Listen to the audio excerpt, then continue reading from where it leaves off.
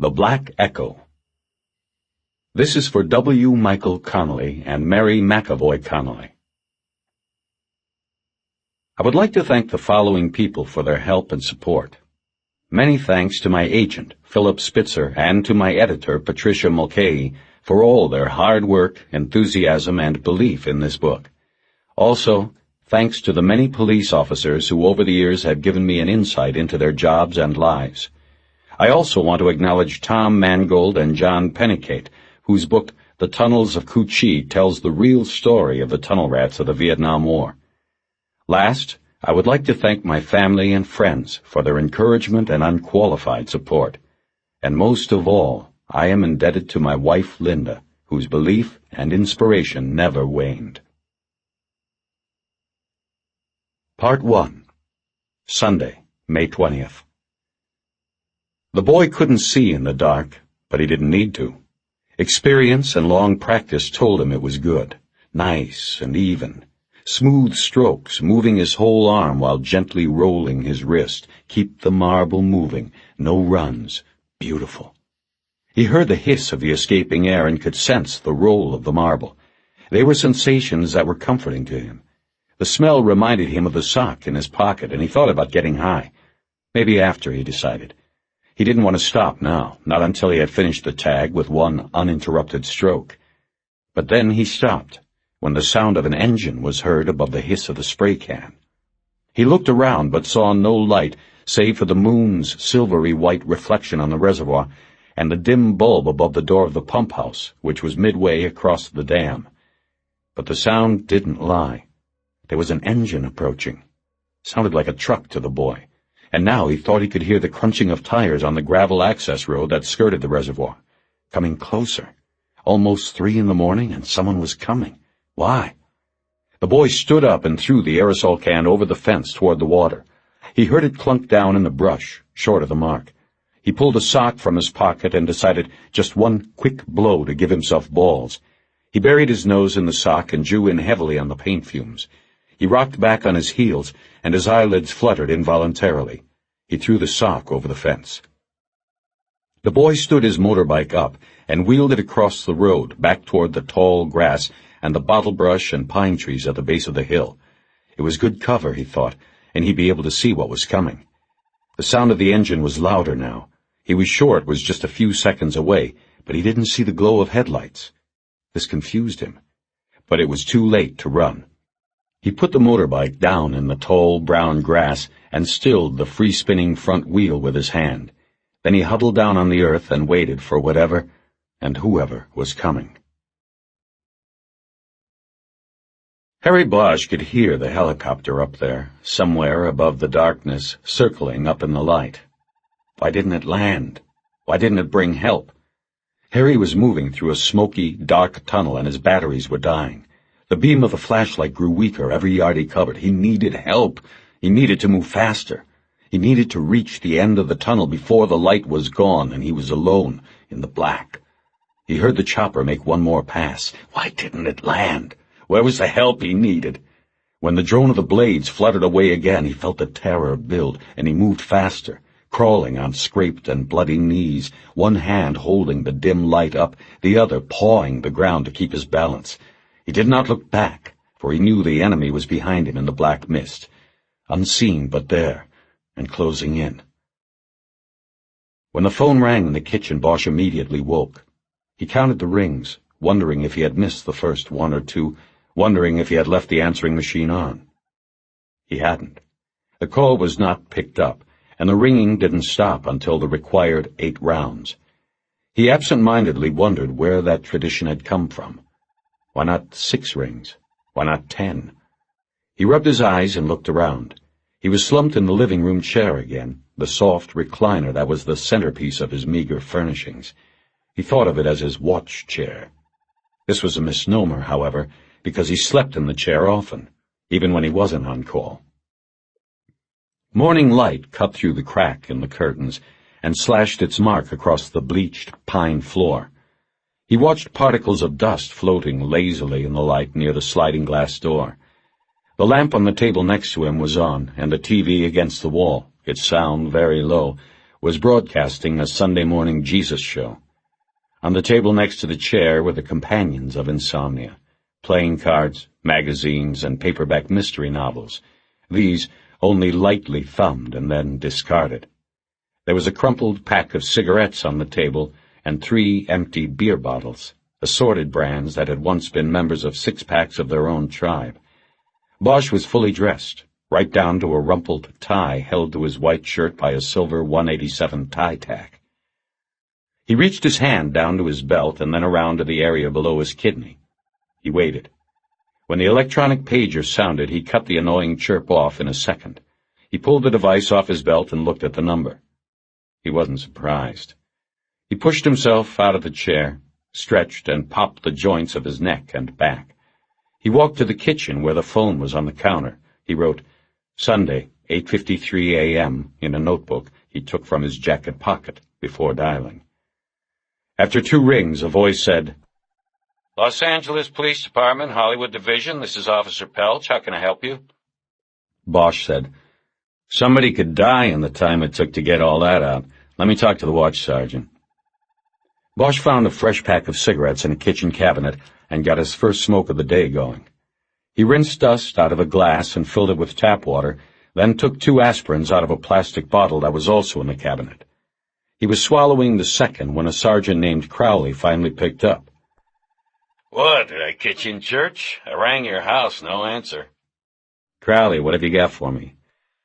Well, I know we had you out last night on that TV thing, but you're still catching, you and your partner, all weekend.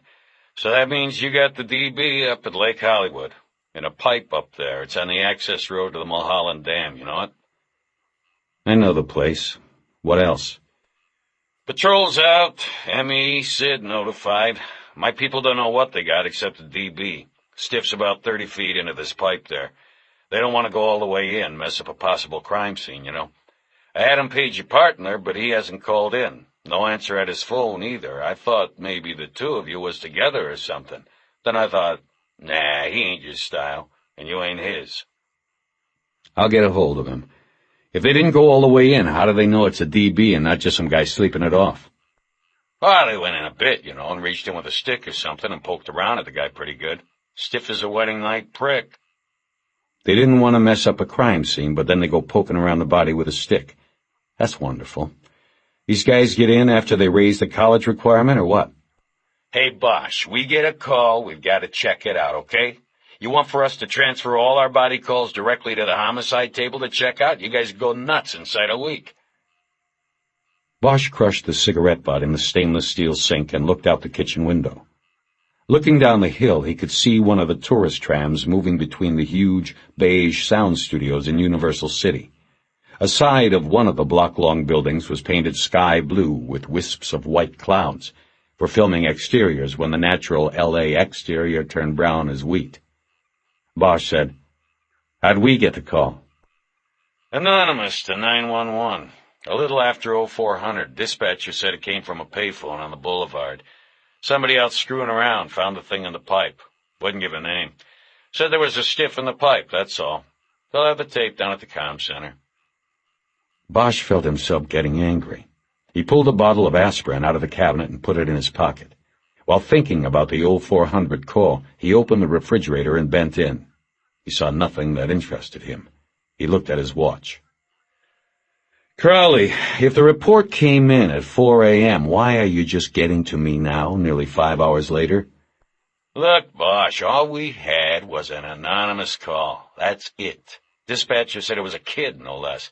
I wasn't going to send one of my guys up that pipe in the middle of the night on information like that.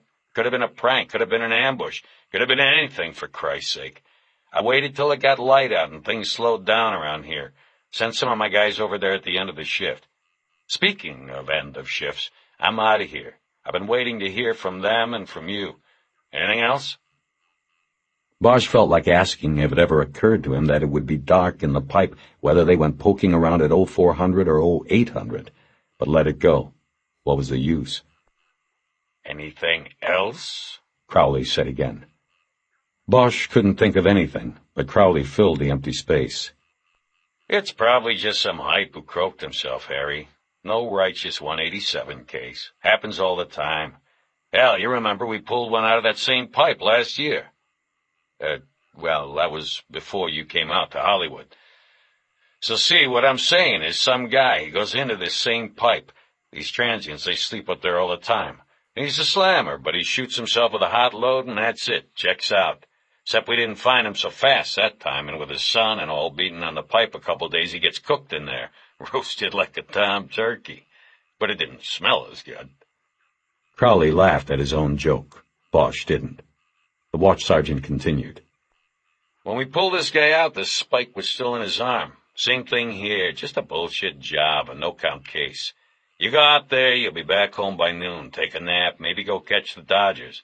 And then next weekend, somebody else's turn in the barrel. You're off watch. And that's a 3-day pass. You got Memorial Day weekend coming next week. So do me a favor, just go out and see what they've got. Bosch thought a moment and was about to hang up, then said, Crowley, what did you mean you didn't find that other one so fast? What makes you think we found this one fast? My guys out there, they say they can't smell a thing off this stiff, other than a little piss. Must be fresh. Tell your guys I'll be there in 15 minutes. Tell them not to fuck anymore with anything at my scene. Bosch knew Crowley was going to defend his men again, but hung up before he had to hear it. He lit another cigarette as he went to the front door to get the Times off the step. He spread the 12 pounds of Sunday paper out on the kitchen counter, wondering how many trees died. He found the real estate supplement and paged through it until he saw a large display ad for Valley Pride Properties. He ran his finger down a list of open houses until he found one address and description marked Cole Jerry. He dialed the number. Valley Pride Properties, can I help you? Jerry Edgar, please. A few seconds passed, and Bosch heard a couple of transfer clicks before his partner got on the line. This is Jerry. May I help you? Jed, we just got another call, up at the Mulholland Dam, and you aren't wearing your pager. Shit, Edgar said, and there was silence. Bosch could almost hear him thinking, I've got 3 showings today.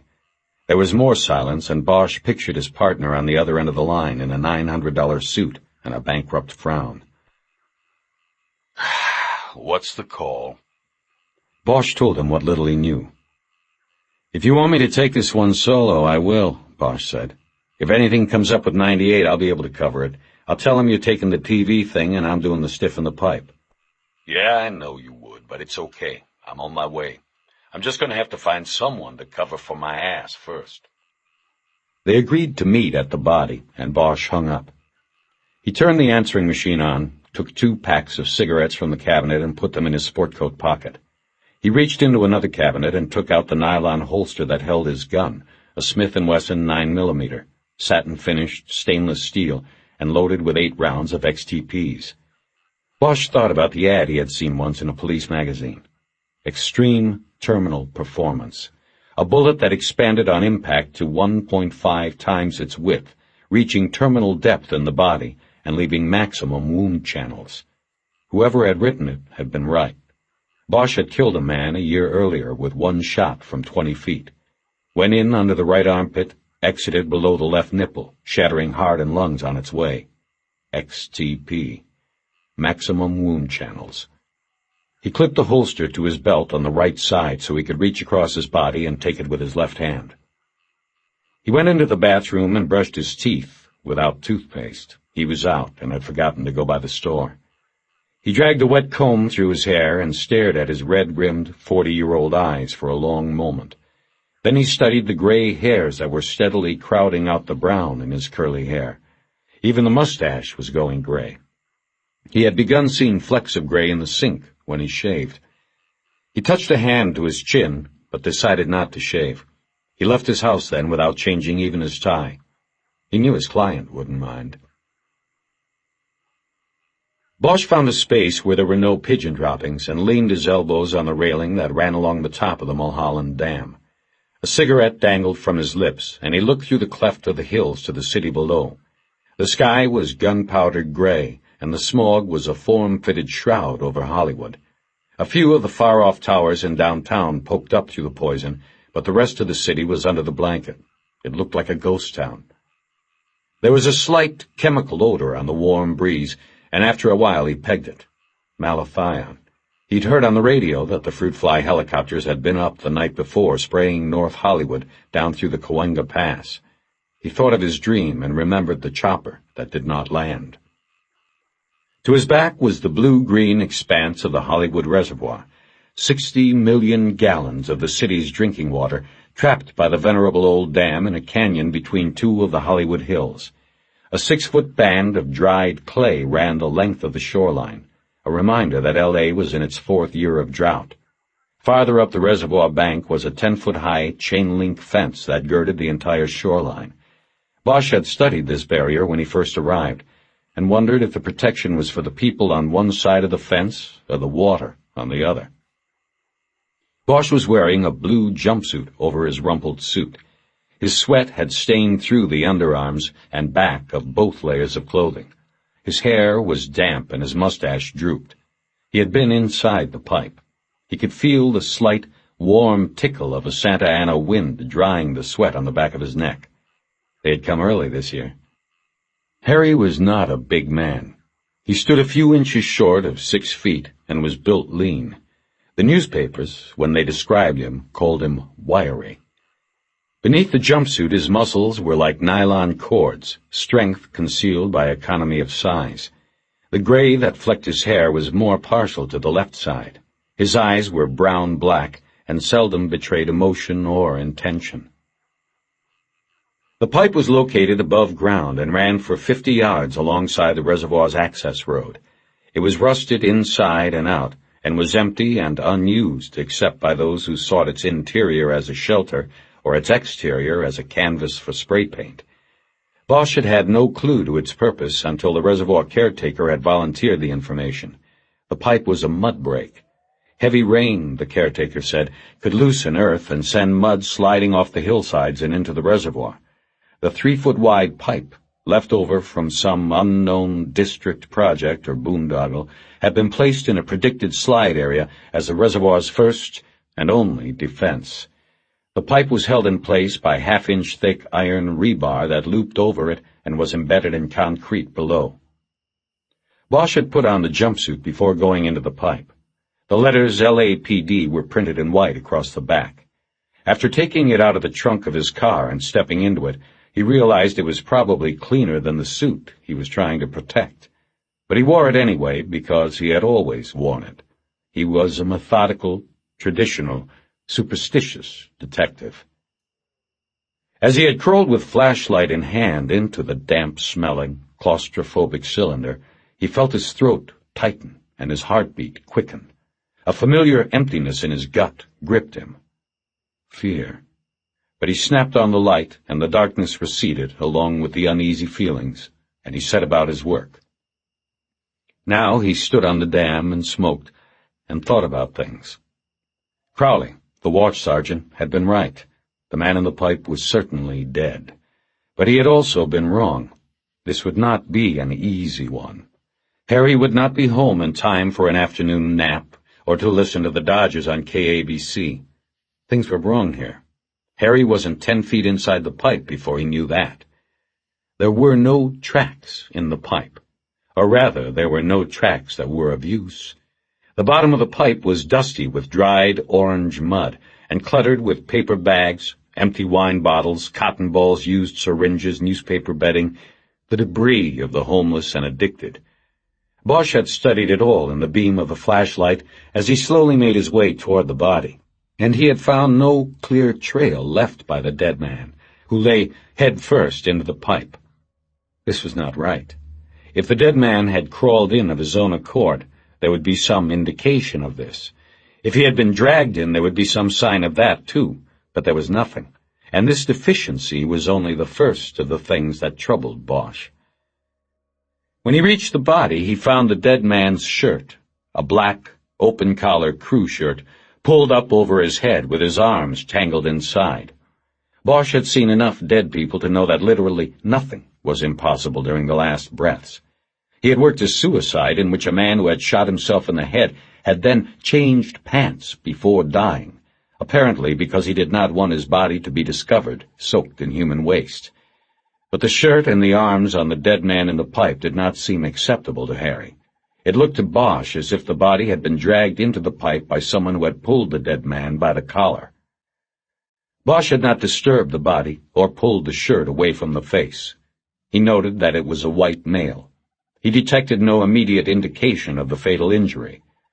After finishing his survey of the body, Bosch carefully moved over the corpse, his face coming within a half-foot of it, and then continued through the pipe's remaining 40 yards. He found no tracks and nothing else of evidentiary value. In 20 minutes he was back in the sunlight.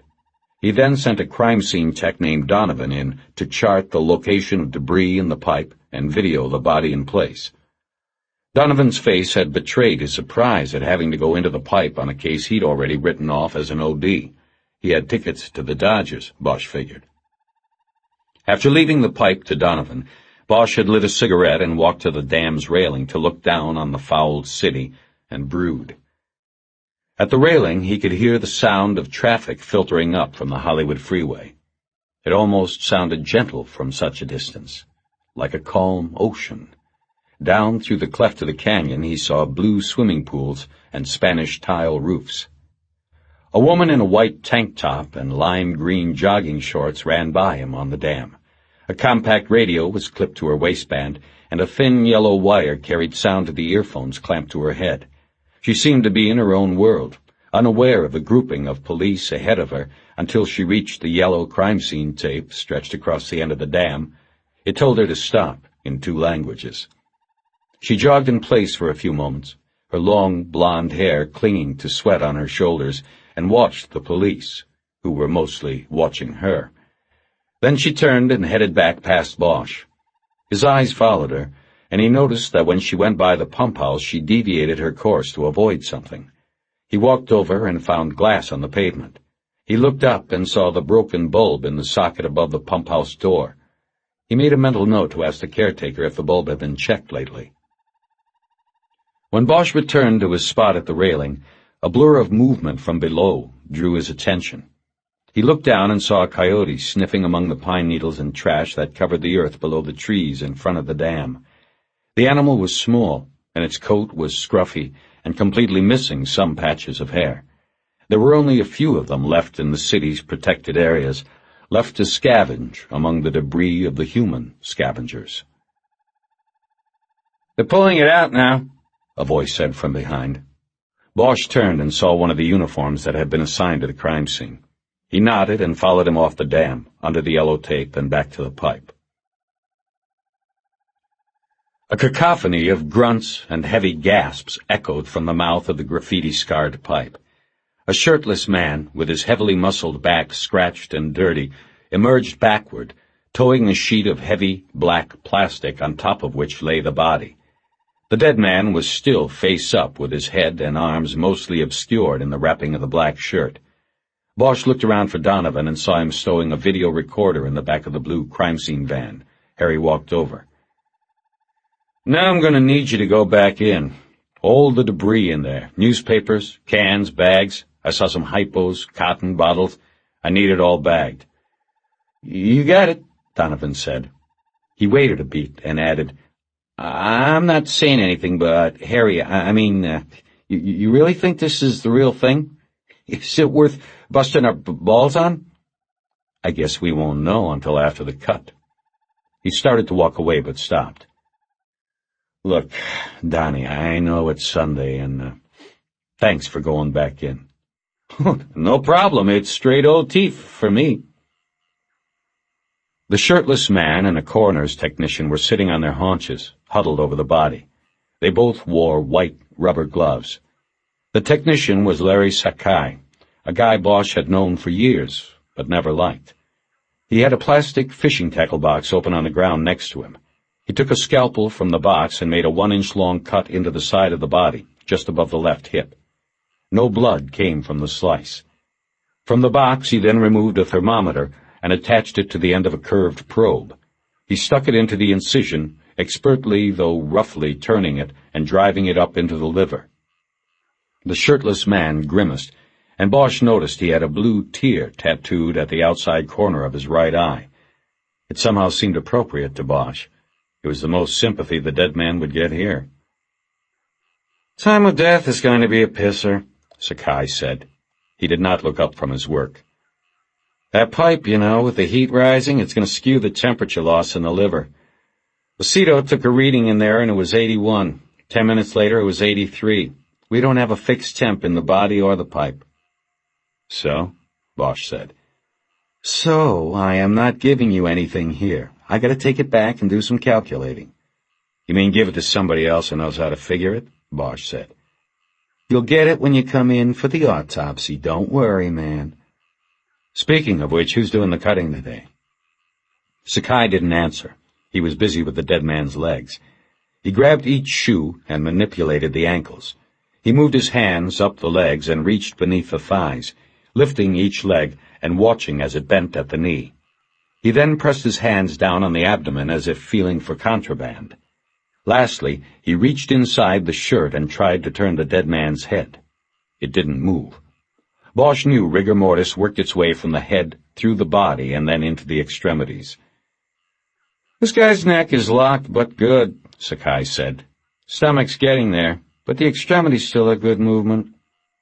He took a pencil from behind his ear and pressed the eraser end against the skin on the side of the torso. There was purplish blotching on the half of the body closest to the ground, as if the body were half full of red wine. It was post-mortem lividity. When the heart stops pumping, the blood seeks the low ground. When Sakai pressed the pencil against the dark skin, it did not blanch white, a sign the blood had fully clotted. The man had been dead for hours. "The pulmolividity is steady," Sakai said. "That and the rig makes me estimate that this dude's been dead maybe 6 to 8 hours. That's going to have to hold you, Bosch, until we can work with the temps." Sakai didn't look up as he said this. He and the one called Lucido began pulling the pockets on the dead man's green fatigue pants inside out. They were empty, as were the large, baggy pockets on the thighs. They rolled the body to one side to check the back pockets. As they did this, Bosch leaned down to look closely at the exposed back of the dead man. The skin was purplish with lividity and dirty, but he saw no scratches or marks that allowed him to conclude that the body had been dragged. "Nothing in the pants, Bosch, no ID," Sakai said, still not looking up. Then they began to gently pull the black shirt back over the head and onto the torso. The dead man had straggly hair that had more gray in it than the original black. His beard was unkempt, and he looked to be about 50, which made Bosch figure him at about 40. There was something in the breast pocket of the shirt, and Sakai fished it out, looked at it a moment, and then put it into a plastic bag held open by his partner. "Bingo," Sakai said, and handed the bag up to Bosch. "One set of works makes our jobs all a lot easier." Sakai next peeled the dead man's cracked eyelids all the way open. The eyes were blue, with a milky caul over them. Each pupil was constricted to about the size of a pencil lead. They stared vacantly up at Bosch, each pupil a small black void. Sakai made some notes on a clipboard. He'd made his decision on this one. Then he pulled an ink pad and a print card from the tackle box by his side. He inked the fingers of the left hand and began pressing them on the card. Bosch admired how quickly and expertly he did this. But then Sakai stopped. "Hey, check it out." Sakai gently moved the index finger. It was easily manipulated in any direction. The joint was cleanly broken, but there was no sign of swelling or hemorrhage. "It looks post to me," Sakai said. Bosch stooped to look closer. He took the dead man's hand away from Sakai and felt it with both his own, ungloved hands. He looked at Sakai and then at Lucido. "Bosch, don't start in," Sakai barked. "Don't be looking at him. He knows better. I trained him myself." Bosch didn't remind Sakai that it was he who had been driving the ME wagon that dumped a body strapped to a wheeled stretcher onto the Ventura freeway a few months back. During rush hour, the stretcher rolled down the Lancashire Boulevard exit and hit the back end of a car at a gas station. Because of the fiberglass partition in the cab, Sakai didn't know he had lost the body until he arrived at the morgue. Bosch handed the dead man's hand back to the coroner's tech. Sakai turned to Lucido and spoke a question in Spanish. Lucido's small, brown face became very serious, and he shook his head no. He didn't even touch the guy's hands in there, so you better wait until the cut before you go saying something you aren't sure about. Sakai finished transferring the fingerprints and then handed the card to Bosch. Bag the hands, Bosch said to him, though he didn't need to. And the feet. He stood back up and began waving the card to get the ink to dry. With his other hand, he held up the plastic evidence bag Sakai had given him. In it, a rubber band held together a hypodermic needle, a small vial that was half filled with what looked like dirty water, a wad of cotton, and a pack of matches. It was a shooter's kit, and it looked fairly new. The spike was clean with no sign of corrosion. The cotton, Bosch guessed, had only been used as a strainer once or twice. There were tiny, whitish-brown crystals in the fibers. By turning the bag, he could look inside each side of the matchbook and see only 2 matches missing. Donovan crawled out of the pipe at that moment. He was wearing a miner's helmet equipped with a flashlight. In one hand he carried several plastic bags, each containing a yellowed newspaper or a food wrapper or a crushed beer can. In the other he carried a clipboard on which he had diagrammed where each item had been found in the pipe. Spiderwebs hung off the sides of the helmet. Sweat was running down his face and staining the painter's breathing mask he wore over his mouth and nose. Bosch held up the bag containing the shooter's kit. Donovan stopped in his tracks. "You find a stove in there?" Bosch asked. "Shit, he's a hype," Donovan said. "I knew it. What the fuck are we doing all this for?" Bosch didn't answer. He waited him out. "Answer is yes, I found a Coke can," Donovan said. The crime scene tech looked through the plastic bags in his hands and held one up to Bosch. It contained 2 halves of a Coke can. The can looked reasonably new and had been cut in half with a knife. The bottom half had been inverted and its concave surface used as a pan to cook heroin and water. A stove. Most hypes no longer used spoons. Carrying a spoon was probable cause for arrest. Cans were easy to come by, easy to handle, and disposable. "We need the kit and the stove printed as soon as we can," Bosch said. Donovan nodded and carried his burden of plastic bags toward the police van. Bosch turned his attention back to the ME's men. "No knife on him, right?" Bosch said. "Right," Sakai said. "Why?" "I need a knife. Incomplete scene without a knife." "So what? Guy's a hype. Hypes steal from hypes. His pals probably took it." Sakai's gloved hands rolled up the sleeves of the dead man's shirt. This revealed a network of scar tissue on both arms. Old needle marks, craters left by abscesses and infections. In the crook of the left elbow was a fresh spike mark and a large, yellow and purplish hemorrhage under the skin. "Bingo," Sakai said. "I'd say this guy took a hot load in the arm and that was it. Like I said, you got a hype case, Bosch. You'll have an early day. Go get a Dodger dog." Bosch crouched down again to look closer. "That's what everybody keeps telling me," he said. And Sakai was probably right, he thought. But he didn't want to fool this one away yet. Too many things didn't fit. The missing tracks in the pipe, the shirt pulled over the head, the broken finger, no knife. "How come all the tracks are old except the one?" he asked, more of himself than Sakai. "Who knows?" Sakai answered anyway. "Maybe he'd been off it a while and decided to jump back in. He's a hype's a hype. There aren't any reasons." Staring at the tracks on the dead man's arms, Bosch noticed blue ink on the skin just below the sleeve that was bunched up on the left bicep. He couldn't see enough to make out what it said. "Pull that up," he said, and pointed. Sakai worked the sleeve up to the shoulder, revealing a tattoo of blue and red ink. It was a cartoonish rat standing on hind legs with a rabid, toothy, and vulgar grin. In one hand the rat held a pistol, in the other a booze bottle marked XXX. The blue writing above and below the cartoon was smeared by age and the spread of skin. Sakai tried to read it. "Says, first. Says, 1st Infantry. This guy was Army. The bottom part doesn't make... That's another language. Non gratum anum ro... I can't make that out. Rodentum, Bosch said. Sakai looked at him. Dog Latin, Bosch told him. Not worth a rat's ass. He was a tunnel rat. Vietnam. Whatever, Sakai said. He took an appraising look at the body and the pipe. He said, Well, he ended up in a tunnel, didn't he? Sort of. Bosch reached his bare hand to the dead man's face and pushed the straggly black and gray hairs off the forehead and away from the vacant eyes. His doing this without gloves made the others stop what they were doing and watch this unusual, if not unsanitary, behavior. Bosch paid no notice. He stared at the face for a long moment, not saying anything, not hearing if anything was said. In the moment that he realized that he knew the face, just as he knew the tattoo, the vision of a young man flashed in his mind.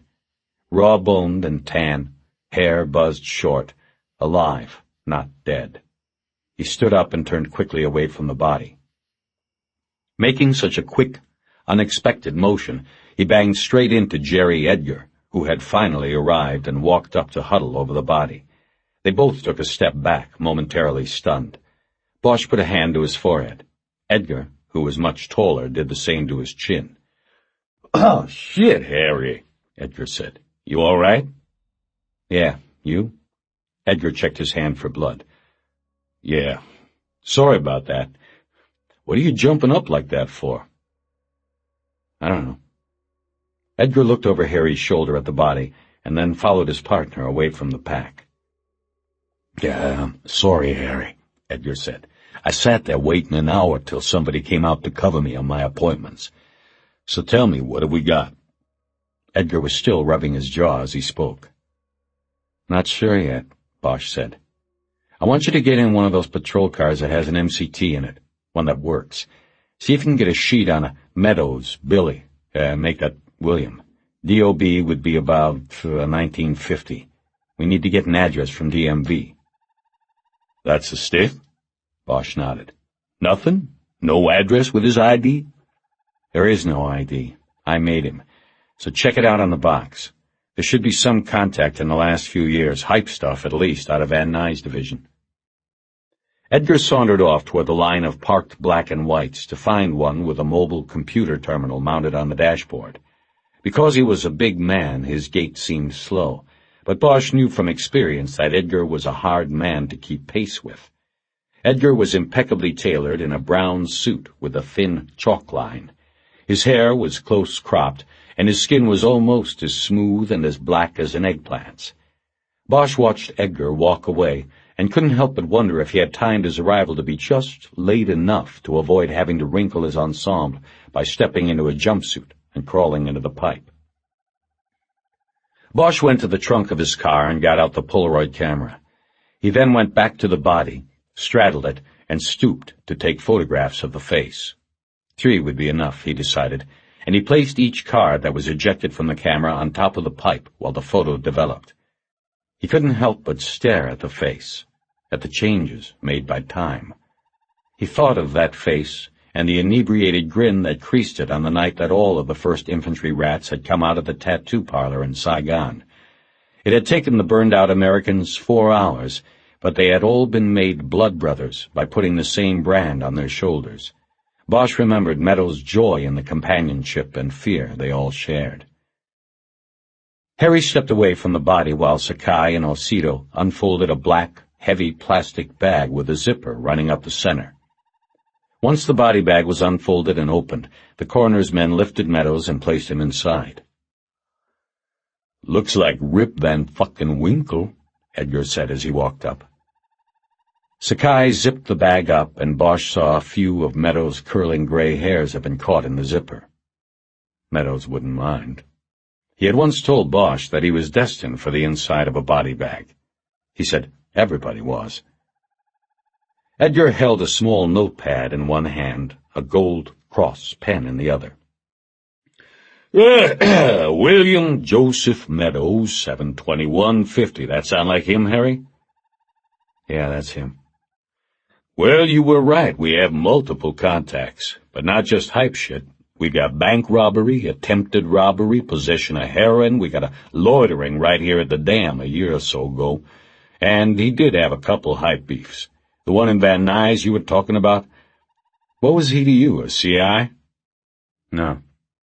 Get an address? Lives up in the valley, Sepulveda, by the brewery. Tough neighborhood to sell a house in. So if he wasn't an informant, how'd you know this guy? I didn't know him.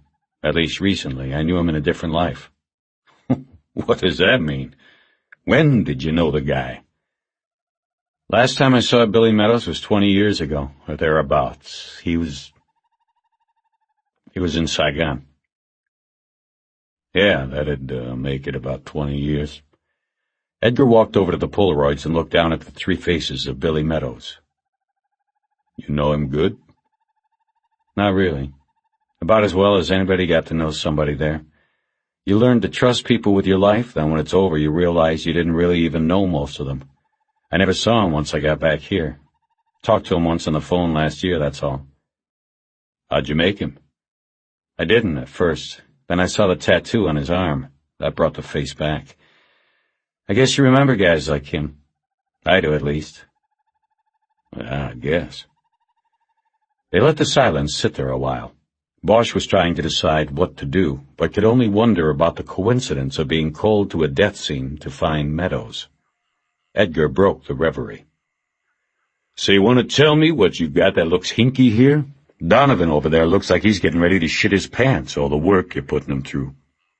Bosch told Edgar about the problems, the absence of distinguishable tracks in the pipe, the shirt pulled over the head, the broken finger, and that there was no knife. No knife, his partner said. Needed something to cut the can in half to make a stove, if the stove was his. Well, could have brought the stove with him. Could have been that somebody went in there and took the knife after the guy was dead, if there was a knife. Yeah, it could have been. No tracks to tell us anything. Well, we know from his sheet he was a blown-out junkie. Was he like that when you knew him? To a degree, a user and seller. Well, there you go, long-time addict. You can't predict what they're going to do, when they're going to get off the shit or on it. They're lost people, Harry. He was off it, though. At least I thought he was. He's only got one fresh pop in his arm. Harry, you said you hadn't seen the guy since Saigon. How do you know whether he was off or on?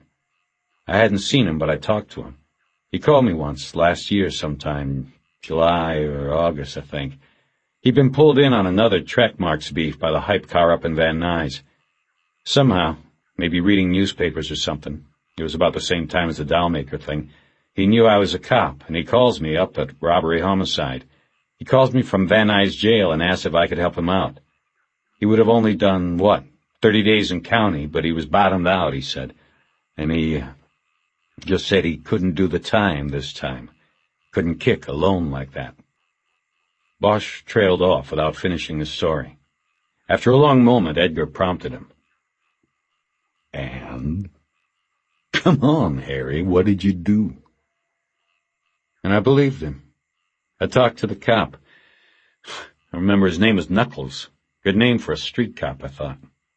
And then I called the VA up there in Sepulveda, and I got him into a program. Knuckles went along with it. He's a vet, too. He got the city attorney to ask the judge for diversion. So anyway, the VA outpatient clinic took Meadows in. I checked about 6 weeks later, and they said he'd completed, had kicked, and was doing okay. I mean, that's what they told me. Said he was in the second level of maintenance, talking to a shrink, group counseling. I never talked to Meadows after that first call. He never called again, and I didn't try to look him up. Edgar referred to his pad. Bosch could see the page he was looking at was blank. Look, Harry, Edgar said, that was still almost a year ago. A long time for a hype, right? Who knows? He could have fallen off the wagon and kicked 3 times since then. That's not our worry here. The question is, what do you want to do with what we have here? What do you want to do about today? You believe in coincidence? Bosch asked. I don't know. There are no coincidences. Harry, I don't know what you're talking about, but you know what I think? I don't see anything here that's screaming in my face. Guy crawls into the pipe. In the dark, maybe he can't see what he's doing. He puts too much juice in his arm and croaks. That's it. Maybe somebody else was with him and smeared the tracks going out. Took his knife, too. Could be 100 Sometimes they don't scream, Jerry. That's the problem here. It's Sunday. Everybody wants to go home, play golf, sell houses, watch the ball game. Nobody cares one way or the other. Just going through the motions. Don't you see that that's what they are counting on? Who is they, Harry? Whoever did this? He shut up for a minute. He was convincing no one, and that almost included himself. Playing to Edgar's sense of dedication was wrong. He'd be off the job as soon as he put in 20. He'd then put a business card-sized ad in the union newsletter. LAPD retired, will cut commission for brother officers, and make $250,000 a year selling houses to cops or for cops in the San Fernando Valley or the Santa Clarita Valley or the Antelope Valley or whatever valley the bulldozers aimed at next. Why go in the pipe? Bosch said then. You said he lived up in the valley, Sepulveda. Why come down here? Harry, who knows? The guy was a junkie. Maybe his wife kicked him out. Maybe he croaked himself up there and his friends dragged his dead ass down here because they didn't want to be bothered with explaining it. That's still a crime. Yeah, that's a crime, but let me know when you find a DA that'll file it for you.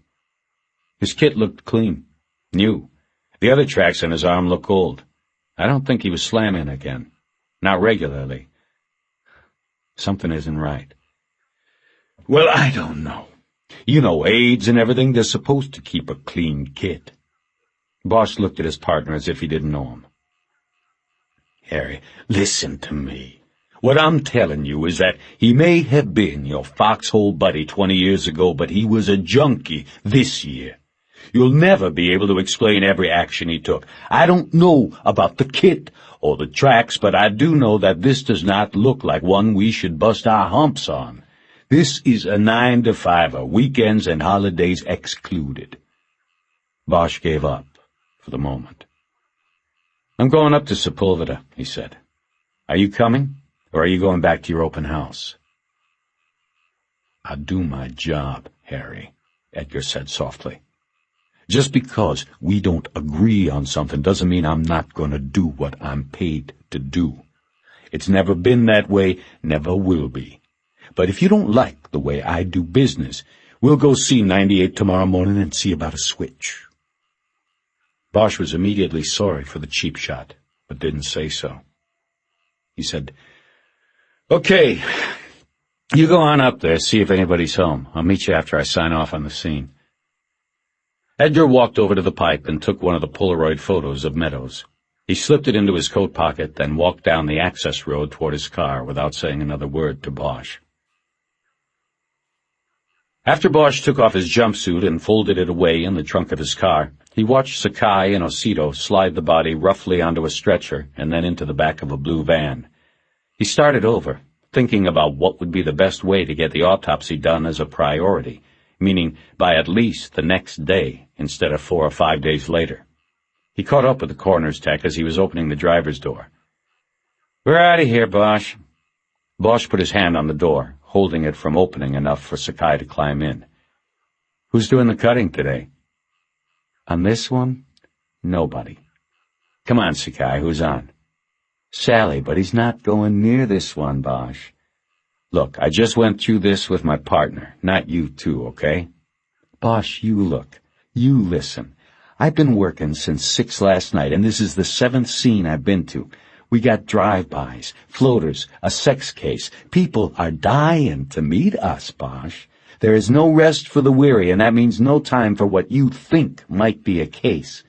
Listen to your partner for once. This one is going on the routine schedule. That means we'll get to it by Wednesday, maybe Thursday, I promise Friday at the latest. And tox results is at least a 10-day wait anyway. You know that. So what's your goddamn hurry? Tox results are at least a 10-day wait. Fuck off. Just tell Sally I need the prelim done today. I'll be by later. Christ, Bosch, listen to what I'm telling you. We've got bodies on gurneys stacked in the hall that we already know are 187s and need to be cut. Salazar is not going to have time for what looks to me and everybody else around here except you like a hype case. Cut and drive, man. What am I going to say to him that's going to make him do the cut today? Show him the finger? Tell him there were no tracks in the pipe? Think of something. Tell him the DB was a guy who knew needles too well to have OD'd. Sakai put his head back against the van's side panel and laughed loudly. Then he shook his head as if a child had made a joke. And you know what he'll say to me?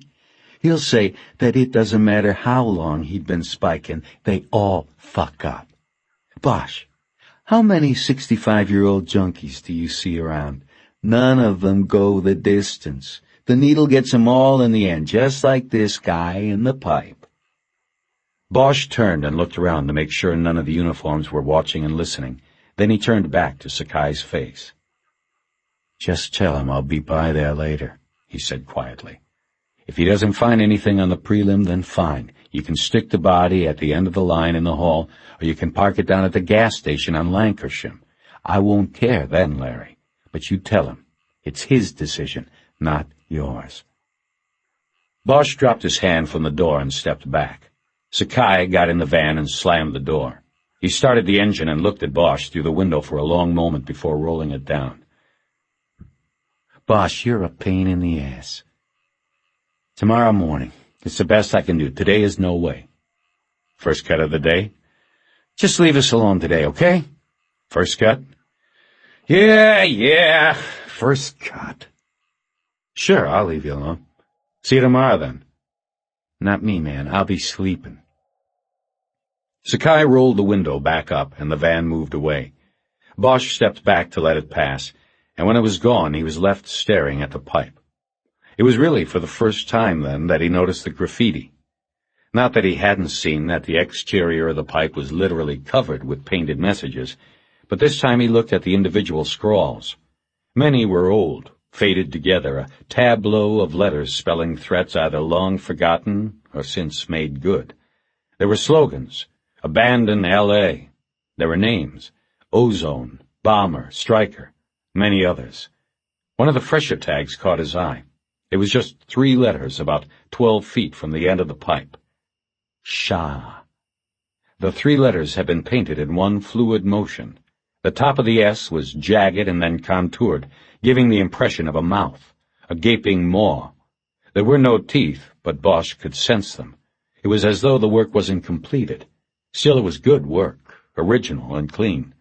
He aimed the Polaroid at it and took a photo. Bosch walked to the police van, putting the exposure in his pocket. Donovan was stowing his equipment on shelves and the evidence bags in wooden Napa Valley wine boxes. Did you find any burned matches in there? Yeah, one fresh one, Donovan said. Burned to the end. It was about 10 feet in. It's there in the chart. Bosch picked up a clipboard on which there was a piece of paper with a diagram of the pipe showing the body location and where the other material taken from the pipe had been. Bosch noticed that the match was found about 15 feet from the body. Donovan then showed him the match, sitting at the bottom of its own plastic evidence bag. I'll let you know if it matches the book in the guy's kit, he said, if that's what you're thinking. Bosch said, What about the uniforms? What'd they find? It's all there, Donovan said, pointing to a wooden bin in which there were still more plastic evidence bags. These contained debris picked up by patrol officers who had searched the area within a 50-yard radius of the pipe. Each bag contained a description of the location where the object had been found. Bosch took each bag out and examined its contents. Most of it was junk that would have nothing to do with the body and the pipe. There were newspapers, clothing rags, a high-heeled shoe, a white sock with dried blue paint in it, a sniff rag. Bosch picked up a bag containing the top to a can of spray paint.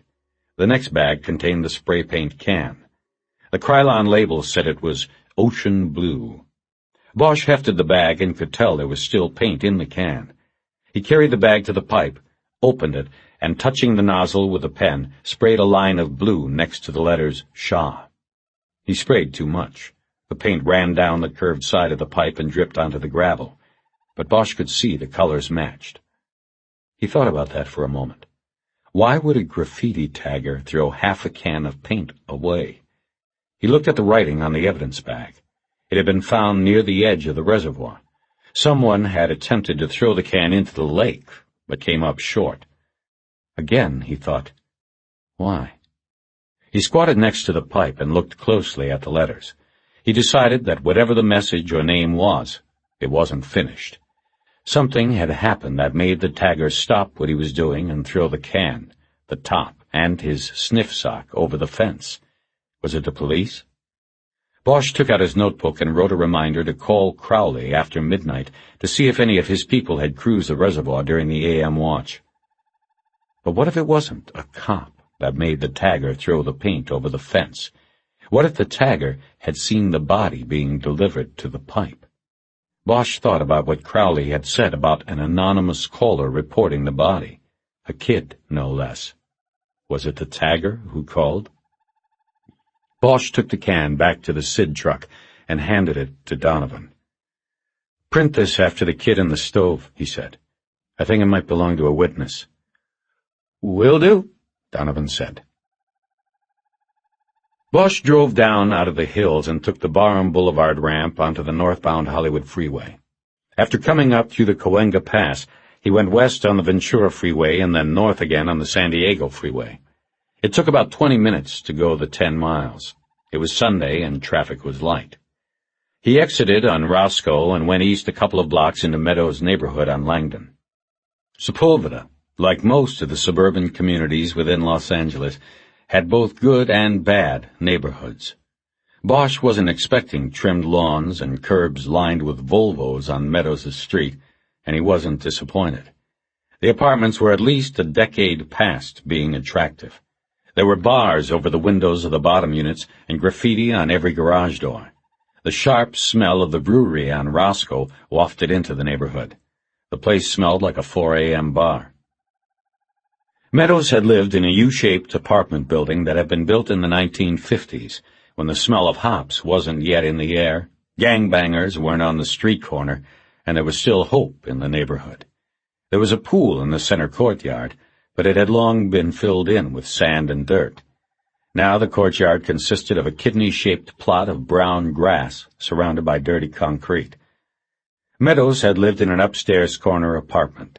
Bosch could hear the steady drone of the freeway as he climbed the stairs and moved along the walkway that fronted the apartments. The door to 7B was unlocked, and it opened into a small living room, dining room, kitchen. Edgar was leaning against the counter writing in his notebook. He said, "Nice place, huh?" "Yeah," Bosch said and looked around. "Nobody home?" "Nah. I checked with the neighbor next door, and she hadn't seen anybody around since the day before yesterday. Said the guy that lived here told her his name was Fields, not Meadows." "Cute, huh?" "She said he lived all by himself, been here about a year, kept to himself mostly, that's all she knew." "You show her the picture?" "Yeah, she made him. Didn't like looking at a picture of a dead guy, though." Bosch walked into a short hallway that led to a bathroom and a bedroom. He said, "You picked the door?" "Nah, it was unlocked." "No shit. I knock a couple times, and I'm fixing to get my pouch out of the car and finesse the lock when, for the hell of it, I try the door." "And it opens?" "It opens." "You talk to the landlord?" "Landlady's not around. Supposed to be, but maybe she went out to eat lunch or score some horse. I think everybody I've seen around here is a spiker." Bosch came back into the living room and looked around. There wasn't much. A couch covered with green vinyl was pushed against one wall. A stuffed chair was against the opposite wall, with a small color television on the carpet next to it. There was a formica-topped table with 3 chairs around it in the dining room. The 4th chair was by itself against the wall. Bosch looked at an old, cigarette-scarred coffee table in front of the couch. On it were an overloaded ashtray and a crossword puzzle book. Playing cards were laid out in an unfinished game of solitaire. There was a TV guide. Bosch had no idea if Meadows smoked, but he knew that no cigarettes had been found on the body. He made a mental note to check on it later. Edgar said, "Harry, this place was turned. Not just the door being open and all, but, there are other things. The whole place has been searched. They did a halfway decent job, but you can tell. It was rushed. Go check out the bed and the closet. You'll see what I mean. I'm going to get landlady another try. Edgar left, and Bosch walked back through the living room to the bedroom. Along the way, he noted the smell of urine. In the bedroom, he found a queen-sized bed without a backboard, pushed against one wall. There was a greasy discoloration on the white wall at about the level where Meadows would have leaned his head while sitting up in bed. Opposite the bed was an old 6-drawer dresser against the wall. A cheap rattan night table with a lamp on it stood next to the bed. Nothing else was in the room, not even a mirror. Bosch studied the bed first. It was unmade, with pillows and sheets in a pile in the center. Bosch noticed that a corner of one of the sheets was folded between the mattress and the box spring, in the midsection of the left side of the bed. The bed would not have been made that way, obviously. Bosch pulled the corner out from under the mattress and let it hang loosely off the side of the bed. He lifted the mattress as if to search underneath it, then lowered it back into place. The corner of the sheet was back between the mattress and the box spring. Edgar was right. He next opened the 6 bureau drawers. What clothes there were, underwear, white and dark socks, and several T-shirts, were neatly folded and seemed undisturbed. When he closed the bottom left drawer, he noticed that it slid unevenly and would not close all the way. He pulled it all the way out of the bureau. Then he pulled another drawer completely out of the dresser, then the rest. When he had all the drawers out, he checked the underside of each to see if something was or had been taped to it. He found nothing. He put them back in, but kept changing their order until each one slid easily into place and closed completely. When he was done, the drawers were in a different order. The right order. He was satisfied that someone had pulled the drawers out to search beneath and behind them, and had then put them back in the wrong order. He went into the walk-in closet. He found only a quarter of the available space used. On the floor were 2 pairs of shoes, a pair of black Reebok running shoes that were dirty with sand and gray dust, and a pair of laced work boots that looked as though they had been recently cleaned and oiled. There was more of the gray dust from the shoes in the carpet. He crouched down and pinched some between his fingers. It seemed like concrete dust. He took a small evidence bag from his pocket and put some of the granules into it. Then he put the bag away and stood up. There were 5 shirts on hangers, a single white button-down Oxford and 4 long-sleeved black pullovers, like the one Meadows had been wearing. On hangers next to the shirts were 2 pairs of well-faded jeans and 2 pairs of black pajamas or karate-style pants. The pockets on all 4 pairs of pants had been turned inside out. A plastic laundry basket on the floor contained dirty black pants, T-shirts, socks, and a pair of boxer shorts. Bosch walked out of the closet and left the bedroom. He stopped in the hallway bathroom and opened the medicine cabinet. There was a half-used tube of toothpaste, a bottle of aspirin, and a single, empty insulin syringe box. When he closed the cabinet, he looked at himself and saw weariness in his eyes. He smoothed his hair. Harry walked back to the living room and sat on the couch in front of the unfinished solitaire hand. Edgar came in. "Meadows rented the place last July 1st, he said. "The landlady's back. It was supposed to be a month-to-month lease, but he paid for 11 months up front. 4 bills a month, that's nearly $5,000 in cash he put down. Said she didn't ask him for references. She just took the money. He lived—" "She said he paid for 11 months?" Bosch interrupted. "Was it a deal? Pay for 11, get the 12th free?" "I asked her about that, and she said, no, it was him. That's just the way he wanted to pay. Said he'd move out June 1st this year. That's, 10 days from now? She said he told her he moved out here on some kind of job. She thinks from Phoenix. Said he was some kind of shift supervisor for the tunnel dig on the subway project downtown. She got the impression that's all his job would take, 11 months, and then he'd go back to Phoenix." Edgar was looking in his notebook, reviewing his conversation with the landlady. That's about it. She ID'd him off the Polaroid, too. She also knew him as Bill Fields.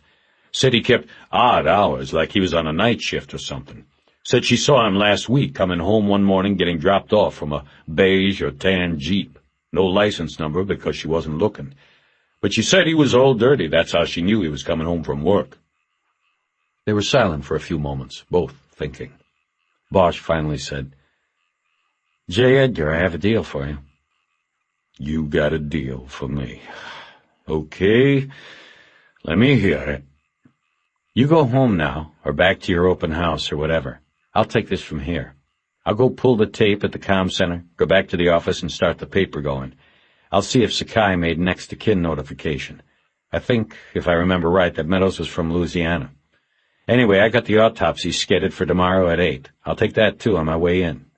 Now, your end is, tomorrow, you finish up last night's TV thing and take it over to the DA. Shouldn't be any problems with it." "So, you're taking the end that's dipped in shit and letting me skate. The transvestite off's transvestite case is as cut and dried as they come. No pun intended." "Yeah, there's one thing I'd also want. On your way in from the valley tomorrow, stop by the VA in Sepulveda and see if you can talk them into letting you see Meadows' file. Might have some names that could help. Like I said before, he was supposedly talking to a shrink in the outpatient care unit and in one of those circle jerks. Maybe one of those guys with spiking with him knows what's happened here.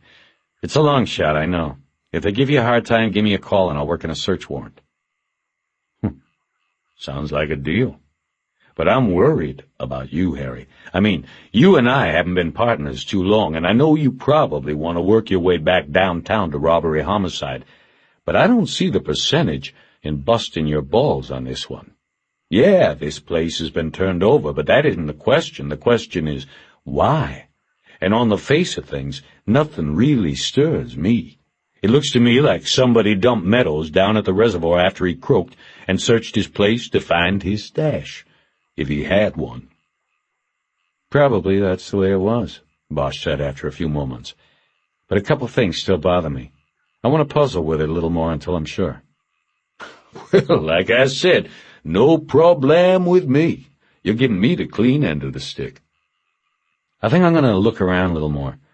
You go ahead, and I'll see you tomorrow when I get back in from the cut." "Okay, partner. And Jed?" "Yeah?" "It's got nothing to do with getting downtown again." Bosch sat alone, thinking and scanning the room for secrets. His eyes eventually came down on the cards spread out before him on the coffee table. Solitaire. He saw that all 4 aces were up. He picked up the deck of remaining cards and went through it, peeling off 3 cards at a time. In the course of going through, he came across the 2 and 3 of spades and the 2 of hearts. The game hadn't stalled. It had been interrupted, and never finished. He became restless. He looked down into the green glass ashtray and saw that all the butts were non-filtered Camels. Was that Meadows' brand, or his killer's? He got up and walked around the room. The faint smell of urine hit him again. He walked back into the bedroom. He opened the drawers of the bureau and stared at their contents once more. Nothing turned in his mind. He went to the window and looked out at the back end of another apartment building across an alley. There was a man with a supermarket cart in the alley. He was poking through a dumpster with a stick. The cart was half full of aluminum cans. Bosch walked away and sat down on the bed and put his head back against the wall where the headboard should have been, and the white paint was a dingy gray. The wall felt cool against his back. "Tell me something," he whispered, to no one. Something had interrupted the card game, and Meadows had died here, he believed. Then he was taken to the pipe. But why? Why not leave him? Bosch leaned his head back to the wall and looked straight across the room. It was at that moment that he noticed a nail in the wall. The nail was about 3 feet above the bureau and had been painted white along with the wall at some point a long time ago. That was why he hadn't noticed it before. He got up and went to look behind the bureau. In the 3-inch space between it and the wall, he saw the edge of a fallen picture frame. With his shoulder, he pushed the heavy bureau away from the wall and picked up the frame. He stepped backward and sat on the edge of the bed, studying it. The glass was cracked into an intricate spiderweb that had probably occurred when the frame fell.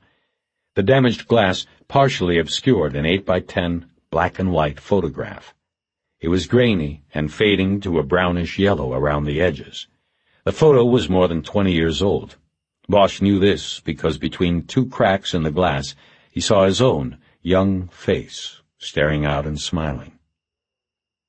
Bosch turned the frame over and carefully bent back the tin prongs that kept the cardboard backing in place. As he was sliding the yellowed photo out, the glass finally gave way and the pieces dropped to the floor in shatters. He moved his feet away from the glass, but didn't get up. He studied the photograph. There were no markings on front or back to tell where or when it had been taken, but he knew it must have been sometime in late 1969 or early 1970, because some of the men in the picture were dead after that. There were 7 of them in the photo, all tunnel rats, all shirtless and proudly displaying their T-shirt tan lines and tattoos, each man's dog tags taped together to keep them from jangling while they crawled through the tunnels. They had to have been in the Echo sector of Ku Chi district, but Bosch could not tell or remember what village. The soldiers stood in a trench, positioned on both sides of a tunnel entrance no wider than the pipe in which Meadows would later be found dead. Bosch looked at himself and thought that his smile in the photograph was foolish. He was embarrassed by it now, in light of what was still to come after the moment was captured. Then he looked at Meadows in the photo and saw the thin smile and vacant stare. The others had always said Meadows would have a 1,000-yard stare in an 8x8 room. Bosch looked down at the glass between his feet and saw a pink piece of paper about the size of a baseball card. He picked it up by its edges and studied it. It was a pawn ticket from a shop downtown. The customer name on it was William Fields.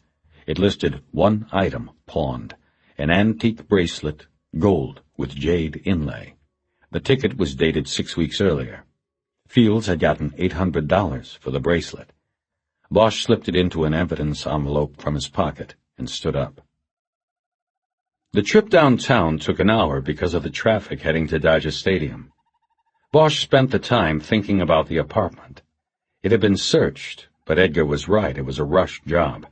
The pants pockets were the obvious tip, but the bureau drawers should have been put back in correctly, and the photo and the hidden pawn slip should not have been missed. What had been the hurry? He concluded it was because Meadows's body was in the apartment. It had to be moved. Bosch exited on Broadway and headed south past Times Square to the pawn shop located in the Bradbury Building. Downtown L.A. was as quiet as Forest Lawn on most weekends, and he didn't expect to find the Happy Hawker open. He was curious and just wanted to drive by and take a look at the place before heading to the communications center. But when he drove past the storefront, he saw a man outside with an aerosol can painting the word "Open" in black on a sheet of plywood. The board stood in place of the shop's front window. Bosch could see shards of glass on the dirty sidewalk below the plywood. He pulled to the curb. The spray painter was inside by the time he got to the door. He stepped through the beam of an electric eye which sounded a bell from somewhere above all the musical instruments hanging from the ceiling. "I'm not open, not Sundays," a man called from the back. He was standing behind a chrome cash register that was atop a glass counter. "That's not what the sign you just painted says." "Yes, but that is for tomorrow. People see boards over your windows, they think you're out of business. I'm not out of business, I'm open for business, except for weekends. I just have a board out there for a few days. I painted open so people will know, you see, starting tomorrow." "You own this business?" Bosch said as he pulled his ID case out and flipped open his badge. "This'll only take a couple of minutes." "Oh, police! Why didn't you say? I've been waiting all day for you, police." Bosch looked around, confused, then put it together. "You mean the window? I'm not here about that." "What do you mean? The patrol police said to wait for detective police. I waited. I've been here since 5 a.m. this morning." Bosch looked around the shop. It was filled with the usual array of brass musical instruments, electronic junk, jewelry, and collectibles. "Look, Mr. Obina, Oscar Obina Pawn Shops of Los Angeles and Culver City." "Mr. Obina, detectives don't roll on vandalism reports on weekends. I mean, they might not even be doing that during the week anymore." "What vandalism? This was a breakthrough. Grand robbery." "You mean a break-in?" "What was taken?" Obina gestured to two glass counter cases that flanked the cash register. The top plate in each case had been smashed into 1,000 pieces. Bosch walked up closer and could see small items of jewelry, cheap-looking earrings and rings nestled among the glass. But he also saw velvet-covered jewelry pedestals, mirrored plates, and wood ring pegs where pieces should have been, but weren't. He looked around and saw no other damage in the store. "Mr. Obina, I can call the duty detective and see if anyone is going to come out today, and if so, when they will be here. But that is not what I've come for." Bosch then pulled out the clear plastic envelope with the pawn ticket in it. He held it up for Obina to see.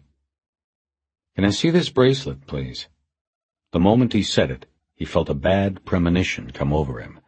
The pawnbroker, a small, round man with olive skin and dark hair noodled over a bare cranium, looked at Bosch incredulously, his dark, bushy eyebrows knitted together.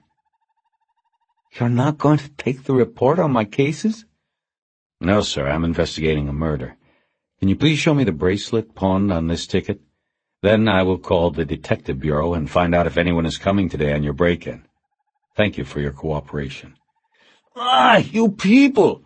I cooperate. I send my lists each week, even take pictures for your pawnmen. Then all I ask is for one detective to investigate a robbery, and I get a man who says his job is murder. I've been waiting now since 5 a.m. in the morning. "Give me your phone. I'll get somebody over." Obina took the receiver off a wall phone behind one of the damaged counters and handed it across. Bosch gave him the number to dial. While Bosch talked to the duty detective at Parker Center, the shopkeeper looked up the pawn ticket in a logbook. The duty detective, a woman Bosch knew had not been involved in a field investigation during her entire career with the Robbery-Homicide Division, asked Bosch how he had been, then told him that she had referred the pawnshop break-in to the local station, even though she knew there would be no detectives there today. The local station was Central Division. Bosch walked around the counter and dialed the detective bureau there anyway. There was no answer. While the phone rang on, unanswered, Bosch began a one-sided conversation. "Yeah, this is Harry Bosch, Hollywood Detectives. I'm just trying to check on the status of the break-in over at the Happy Hawker on Broadway." He is? You know when?" "You're right. Obina. Obinna.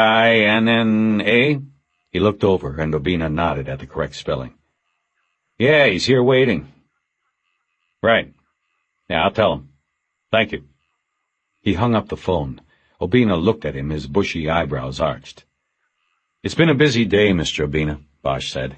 "The detectives are out, but they'll get here. Shouldn't be too much longer. I gave the watch officer your name and told him to get him over here as soon as possible.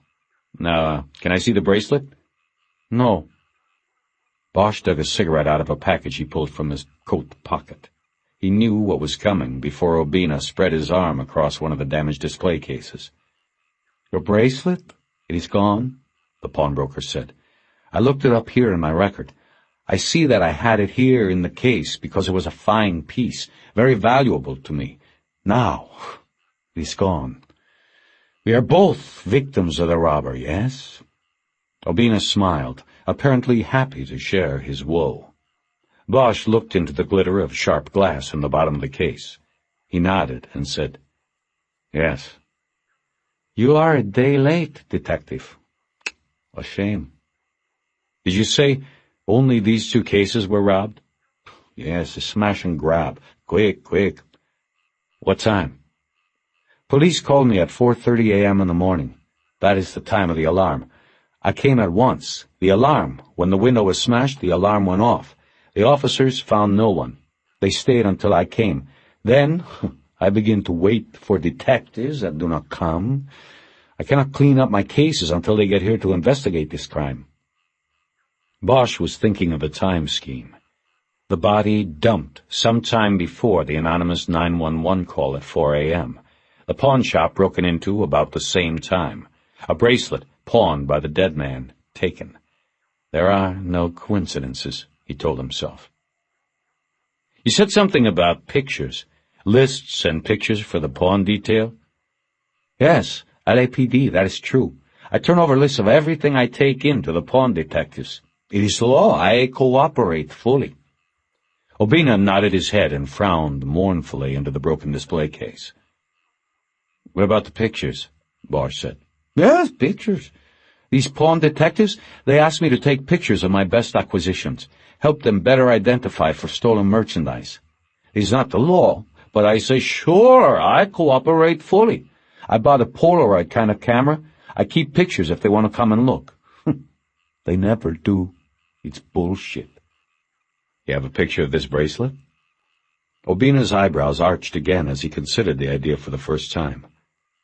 "I think," he said, and then he disappeared through a black curtain in a doorway behind the counter.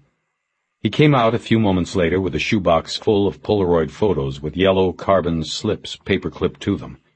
He rustled through the photos, occasionally pulling one out, raising his eyebrows, and then sliding it back into place. Finally, he found what he wanted. "Here, there it is." Bosch took the photo and studied it.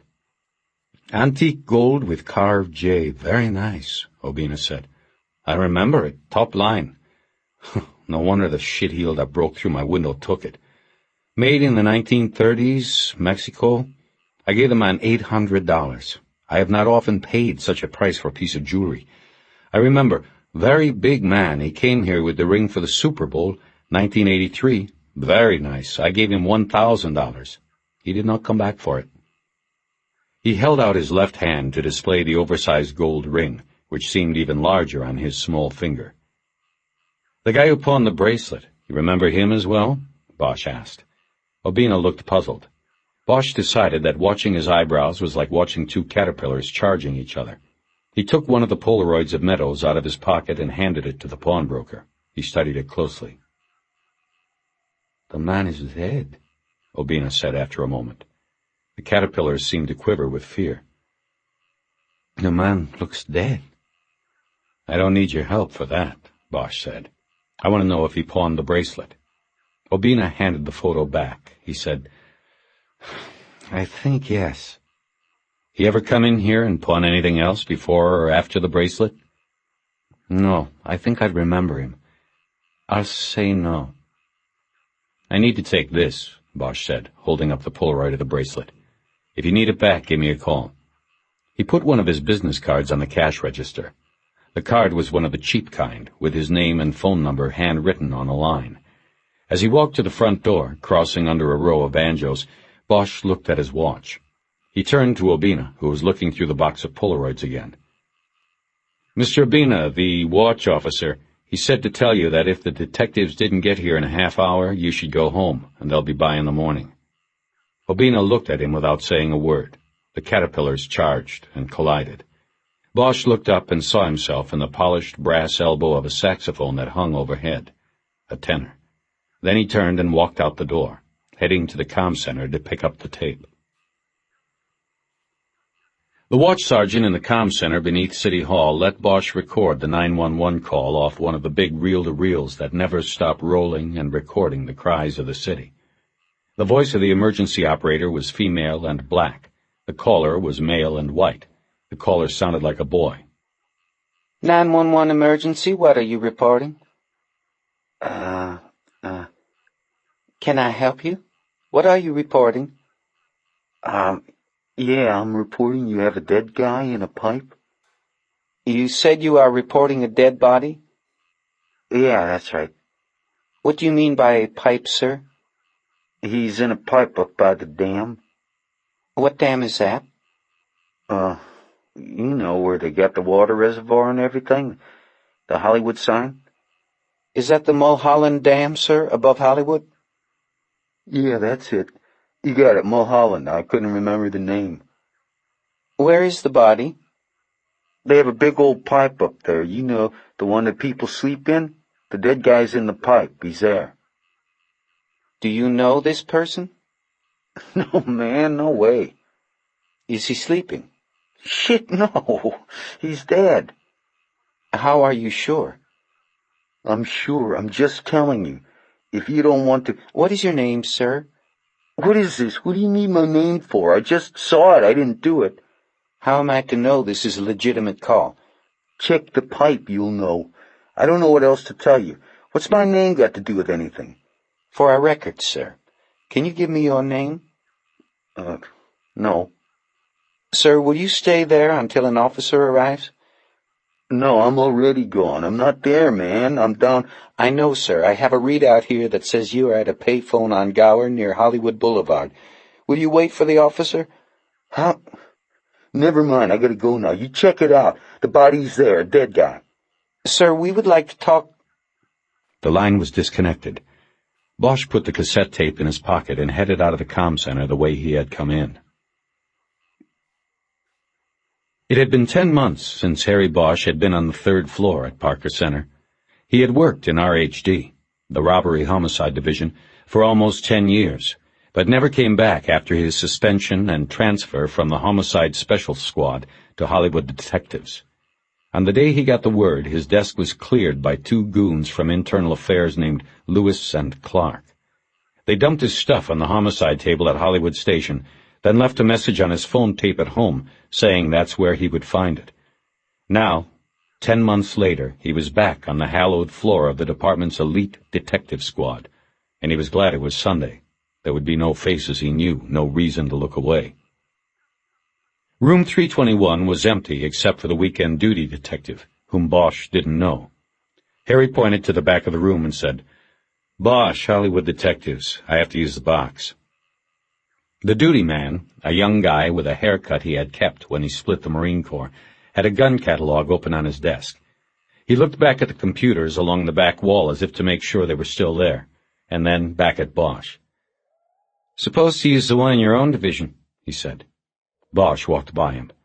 "I don't have the time to go out to Hollywood. I got an autopsy in 20 minutes, he lied. "You know, I've heard of you, Bosch. Yeah, the TV show and all of that. You used to be on this floor." "Used to." The last line hung in the air like smog, and Bosch tried to ignore it. As he went back to the computer terminals, he couldn't help but let his eyes wander over his old desk. He wondered who used it now. It was cluttered, and he noticed the cards on the Rolodex were crisp and unworn at the edges. New. Harry turned around and looked at the duty man who was still watching him. "This your desk when you aren't pulling Sundays?" The kid smiled and nodded his head. "You deserve it, kid. You're just right for the part. That hair, that stupid grin. You're gonna go far." "Just 'cause you got busted out of here for being a one-man army, you... Ah, fuck you, Bosch, you has-been." Bosch pulled a chair on casters away from a desk and pushed it in front of the IBM PC sitting on a table against the rear wall. He hit the switch, and in a few moments the amber-colored letters appeared on the screen. Homicide Information Tracking Management Automated Network. For a moment, Bosch smiled at the department's unceasing need for acronyms. It seemed to him that every unit, task force, and computer file had been christened with a name that gave its acronym the sound of eliteness. To the public, acronyms meant action, large numbers of manpower applied to vital problems. There was Hitman, Cobra, Crash, Bad Cats, Dare, 100 others. Somewhere in Parker Center there was someone who spent all day making up catchy acronyms, he believed. Computers had acronyms, even ideas had acronyms.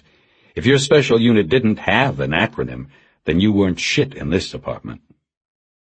Once he was in the Hitman system, a template of case questions appeared on the screen and he filled in the blanks. He then typed in 3 search keys: Mulholland Dam, overdose, and staged overdose. He then pushed the execute key. Half a minute later, the computer told him that a search of 8,000 homicide cases, about 10 years' worth, stored on the computer's hard disk had come up with only 6 hits. Bosch called them up one by one. The first 3 were unsolved slayings of young women who were found dead on the dam in the early 1980s. Each was strangled. Bosch glanced quickly at the information and went on. The 4th case was a body found floating in the reservoir 5 years earlier. Cause of death was not drowning, but otherwise unknown. The last 2 were drug overdoses, the first of which occurred during a picnic at the park above the reservoir. It looked pretty straightforward to Bosch, and he went on. The last hit was a DB found in the pipe 14 months earlier. Cause of death was later determined to be heart stoppage due to an overdose of tar heroin. Decedent known to frequent area of the dam and sleep in pipe, the computer readout said. No further follow-up. It was the death that Crowley, the Hollywood watch sergeant had mentioned when he woke Bosch up that morning. Bosch pushed a key and printed out the information on the last death, though he didn't think it figured into his case. He signed off and shut down the computer. Then he sat there a moment, thinking. Without getting out of the chair, he rolled over to another PC. He turned it on and fed his password in. He took the Polaroid out of his pocket, looked at the bracelet, and typed in its description for a stolen property record search. This in itself was an art. He had to describe the bracelet the way he believed other cops would, cops who might be typing in descriptions of a whole inventory of jewelry taken in a robbery or burglary. He described the bracelet simply as antique gold bracelet with carved jade dolphin design. He pressed the search key, and in 30 seconds the computer screen said, "No hit." He tried it again, typing gold and jade bracelet, and then punching the search key. This time there were 436 hits. Too many. He needed to thin the herd. He typed gold bracelet with jade fish and pressed search. 6 hits. That was more like it. The computer said a gold bracelet with carved jade fish had turned up on 4 crime reports and 2 departmental bulletins that had been entered into the computer system since its development in 1983. Bosch knew that because of the immense duplication of records in any police department, all 6 entries could be, and probably were, from the same case or report of a missing or stolen bracelet. He called the abbreviated crime reports up on the computer screen and found that his suspicion was correct. The reports were generated by a single burglary in September at 6th and Hill, downtown. The victim was a woman named Harriet Beecham, age 71, of Silver Lake. Bosch tried to place the location in his mind, but could not think of what building or business was there. There was no summary of the crime on the computer. He would have to go to records and pull a hard copy. But there was a limited description of the gold and jade bracelet and several other pieces of jewelry taken from Beecham. The bracelet Beecham reported lost could or could not have been the one that Meadows had pawned. The description was too vague. There were several supplementary report numbers given on the computer report, and Bosch wrote them all down in his notebook. It seemed to him as he did this that Harriet Beecham's loss had generated an unusual amount of paper. He next called up the information on the 2 bulletins. Both had come from the FBI. The first issued 2 weeks after Beecham had been burglarized. It was then reissued 3 months later when Beecham's jewelry had still not turned up. Bosch wrote down the bulletin number and turned off the computer. He went across the room to the robbery commercial burglary section. On a steel shelf that ran along the back wall were dozens of black binders that held the bulletins and bolos from past years. Bosch took down the one marked September and began looking through it. He quickly realized that the bulletins were not in chronological order and weren't all issued in September. In fact, there was no order. He might have to look through all 10 months since Beecham's burglary to find the bulletin he needed. He pulled an armful of the binders off the shelf and sat down at the burglary table. A few moments later, he felt the presence of someone across the table from him. "What do you want?" he said without looking up. What do I want? The duty detective said. I want to know what the fuck you are doing, Bosch. This isn't your place anymore. You can't just come in here like you're running the crew. Put that shit back on the shelf, and if you want to look through it, come back down here tomorrow and ask, goddammit. And don't give me any bullshit about an autopsy. You've already been here a half hour. Bosch looked up at him. He put his age at 28, maybe 29, even younger than Bosch had been when he made it to robbery homicide. Either standards had dropped, or RHD wasn't what it was. Bosch knew it was actually both. He looked back down at the bulletin binder. "I'm talking to you, asshole!" the detective boomed.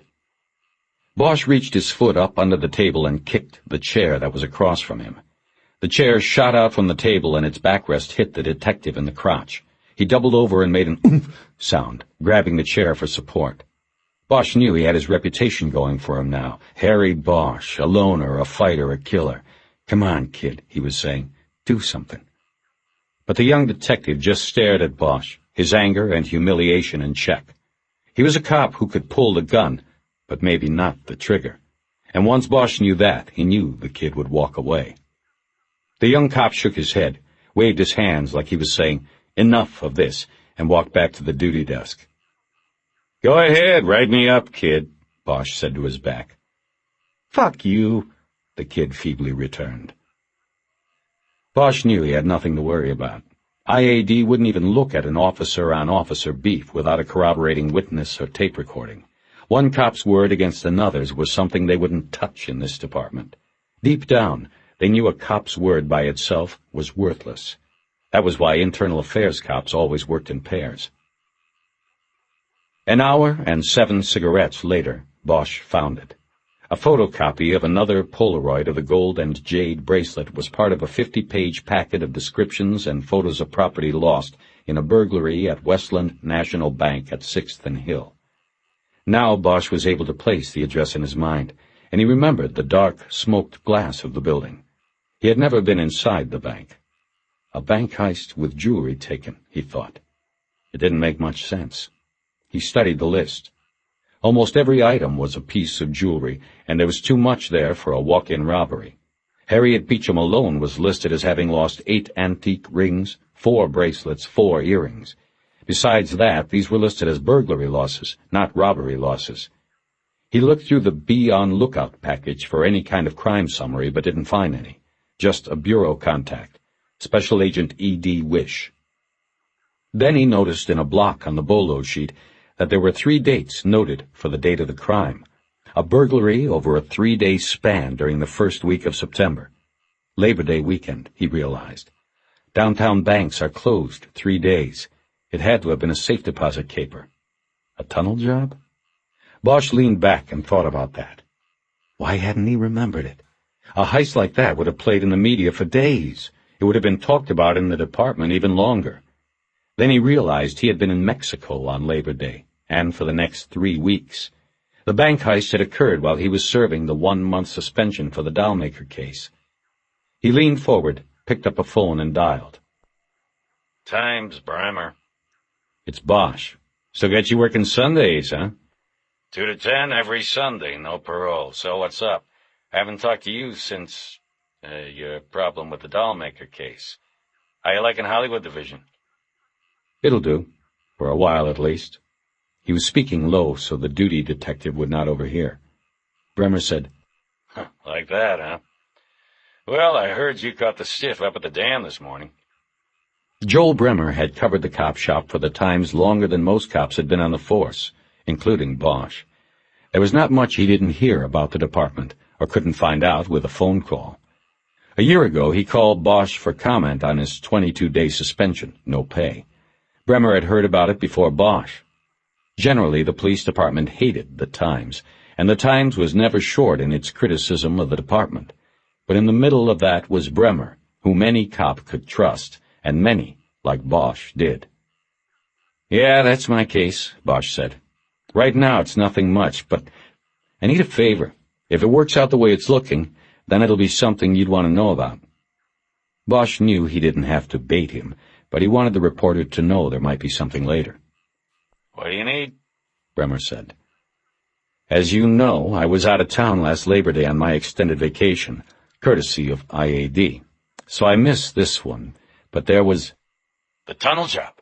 You're not going to ask about the tunnel job, are you? Over here in downtown, all the jewelry, negotiable bonds, stock certificates, maybe drugs? Bosch heard the reporter's voice go up a notch in urgency. He had been right. It had been a tunnel, and the story had played well. If Bremer was this interested, then it was a substantial case. Still, Bosch was surprised he had not heard of it after coming back to work in October. Yeah, that's the one, he said. I was gone then, so I missed it. Ever any arrests? Nah, it's open. FBI's doing it last I checked. I want to look at the clips on it tonight. Is that all right? I'll make copies. When are you coming? I'll head over in a little while. I take it this has got something to do with this morning's stiff? It's looking that way. Maybe. I can't talk right now. And I know the Phoebes have the case. I'll go see them tomorrow. That's why I want to see the clips tonight. I'll be here. After hanging up the phone, Bosch looked down at the FBI photocopy of the bracelet. There was no doubt it was the piece that had been pawned by Meadows and was in Obina's Polaroid. The bracelet in the FBI photo was in place on a woman's liver-spotted wrist. 3 small carved fish swimming on a wave of gold. Bosch guessed it was Harriet Beecham's 71-year-old wrist, and the photo had probably been taken for insurance purposes. He looked over at the duty detective, who was still leafing through the gun catalog. He coughed loudly, like he had seen Nicholson do in a movie once, and at the same time tore the bolo sheet out of the binder. The kid detective looked over at Bosch and then went back to the guns and bullets. As he folded the bolo sheet into his pocket, Bosch's electronic pager went off. He picked up the phone and called Hollywood Station, expecting to be told there was another body waiting for him. It was a watch sergeant named Art Crockett, whom everyone called Davy, who took the call. Harry, you still out in the field? He said. I'm at Parker Center, had to check on a few things. Good, then you're already near the morgue. Tech over there named, Sakai called, said he needs to see you. See me? He said to tell you that something came up and they're doing your cut today. Right now, matter of fact. It took Bosch 5 minutes to get over to County USC Hospital and 15 minutes to find a parking spot. The medical examiner's office was located behind one of the medical center buildings that had been condemned after the '87 earthquake. It was a 2-story yellow prefab without much architectural style or life.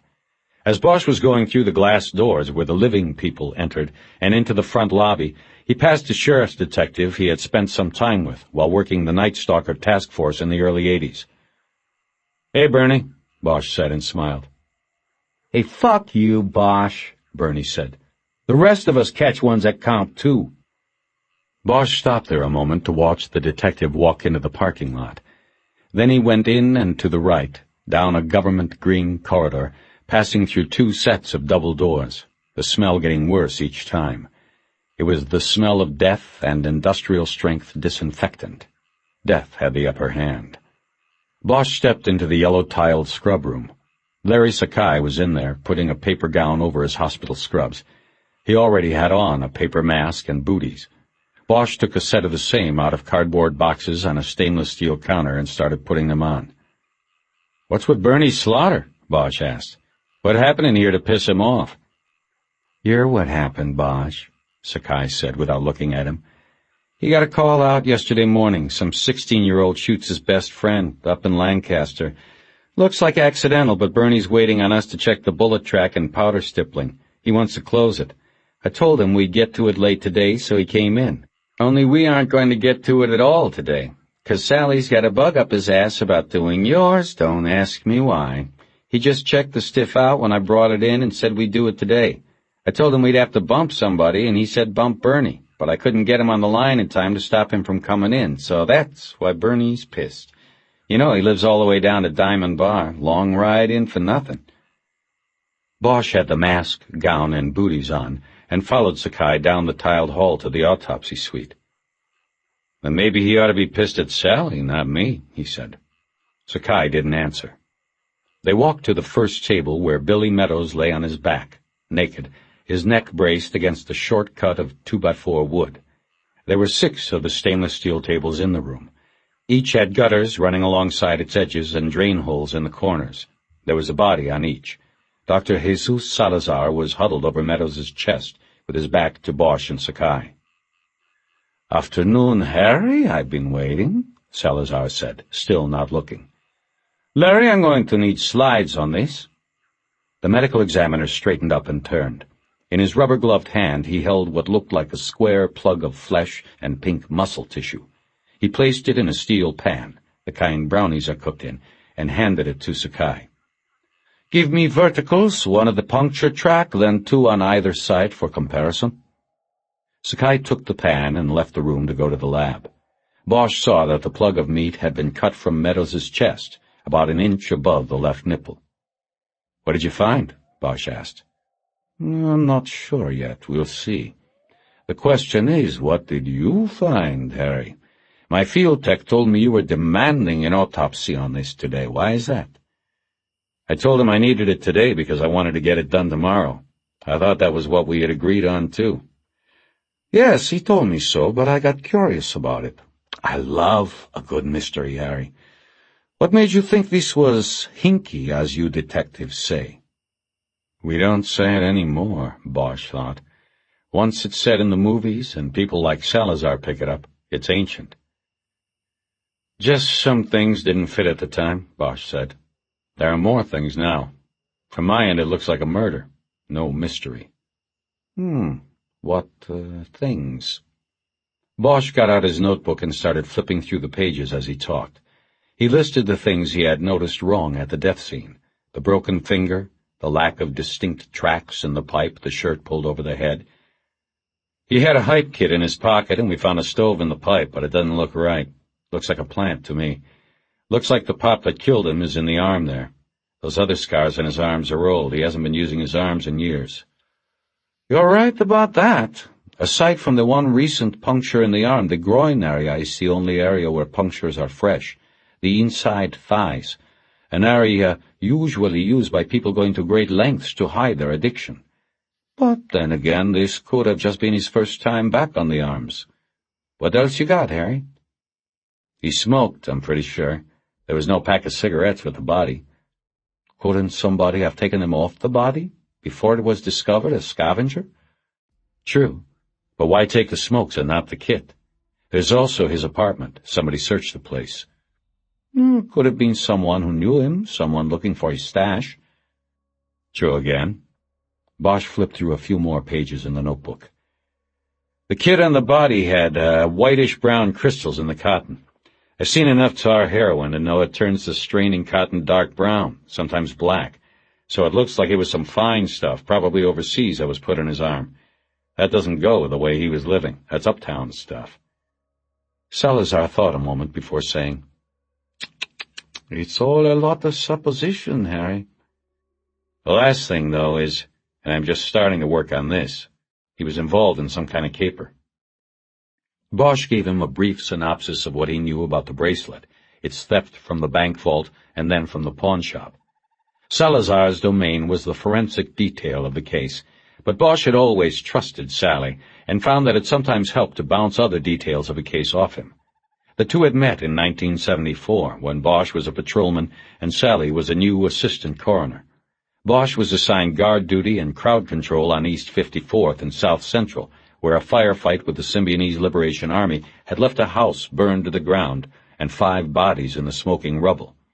Sally was assigned to see if there was a 6th, Patty Hearst, somewhere in the char. The two of them spent 3 days there, and when Sally finally gave up, Bosch had won a bet that she was still alive, somewhere. When Bosch was finished with the story about the bracelet, it seemed to have mollified Sally's worries about the death of Billy Meadows not being a mystery. He seemed energized. He turned to a cart on which his cutting tools were piled and rolled it next to the autopsy table. He switched on a sound-activated tape recorder and picked up a scalpel and a pair of regular gardening shears. He said, "Well, let's get to work." Bosch moved back a few steps to avoid any spatter and leaned against the counter on which there was a tray full of knives and saws and scalpels. He noticed that a sign taped to the side of the tray said, "To be sharpened." Salazar looked down at the body of Billy Meadows and began. "The body is that of a well-developed Caucasian male measuring 69 inches in length, weighing 165 pounds and appearing generally consistent with the stated age of 40 years. The body is cold and unembalmed with full rigor and posterior dependent fixed lividity." Bosch watched him start, but then noticed the plastic bag containing Meadows's clothes on the counter, next to the tool pan. He pulled it over and opened it up. The smell of urine immediately assaulted his nostrils, and he thought for a moment of the living room at Meadows's apartment. He pulled on a pair of rubber gloves as Salazar continued to describe the body. "The left index finger shows a palpable fracture without laceration or petechial contusion or hemorrhage." Bosch glanced over his shoulder and saw that Salazar was wiggling the broken digit with the blunt end of the scalpel as he spoke to the tape recorder. He concluded his external description of the body by mentioning the skin punctures. "There are hemorrhagic puncture wounds, hypodermic type, on the upper inside thighs and interior side of the left arm.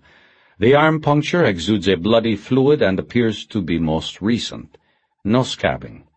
There is another puncture in the upper left chest, which exudes a small amount of bloody fluid and appears to be slightly larger than that caused by hypodermic puncture. Salazar put his hand over the tape recorder speaker and said to Bosch, "I'm having Sakai get slides of his chest puncture. It looks very interesting." Bosch nodded and turned back to the counter and began spreading out Meadows's clothes. Behind him, he heard Salazar using the shears to open up the dead man's chest. The detective pulled each pocket out and looked at the lint. He turned the socks inside out and checked the inside lining of the pants and shirt. Nothing. He took a scalpel out of the to-be-sharpened pan and cut the stitches out of Meadows's leather belt and pulled it apart. Again, nothing. Over his shoulder, he heard Salazar saying, "The spleen weighs 190 grams. The capsule is intact and slightly wrinkled, and the parenchyma is pale purple and trabecular." Bosch had heard it all hundreds of times before. Most of what a pathologist said into his tape recorder meant nothing to the detective who stood by. It was the bottom line the detective waited for. What killed the person on the cold steel table? How? Who? "The gallbladder is thin-walled," Salazar was saying.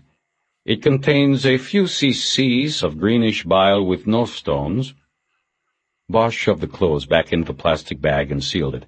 Then he dumped the leather work shoes Meadows had been wearing out of a second plastic bag. He noticed reddish-orange dust fall from inside the shoes, another indication the body had been dragged into the pipe. The heels had scraped on the dried mud at the bottom of the pipe, drawing the dust inside the shoes.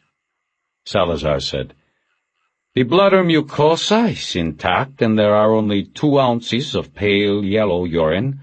The external genitalia and vagina are unremarkable." Bosch turned around. Salazar had his hand on the tape recorder mic. He said, "Coroner's humor. Just wanted to see if you were listening, Harry. You might have to testify to this one day to back me up." "I doubt it," Bosch said. "They don't like boring juries to death." Salazar started the small circular saw that was used to open the skull. It sounded like a dentist's drill. Bosch turned back to the shoes. They were well oiled and cared for. The rubber soles showed only modest wear. Stuck in one of the deep grooves of the tread of the right shoe was a white stone. Bosch pried it out with the scalpel. It was a small chunk of cement. He thought of the white dust in the rug in Meadows's closet. He wondered if the dust or the chunk from the shoe tread could be matched to the concrete that had guarded the Westland Bank's vault. But if the shoes were so well cared for, could the chunk have been in the tread for 9 months since the vault break-in? It seemed unlikely. Perhaps it was from his work on the subway project, if he actually had such a job. Bosch slipped the chunk of cement into a small plastic envelope and put it in his pocket with the others he had collected throughout the day. Salazar said, "Examination of the head and cranial contents reveals no trauma or underlying pathological disease conditions or congenital anomalies." "Harry, I'm going to do the finger now." Bosch put the shoes back in their plastic bag and returned to the autopsy table as Salazar placed an X-ray of Meadows's left hand on a light window on the wall. "See here, these fragments?" he said, as he traced small, sharp white spots on the negative. There were 3 of them near the fractured joint. If this was an old break, these would, over time, have moved into the joint. There is no scarring discernible on the X-ray, but I'm going to take a look. He went to the body and used a scalpel to make a T incision in the skin on the top of the finger joint. He then folded the skin back and dug around with the scalpel in the pink meat, saying, No, nothing. This was post, Harry. You think it could have been one of my people?" "I don't know," Bosch said. "Doesn't look like it. Sakai said he and his sidekick were careful. I know I didn't do it. How come there's no damage to the skin?" That is an interesting point. I don't know. Somehow the finger was broken without the exterior being damaged. I can't answer that one. But it shouldn't have been too hard to do. Just grab the finger and yank down, provided you had the stomach for it. Like so. Salazar went around the table. He lifted Meadows's right hand and yanked the finger backward. He couldn't get the leverage needed and couldn't break the joint. "Well, harder than I thought," he said. "Perhaps the digi was struck with a blunt object of some kind, one that did not blemish the skin." When Sakai came in with the slides 15 minutes later, the autopsy was completed, and Salazar was sewing Meadows' chest closed with thick wax twine. He then used an overhead hose to spray debris off the body and wet down the hair. Sakai bound the legs together and the arms to the body with rope to prevent them from moving during the different stages of rigor. Bosch noticed that the rope cut across the tattoo on Meadows' arm, across the rat's neck. Using his thumb and forefinger, Salazar closed Meadows' eyes. "Take him to the box," he said to Sakai. Then to Bosch, "Let's take a look at these slides. This seemed odd to me because the hole was bigger than your normal skag spike, and its location in the chest was unusual. The punctures clearly ante-mortem, possibly peri-mortem. There was only slight hemorrhaging, but the wound is not scabbed over, so we're talking shortly before or even during death. Maybe the cause of death, Harry." Salazar took the slides to a microscope that was on the counter at the back of the room. He chose one of the slides and put it on the viewing plate. He bent over to look, and after half a minute finally said, "Interesting." He then looked briefly at the other slides. When he was done, he put the first slide back on the viewing plate. "Okay. Basically, I removed a 1-inch square section of the chest where this puncture was located. I went into the chest about 1.5 inches deep with the cut. The slide is a vertical dissection of the sample, showing the track of the perforation. Do you follow me?" Bosch nodded. "Good. It's kind of like slicing an apple open to expose the track of a worm. The slide traces the path of the perforation and any immediate impact or damage. Take a look." Bosch bent to the eyepiece of the microscope. The slide showed a straight perforation about 1 inch deep, through the skin and into the muscle, tapering in width like a spike. The muscle's pink color changed to a dark brownish color around the deepest point of the penetration. "What does it mean?" he asked. "It means," said Salazar, "that the puncture was through the skin, through the fascia, that's the fibrous fat layer, and then directly into the pectoral muscle. You notice the deepening color of the muscle around the penetration?" "Yes, I notice." "Harry, that's because the muscle is burned there." Bosch looked away from the microscope to Salazar. He thought he could make out the line of a thin smile beneath the pathologist's breathing mask. "Burned." "A stun gun," the pathologist said. "Look for one that fires its electrode dart deep into the skin tissue, about 3 to 4 centimeters deep. But in this case, it is likely the electrode was manually pressed deeper into the chest." Bosch thought a moment. A stun gun would be virtually impossible to trace. Sakai came back into the room and leaned on the counter by the door, watching. Salazar collected 3 glass vials of blood and 2 containing yellowish liquid from the tool cart. There was also a small steel pan containing a brown lump of material that Bosch recognized from experience in this room as liver. "Larry, here are the tox samples," Salazar said. Sakai took them and disappeared from the room again. "You're talking about torture. Electric shock," Bosch said. "I would say it looks so," Salazar said.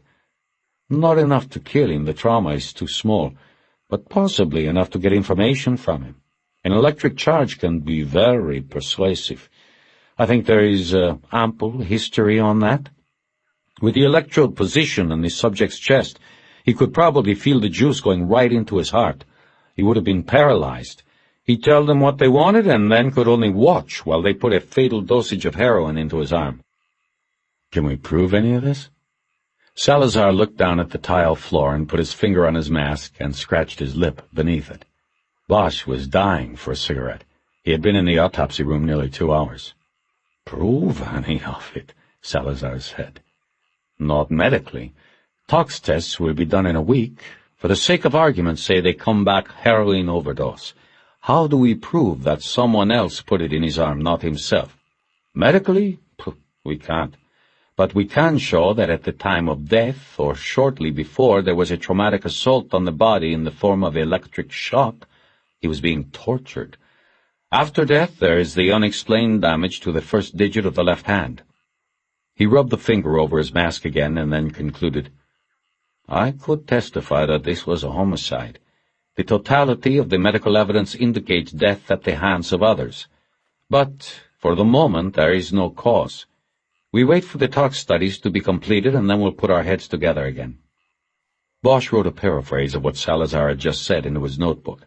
He would have to type it into his own reports. "Of course," Salazar said. "Proving any of this beyond a reasonable doubt to a jury is another matter. I would guess that, Harry, you have to find that bracelet and find out why it was worth torturing and killing a man for." Bosch closed his notebook and started to pull off the paper gown. The setting sun burned the sky pink and orange in the same bright hues as surfers' bathing suits. It was beautiful deception, Bosch thought, as he drove north on the Hollywood freeway to home. Sunsets did that here. Made you forget it was the smog that made their colors so brilliant, that behind every pretty picture there could be an ugly story. The sun hung like a ball of copper in the driver's side window. He had the car radio tuned to a jazz station, and Coltrane was playing Soul Eyes. On the seat next to him was a file containing the newspaper clippings from Bremer. The file was weighted down by a six-pack of Henrys. Bosch got off at Barham and then took Woodrow Wilson up into the hills above Studio City. His home was a wood-framed, one-bedroom cantilever, not much bigger than a Beverly Hills garage. It hung out over the edge of the hill and was supported by 3 steel pylons at its midpoint. It was a scary place to be during earthquakes, daring Mother Nature to twang those beams and send the house down the hill like a sled. But the view was the trade-off. From the back porch, Bosch could look northeast across Burbank and Glendale. He could see the purple-hued mountains past Pasadena and Altadena. Sometimes he could see the smoky loom-up and orange blaze of brush fires in the hills. At night, the sound of the freeway below softened, and the searchlights at Universal City swept the sky. Looking out on the valley never failed to give Bosch a sense of power which he could not explain to himself. But he did know that it was one reason, the main reason, he bought the place and would never want to leave it. Bosch had bought it 8 years earlier, before the real estate boom got seriously endemic, with a down payment of $50,000. That left a mortgage of $1,400 a month, which he could easily afford because the only things he spent money on were food, booze, and jazz. The down payment money had come from a studio that gave it to him for the rights to use his name in a TV miniseries based on a string of murders of beauty shop owners in Los Angeles. Bosch and his partner during the investigation were portrayed by 2 mid-level TV actors. His partner took his $50,000 and his pension and moved to Ensenada. Bosch put his down on a house he wasn't sure could survive the next earthquake, but that made him feel as though he were prince of the city. Despite Bosch's resolve never to move, Jerry Edgar, his current partner and part-time real estate man, told him the house was now worth 3 times what he had paid for it. Whenever the subject of real estate came up, which was often, Edgar counseled Bosch to sell and trade up. Edgar wanted the listing. Bosch just wanted to stay where he was. It was dark by the time he reached the Hill House. He drank the first beer standing on the back porch, looking out at the blanket of lights below. He had a second bottle while sitting in his watch chair, the file closed on his lap. He hadn't eaten all day, and the beer hit him quickly. He felt lethargic and yet jumpy, his body telling him it needed food. He got up and went to the kitchen and made a pressed turkey sandwich that he brought back to the chair with another beer. When he was finished eating, he brushed the sandwich crumbs off the file and opened it up. There had been 4 Times stories on the Westland bank caper. He read them in the order of publication. The first was just a brief that had run on page 3 of the Metro section. The information had apparently been gathered on the Tuesday the break-in was discovered. At the time, the LAPD and the FBI weren't that interested in talking to the press or letting the public know what had happened. Authorities probe bank break-in. An undisclosed amount of property was stolen from the Westland National Bank in downtown during the 3-day holiday weekend, authorities said Tuesday. The burglary, being investigated by the FBI and the Los Angeles Police Department, was discovered when managers of the bank located at the corner of Hill Street and 6th Avenue arrived Tuesday and found the safe deposit vault had been looted, FBI Special Agent John Rourke said. Rourke said an estimate on the loss of property had not been made, but sources close to the investigation said more than $1 million worth of jewels and other valuables stored in the vault by customers of the bank was taken. Rourke also declined to say how the burglars entered the vault, but did say that the alarm system was not working properly. He declined to elaborate. A spokesman for Westland declined Tuesday to discuss the burglary. Authorities said there were no arrests or suspects. Bosch wrote the name John Rourke in his notebook and went on to the next newspaper story, which was much longer. It had been published the day after the first and had been bannered across the top of the front page of the Metro section.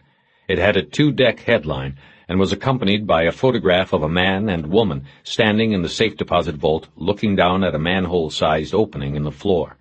Behind them was a pile of deposit boxes. Most of the small doors on the back wall were open. Bremer's byline was on the story. At least $2 million taken in bank tunnel job. Bandits had holiday weekend to dig into vault. The article expanded on the first story, filling in the detail that the perpetrators had tunneled into the bank, digging an approximately 150-yard line from a city storm main that ran under Hill Street. The story said an explosive device had been used to make the final break through the floor of the vault. According to the FBI, the burglars probably were in the vault through most of the holiday weekend, drilling open the individual safe deposit boxes. The entry tunnel from the stormwater main to the vault was believed to have been dug during 7 to 8 weeks before the heist.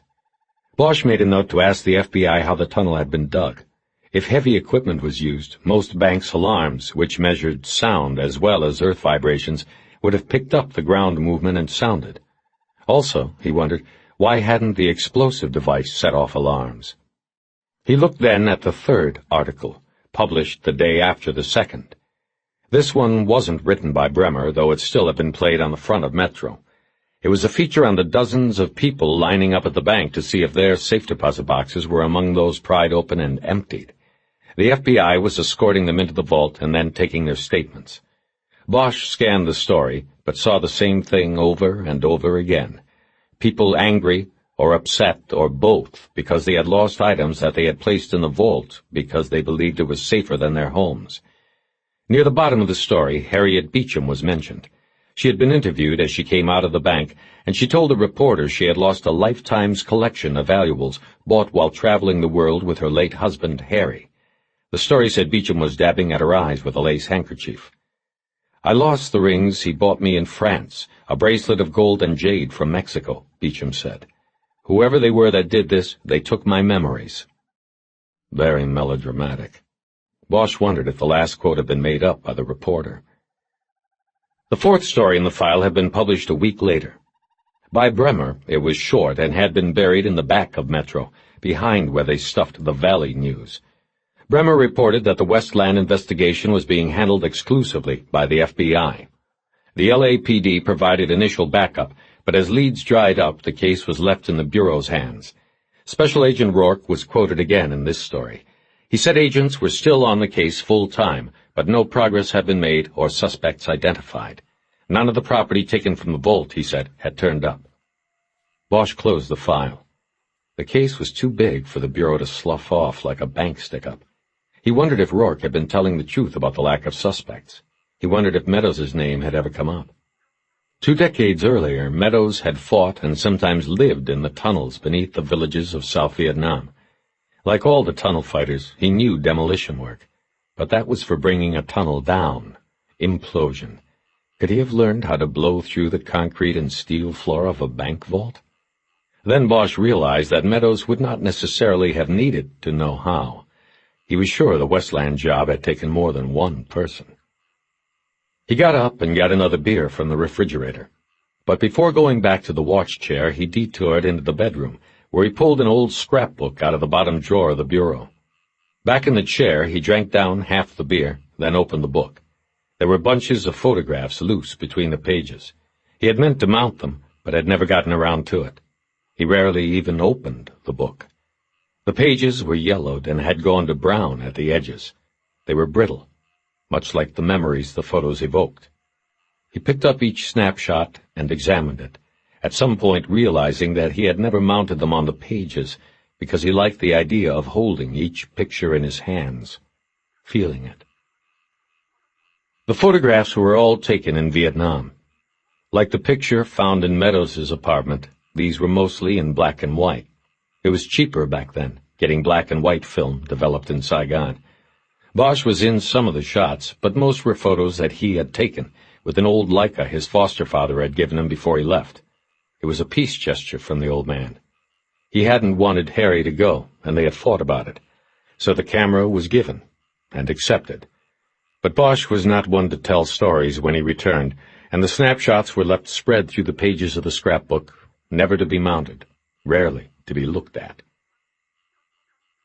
If there was a recurring theme of the photographs, it was the smiling faces and the tunnels. In almost every shot, there were soldiers standing in defiant poses at the mouth of a hole they had probably just been in and conquered. To the outsider, the photos would appear strange, maybe fascinating. But to Bosch, they were scary, like newspaper photos he had seen of people trapped in wrecked cars, waiting to be cut out by the firemen. The photos were of the smiling faces of young men who had dropped down into hell and come back to smile into the camera. Out of the blue and into the black is what they call going into a tunnel. Each one was a black echo. Nothing but death in there. But still, they went. Bosch turned a cracked page of the album and found Billy Meadows staring up at him. The photo had undoubtedly been taken a few minutes after the one Bosch had found at Meadows' apartment. The same group of soldiers, the same trench and tunnel. Echo Sector, Cu Chi District. But Bosch wasn't in this portrait because he had left the frame to snap the photo. His Leica had caught Meadows' vacant stare and stoned smile. His pale skin looked waxy but taut. He had captured the real Meadows, Bosch thought. He put the photo back in the page and turned to the next one. This one was of himself, no one else in the frame. He clearly remembered setting the camera down on a wooden table in a hooch and setting the timer. Then he moved into the frame. The camera had snapped as he was shirtless, the tattoo on his deeply tanned shoulder catching the falling sun through the window. Behind him, but out of focus, was the dark entrance to a tunnel lying uncovered on the straw floor of the hooch. The tunnel was blurred, forbidding darkness, like the ghastly mouth in Edvard Munch's painting, The Scream. It was a tunnel in the village they called Timbuktu, Bosch knew as he stared at the photo. His last tunnel. He was not smiling in the picture. His eyes were set in dark sockets. And neither was he smiling as he looked at it now. He held the photo in two hands, absent-mindedly rubbing his thumbs up and down the borders. He stared at the photograph until fatigue and alcohol pulled him down into sleepy thought, almost dreamlike. He remembered that last tunnel, and he remembered Billy Meadows. 3 of them went in. 2 of them came out. The tunnel had been discovered during a routine sweep at a small village in East Sector. The village had no name on the recon maps, so the soldiers called it Timbuktu. The tunnels were turning up everywhere, so there weren't enough rats to go around. When the tunnel mouth was found under a rice basket in a hooch, the top sergeant didn't want to have to wait for a dust-off to land with fresh rats. He wanted to press on, but he knew he had to check the tunnel out. So the top made a decision like so many others in the war. He sent 3 of his own men in. 3 virgins, scared as shit, maybe 6 weeks in country among them. The top told them not to go far, just set charges and come out. Do it fast and cover each other's ass. The 3 green soldiers dutifully went down into the hole. Except a half hour later, only 2 came out. The 2 who made it out said that the 3 of them had separated. The tunnel branched into several directions, and they split up. They were telling the top this when there was a rumble and a huge cough of noise and smoke and dust belched from the tunnel mouth. The C4 charges had detonated. The company loot came in then and said they wouldn't leave the zone without the missing man. The whole company waited a day for the smoke and dust to settle in the tunnel, and then 2 tunnel rats were dropped during a dust-off, Harry Bosch and Billy Meadows. He didn't care if the missing soldier was dead, the lieutenant told him. Get him out. He wasn't going to leave one of his boys in that hole. Go get him and bring him out here so we can get him a decent burial, the lieutenant said. Meadows said, We wouldn't leave any of our own in there either. Bosch and Meadows went down the hole then, and found that the main entry led to a junction room where baskets of rice were stored, and 3 other passageways began. 2 of these had collapsed in the C4 explosions. The 3rd was still open. It was the one the missing soldier had taken, and that was the way they went. They crawled through the darkness, Meadows in front, using their lights sparingly, until they reached a dead end. Meadows poked around the tunnel's dirt floor until he found the concealed door. He pried it open, and they dropped down into another level of the labyrinth. Without saying a word, Meadows pointed one way and crawled off. Bosch knew he would go the other way. Each would be alone now, unless the VC were waiting ahead. Bosch's way was a winding passage that was as warm as a steam bath. The tunnel smelled damp and faintly like a latrine. He smelled the missing soldier before he saw him. He was dead, his body putrefying, but sitting in the middle of the tunnel, with his legs straight out and spread, the toes of his boots pointing upward. His body was propped against a stake planted in the floor of the tunnel. A piece of wire that cut an inch into his neck was wrapped around the stake and held him in place. Afraid of a booby trap, Bosch didn't touch him. He played the beam of his flashlight over the neck wound and followed the trail of dried blood down the front of the body. The dead man wore a green T-shirt with his name stenciled in white on the front. Al Crofton, it said beneath the blood.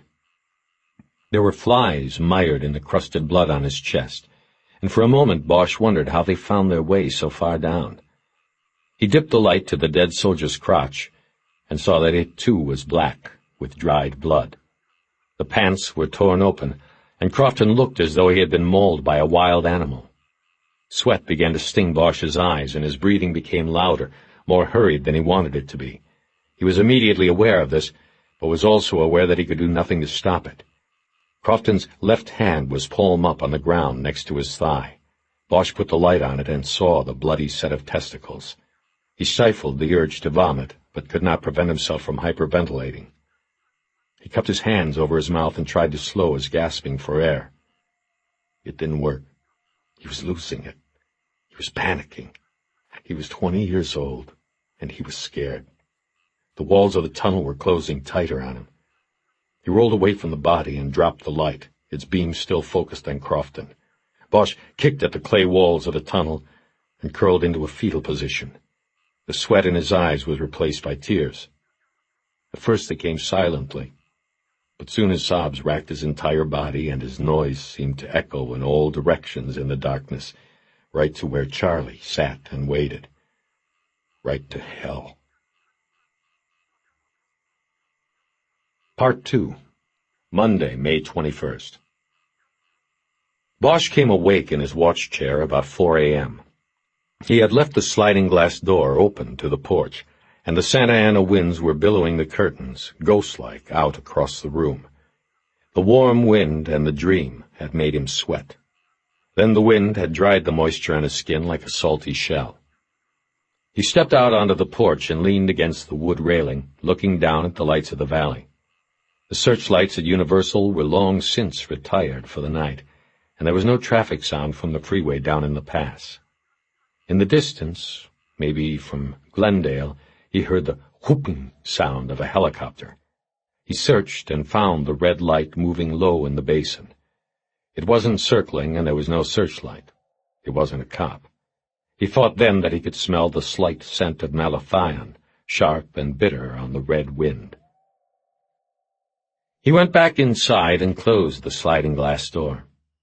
He thought about bed, but knew there would be no more sleep this night. It was often this way with Bosch. Sleep would come early in the night, but not last, or it would not come until the arriving sun softly cut the outline of the hills in the morning fog. He had been to the sleep disorder clinic at the VA in Sepulveda, but the shrinks couldn't help him. They told him he was in a cycle. He would have extended periods of deep sleep trances into which torturous dreams invaded. This would be followed by months of insomnia, the mind reacting defensively to the terrors that awaited in sleep. Your mind has repressed the anxiety you feel over your part in the war, the doctor told him. You must assuage these feelings in your waking hours before your sleep time can progress undisturbed. But the doctor didn't understand that what was done was done. There was no going back to repair what had happened. You can't patch a wounded soul with a Band-Aid. He showered and shaved, afterward studying his face in the mirror and remembering how unkind time had been to Billy Meadows. Bosch's hair was turning to gray, but it was full and curly. Other than the circles under his eyes, his face was unlined and handsome. He wiped the remaining shaving cream off and put on his beige summer suit with a light blue button-down Oxford. On a hanger in the closet he found a maroon tie with little gladiator helmets on it that was not unreasonably wrinkled or stained. He pegged it in place with the 187 tie-pin, clipped his gun to his belt, and then headed out into the pre-dawn dark. He drove into downtown for an omelet, toast, and coffee at the pantry on Figueroa. Open 24 hours a day since before the Depression. A sign boasted that the place had not gone 1 minute in that time without a customer. Bosch looked around from the corner and saw that at the moment he was personally carrying the record on his shoulders. He was alone. The coffee and cigarettes got Bosch ready for the day. After, he took the freeway back up to Hollywood, passing a frozen sea of cars already fighting to get downtown.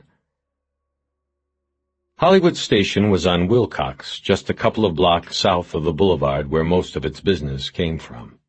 He parked at the curb out front because he was only staying a while and didn't want to get caught in the backlot traffic jam at the change of watch.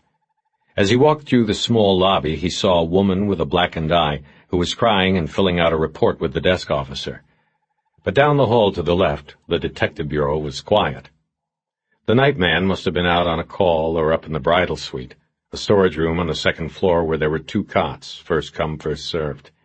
The detective bureau's hustle and bustle seemed to be frozen in place. No one was there, but the long tables assigned to burglary, auto, juvenile, robbery, and homicide were all awash in paperwork and clutter. The detectives came and went. The paper never changed. Bosch went to the back of the bureau to start a pot of coffee. He glanced through a rear door and down the back hallway where the lockup benches and the jail were located.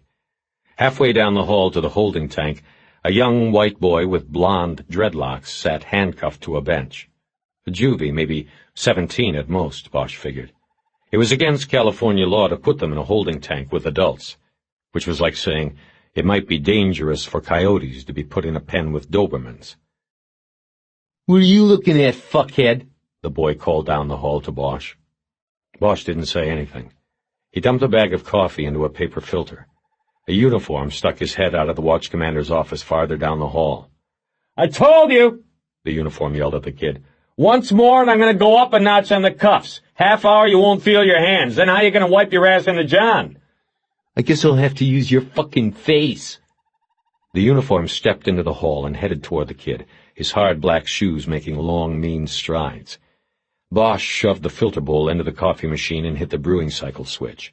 He walked away from the hallway door and over to the homicide table. He didn't want to see what happened with the kid. He dragged his chair away from his spot at the table and over to one of the community typewriters. The pertinent forms he needed were in slots on a rack on the wall above the machine. He rolled a blank crime scene report into the typewriter. Then he took his notebook out of his pocket and opened the first page.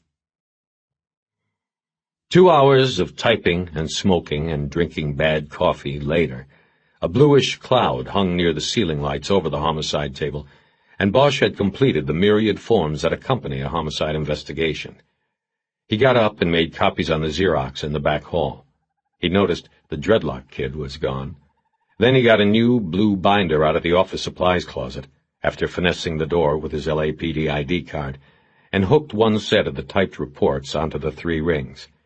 The other set he hid in an old blue binder he kept in a file drawer, and that was labeled with the name of an old, unsolved case. When he was done, he reread his work.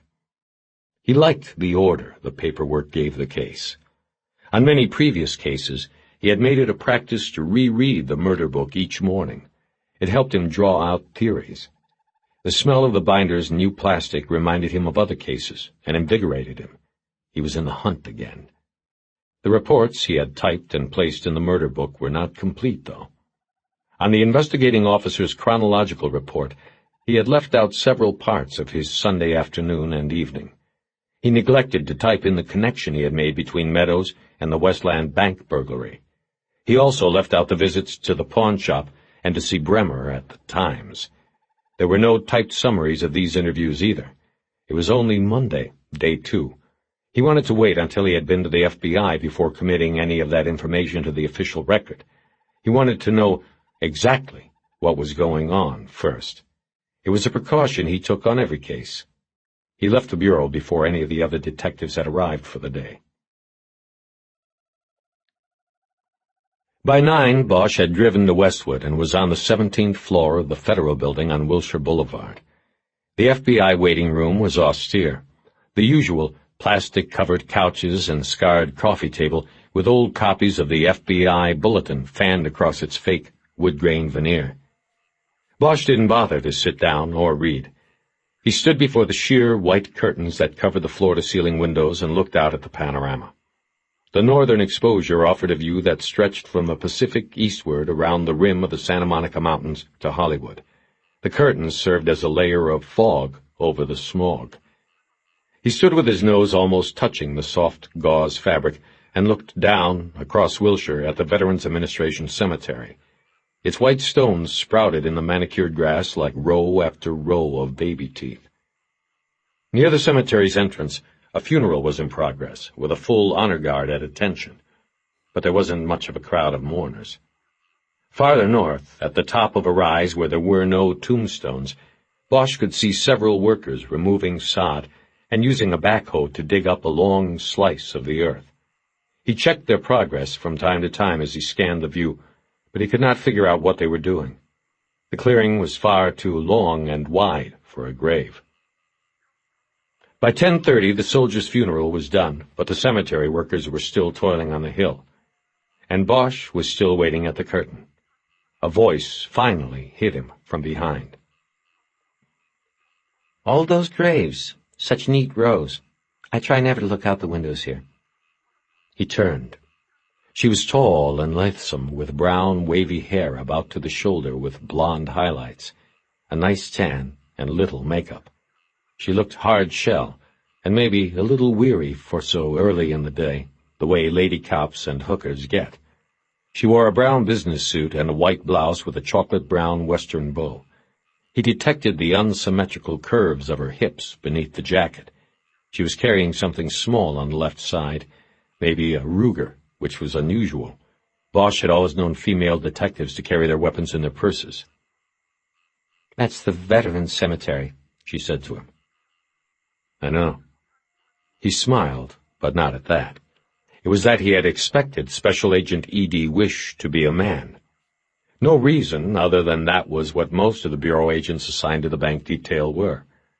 Women were part of the newer image of the Bureau and weren't usually found in the heavy squads. It was a fraternity largely made up of dinosaurs and cast-outs, guys who couldn't or wouldn't cut it in the Bureau's hard-charging focus on white-collar espionage and drug investigations. The days of Melvin Purvis, G-Man, were just about over. Bank robbery wasn't flashy anymore. Most bank robbers weren't professional thieves. They were hypes looking for a score that would keep them going for a week. Of course, stealing from a bank was still a federal crime. That was the only reason the Bureau still bothered. Of course, she said. You must know that. How can I help you, Detective Bosch? I'm Agent Wish. They shook hands, but Wish made no movement toward the door she had come through. It had closed, and the lock had snapped home. Bosch hesitated a moment and then said, Well, I've been waiting all morning to see you. It's about the bank squad. One of your cases? Yes, that's what you told the receptionist. Sorry to have kept you, but we had no appointment, and I had another pressing matter. I wish you had called first. Bosch nodded his understanding, but again there was no movement toward inviting him in. This isn't working right, he thought. Do you, have any, coffee back there? He said. Yes, I believe we do. But can we make this quick? I'm really in the middle of something at the moment. Who isn't? Bosch thought.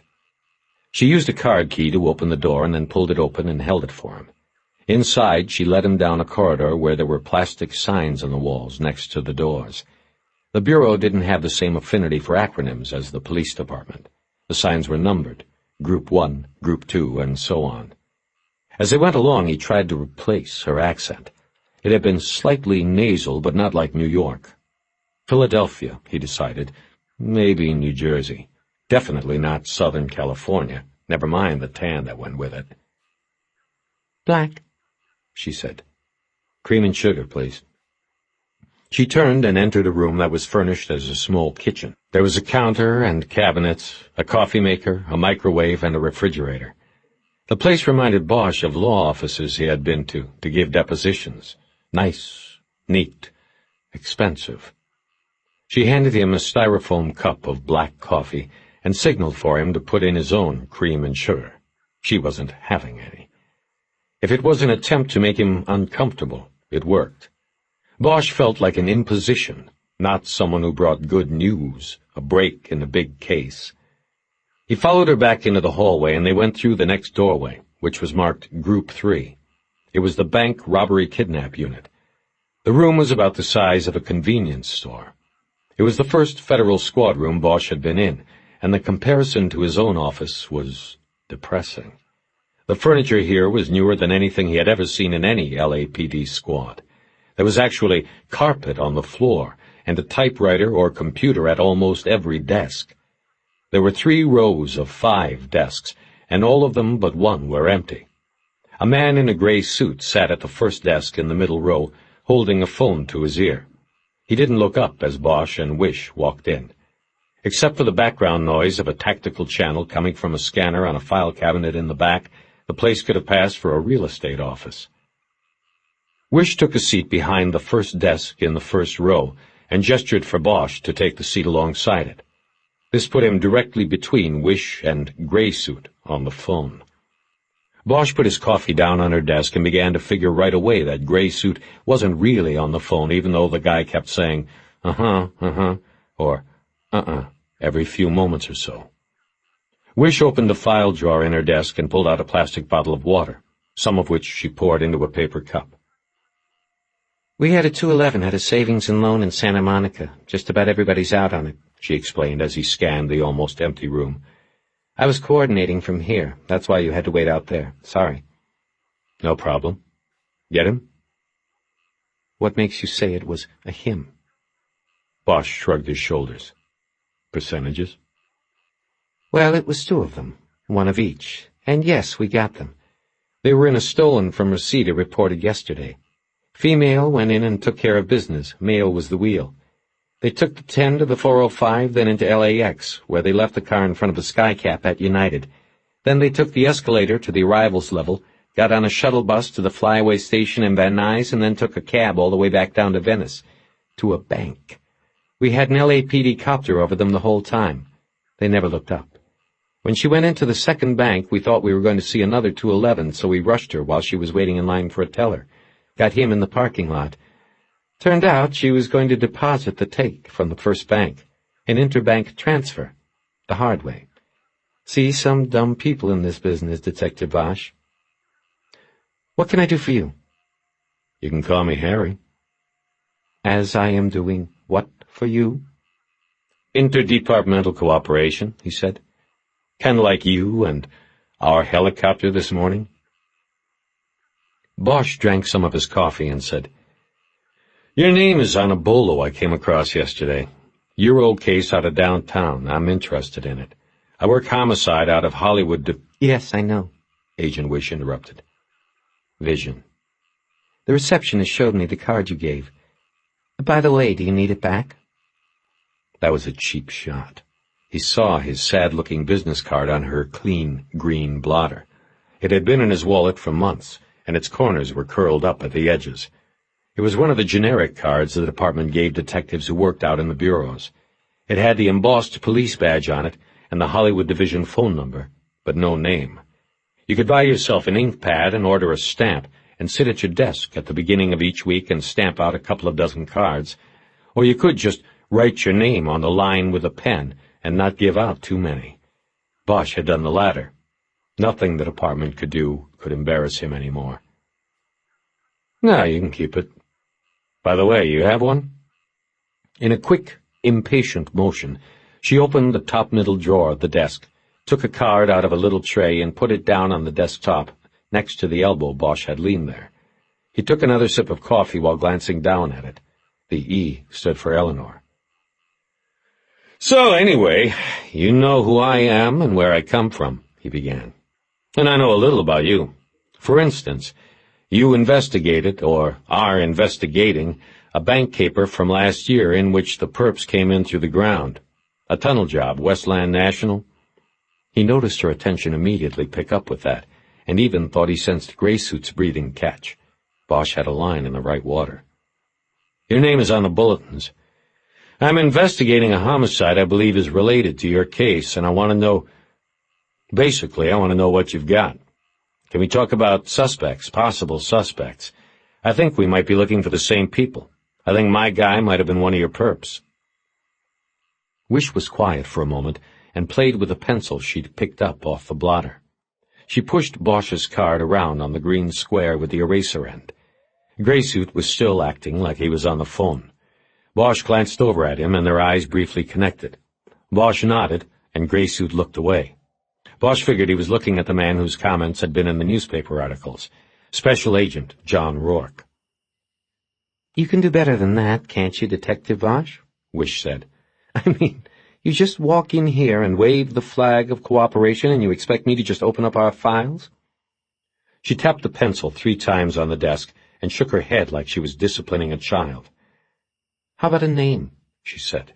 How about giving me some reason for the connection? We usually handle this kind of request through channels. We have liaisons that evaluate requests from other law enforcement agencies to share files and information. You know that. I think it might be best. Bosch pulled the FBI bulletin with the insurance photo of the bracelet out of his pocket. He unfolded it and laid it on the blotter.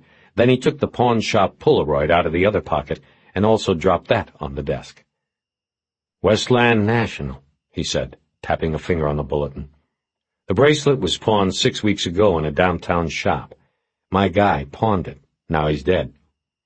She kept her eyes on the Polaroid bracelet, and Bosch saw recognition there. The case had stayed that much with her. The name is William Meadows. Found him in a pipe yesterday morning up at the Mulholland Dam. Graysuit ended his one-sided conversation. He said, I appreciate the information. I have to go. We're wrapping up at 2:11. Uh-huh. Thank you. Yeah, you too. Goodbye now. Bosch didn't look at him. He watched Wish. He thought he sensed that she wanted to look over at Graysuit. Her eyes darted that way, but then quickly went back to the photograph. Something wasn't right, and Bosch decided to jump back into the silence. Why don't we skip the bullshit, Agent Wish? As far as I can tell, you've never recovered a single stock certificate, a single coin, a single jewel, a single gold and jade bracelet. You've got nothing. So screw the liaison stuff. I mean, what is this? My guy pawned the bracelet. He ended up dead. Why? We have parallel investigations here, don't you think? More likely, the same investigation. Nothing. My guy was either given that bracelet by your perps, or he stole it from them, or possibly he was one of them. So maybe the bracelet wasn't supposed to turn up yet. Nothing else has. And he goes and breaks the rules and pawns the thing. They whack him, then go to the pawn shop and steal it back. Whatever. The thing is, we are looking for the same people, and I need a direction to start in. She remained silent still, but Bosch sensed the decision coming. This time he waited her out. Tell me about him, she finally said. He told her about the anonymous call, about the body, about the apartment that had been searched, about finding the pawn stub hidden behind the photo, and then going to the pawn shop to find the bracelet stolen. He didn't say that he had known Meadows. Anything else taken from the pawn shop, or just this bracelet? She asked when he was done. Of course, yes, but just as a cover for the real thing they wanted, the bracelet. Way I see it, Meadows was killed because whoever killed him wanted the bracelet. He was tortured before he was murdered because they wanted to know where it was. They got what they needed, killed him, then went and got the bracelet. Mind if I smoke? Yes, I do. What could be so important about one bracelet? This bracelet is only a drop in the bucket of what was taken, or what hasn't ever turned up. Bosch had thought of that, and didn't have an answer. He said, "I don't know." "If he was tortured, as you say, why was the pawn ticket there for you to find? And why did they have to break into the pawn shop? You're suggesting that he told them where the bracelet was but didn't give up the ticket?" Bosch had thought about this too. He said, "I don't know. Maybe he knew they wouldn't let him live, so he only gave them half of what they needed. He kept something back. It was a clue. He left the pawn stub behind as a clue." Bosch thought about the scenario. He had first begun to put it together when rereading his notes and the reports he had typed. He decided it was time to play one more card. "I knew Meadows 20 years ago." "You knew this victim, Detective Bosch?" Her voice was louder now, accusatory. "Why didn't you say that when you first came in here? Since when does the LAPD allow its detectives to go around investigating the deaths of their friends?" "I didn't say that. I said I knew him 20 years ago.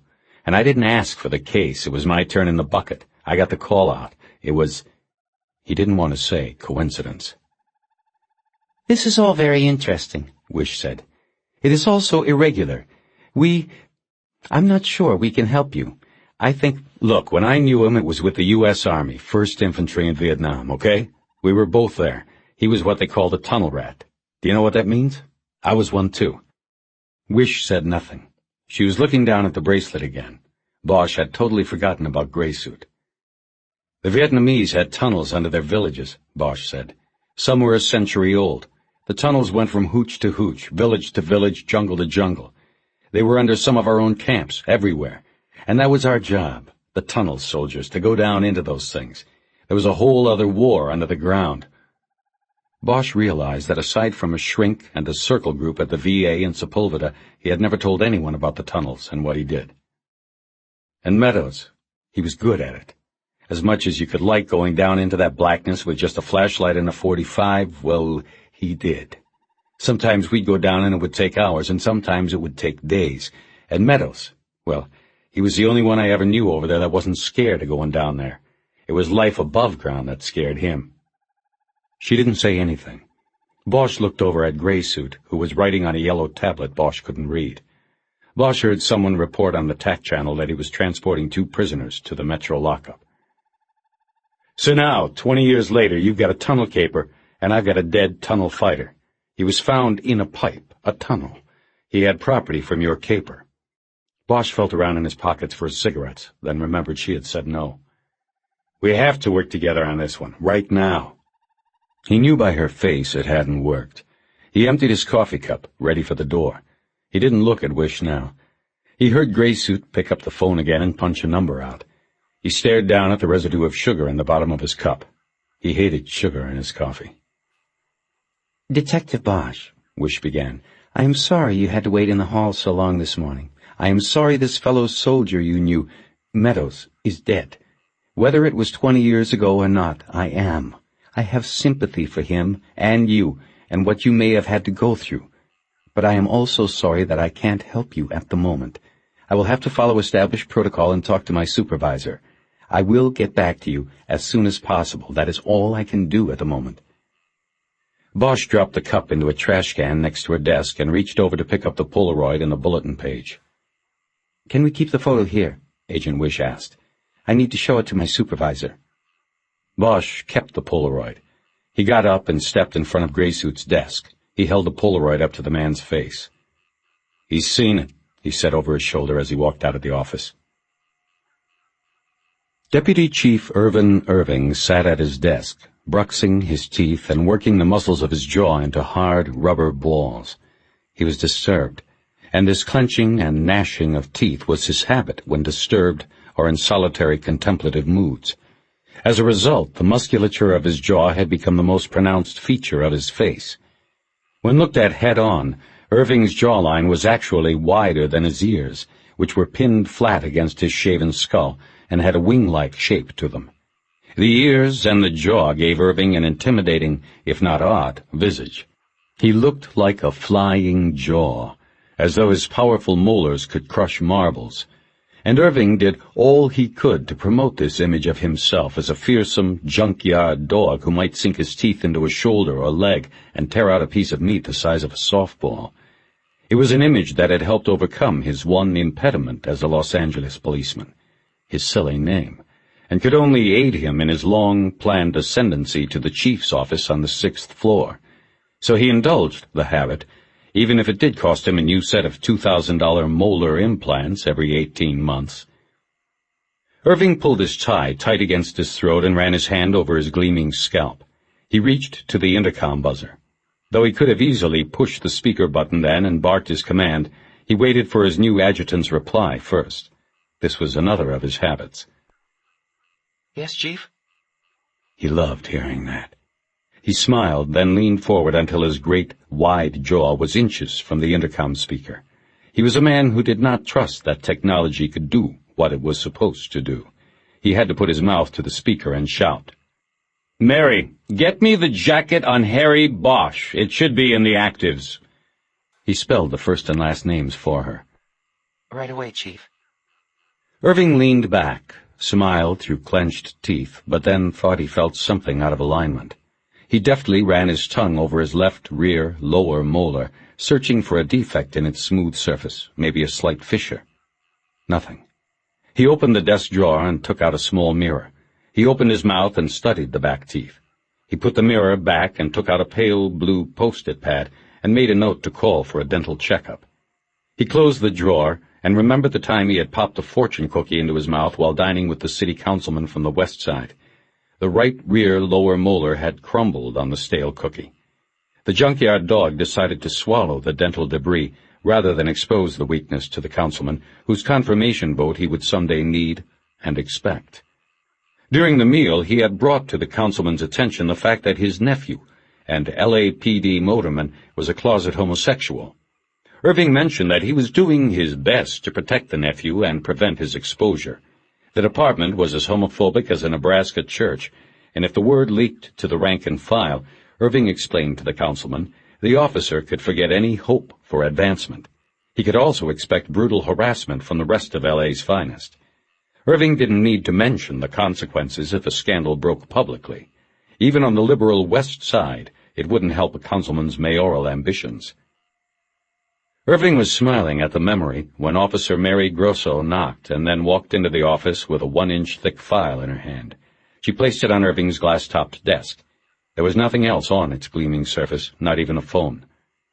"You were right, Chief. It was still in the actives files." The deputy chief in charge of the Internal Affairs Division leaned forward and said, "Yes, I believe I did not have it transferred to archives because I had a feeling we had not seen the last of Detective Bosch.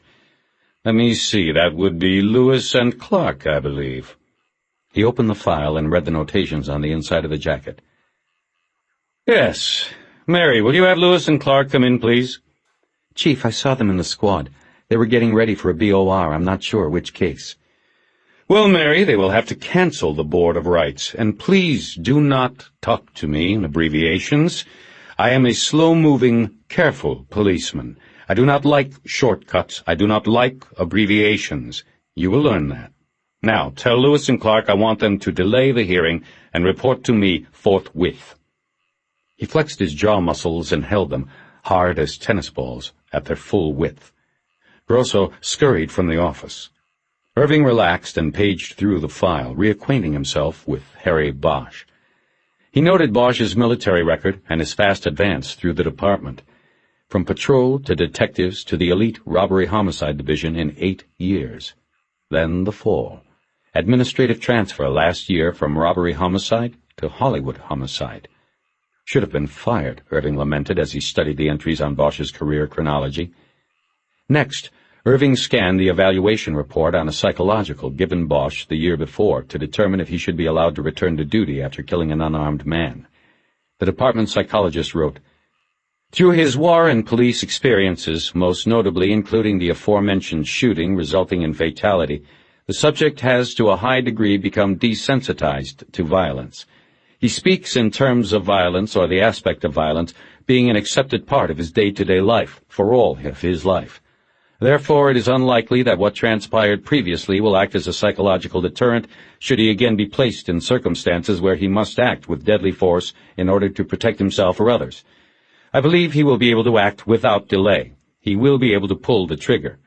In fact, his conversation reveals no ill effects at all from the shooting, unless his sense of satisfaction with the outcome of the incident, the suspect's death, should be deemed inappropriate. Irving closed the file and tapped it with a manicured nail.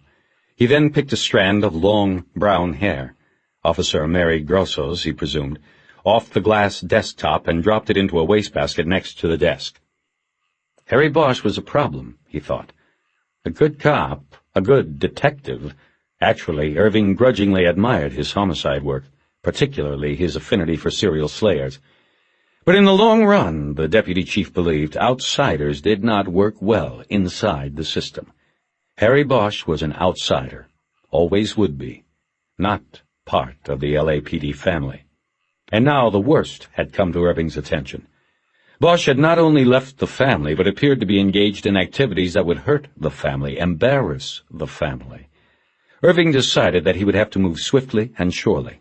He swiveled in his chair and looked out the window at City Hall, across Los Angeles Street. Then his gaze dropped, as it always did, to the marble fountain in front of Parker Center, the memorial to officers killed in the line of duty. There was family, he thought. There was honor. He clenched his teeth powerfully, triumphantly. Just then the door opened. Detectives Pierce Lewis and Don Clark strode into the office and presented themselves. Neither spoke. They could have been brothers. They shared close-cropped brown hair, the arm-splayed build of weightlifters, conservative gray silk suits. Lewis's had a thin charcoal stripe, Clark's maroon. Each man was built wide and low to the ground for better handling. Each had a slightly forward tilt to his body, as if he were wading out to sea, crashing through breakers with his face. "Gentlemen," said Irving, "we have a problem, a priority problem, with an officer who has come across our threshold before, an officer you two worked with some degree of success before." Lewis and Clark glanced at each other, and Clark allowed himself a small, quick smile. He couldn't guess who it could be, but he liked going after repeaters. They were so desperate. "Harry Bosch," Irving said. He waited a moment to let the name sink in, then said, "You need to take a little ride up to Hollywood Division. I want to open a 1.81 on him right away. Complainant will be the Federal Bureau of Investigation." "FBI?" Lewis said. "What did he do with them?" Irving corrected him for using the abbreviation for the Bureau and told them to sit down in the two chairs in front of his desk. He spent the next 10 minutes recounting the telephone call he had received minutes earlier from the Bureau. "The Bureau says it is too coincidental," he concluded. "I concur. He may be dirty in this, and the Bureau wants him off the Meadows case. At the very least, it appears he intervened to help this suspect, his former military comrade, avoid a jail term last year, possibly so he could accomplish this bank burglary. Whether Bosch knew this, or if there was further involvement in the crime, I do not know. But we are going to find out what Detective Bosch is up to." Irving delayed here to drive home his point with a full jaw flex. Lewis and Clark knew better than to interrupt. Irving then said, "This opportunity opens the door for the department to do what it was unable to accomplish before with Bosch. Eliminate him. You will report directly to me. Oh, and I want Bosch's supervisor, a Lieutenant Pounds, copied with your daily reports. On the quiet. But you will do more than copy me. I want telephonic reports twice daily, morning and evening." "We're on our way," Lewis said as he stood up.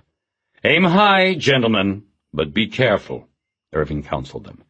"Detective Harry Bosch is no longer the celebrity he once was, but nevertheless do not let him slip away." Bosch's embarrassment at being unceremoniously dismissed by Agent Wish had turned to anger and frustration as he rode down the elevator. It was like a physical presence in his chest that jumped into his throat as the stainless steel cell descended. He was alone, and when the pager on his belt started to chirp, he let it go on for its allotted 15 seconds, rather than turn it off. He swallowed his anger and embarrassment and formed it into resolve. As he stepped out of the elevator car, he looked down at the phone number on the pager's digital display. An 818 area code. The Valley, but he didn't recognize the number. He stepped to a pod of payphones in the courtyard in front of the Federal Building and dialed the number. 90 cents, an electronic voice said. Luckily, he had the loose change. He dumped it in, and the call was picked up on a half-ring by Jerry Edgar. Harry, He began without a hello. I'm still up here at the VA, and I'm getting the runaround, man. They don't have any files on Meadows. They say I have to go through D.C. or I got to get a warrant. I tell them I know there is a file, on account of what you told me. I say, look, if I was to get a search warrant, can you look and make sure you know where this file is? And so they're looking for a while, and what they finally come out saying is, yes, they had a file, but it's gone. Guess who came and got it with a court order last year? The FBI. You know something I don't know? I haven't exactly been sitting on my ass. They say when the Bureau took it, or why? They weren't told why. FBI agent just came in with the warrant and took it. Checked it out last September and hasn't brought it back since. Didn't give a reason. The fucking BI doesn't have to. Bosch was quiet while he thought about this. They knew all along. Wish knew about Meadows and the tunnels and everything else he had just told her. It had all been a show. Harry, you there? Yeah, listen. Did they show you a copy of the paperwork or know the name of the agent? Nah, they couldn't find the subpoena receipt, and nobody remembered the agent's name, except that she was a woman. Take this number where I'm at. Go back to them in records and ask for another file. Just see if it's there. My file. He gave Edgar the payphone number, his date of birth, social security number, and his full name, spelling out his real first name. Jesus! That's your first name? Harry, for short. Whew. How'd your mama come up with that one? She had a thing about 15th century painters. It goes with the last name. Go check on the file and call me back. I'll wait here. I can't even pronounce it, man. Rhymes with anonymous. Okay, I'll try that. Where you at, anyway? A payphone outside the FBI. Bosch hung up before his partner could ask any questions. He lit a cigarette and leaned on the phone booth while watching a small group of people walking in a circle on the long green lawn in front of the building. They were holding up homemade signs and placards that protested a proposal to open new oil leases in Santa Monica Bay. He saw signs that said, "Just say no to oil," and "Isn't the bay polluted enough?" and "United States of Exxon," and so on. He noticed a couple of TV news crews on the lawn filming the protest. That was the key, he thought. Exposure. As long as the media showed up and put it on the 6 o'clock news, the protest was a success. A soundbite success. Bosch noticed that the group's apparent spokesman was being interviewed on camera by a woman he recognized from Channel 4. He also recognized the spokesman, but he wasn't sure from where. After a few moments of watching the man's ease during the interview in front of the camera, Bosch placed him. The guy was a TV actor who used to play a drunk on a popular situation comedy that Bosch had seen once or twice. Though the guy still looked like a drunk, the show wasn't on anymore. Bosch was on his second cigarette, leaning on the phone booth and beginning to feel the heat of the day, when he looked up at the glass doors of the building and saw Agent Eleanor Wish walking through. She was looking down and digging a hand through her purse and hadn't noticed him. Quickly, and without analyzing why, he ducked behind the phones and, using them as a shield, moved around them as she walked by. It was sunglasses she had been looking for in the purse. Now she had them on as she walked past the protesters without even a glance in their direction. She headed up Veteran Avenue to Wilshire Boulevard. Bosch knew the Federal Garage was under the building. Wish was walking in the opposite direction. She was going somewhere nearby. The phone rang. Harry, they have your file, too. The FBI. What's going on? Edgar's voice was urgent and confused. He didn't like waves. He didn't like mysteries. He was a straight 9-to-5 man. "I don't know what's going on. They wouldn't tell me," Bosch replied. "You head into the office. We'll talk there. If you get there before me, I want you to make a call over to the subway project. Personnel. See if they had Meadows working there. Try under the name Fields, too. Then just do the paper on the TV stabbing, like we said. Keep your end of our deal. I'll meet you there." Harry, you told me you knew this guy, Meadows. Maybe we should tell 98 it's a conflict, that we ought to turn the case over to RHD or somebody else on the table. We'll talk about it in a little while, Jed. Don't do anything or talk to anybody about it till I get there.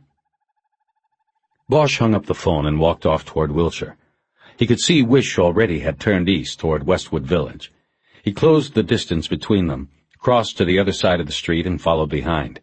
He was careful not to get too close, so that his reflection would not be in the shop windows she was looking in as she walked. When she reached Westwood Boulevard, she turned north and crossed Wilshire, coming to Bosch's side of the street. He ducked into a bank lobby. After a few moments, he went back out on the sidewalk, and she was gone. He looked both ways and then trotted up to the corner. He saw her a half-block up Westwood, going into the village. Wish slowed in front of some shop windows and came to a stop in front of a sporting goods store. Bosch could see female mannequins in the window, dressed in lime green running shorts and shirts. Last year's fad, on sale today. Wish looked at the outfits for a few moments and then headed off, not stopping until she was in the theater district. She turned into Stratton's Bar and Grill. Bosch, on the other side of the street, passed the restaurant without looking and went up to the next corner.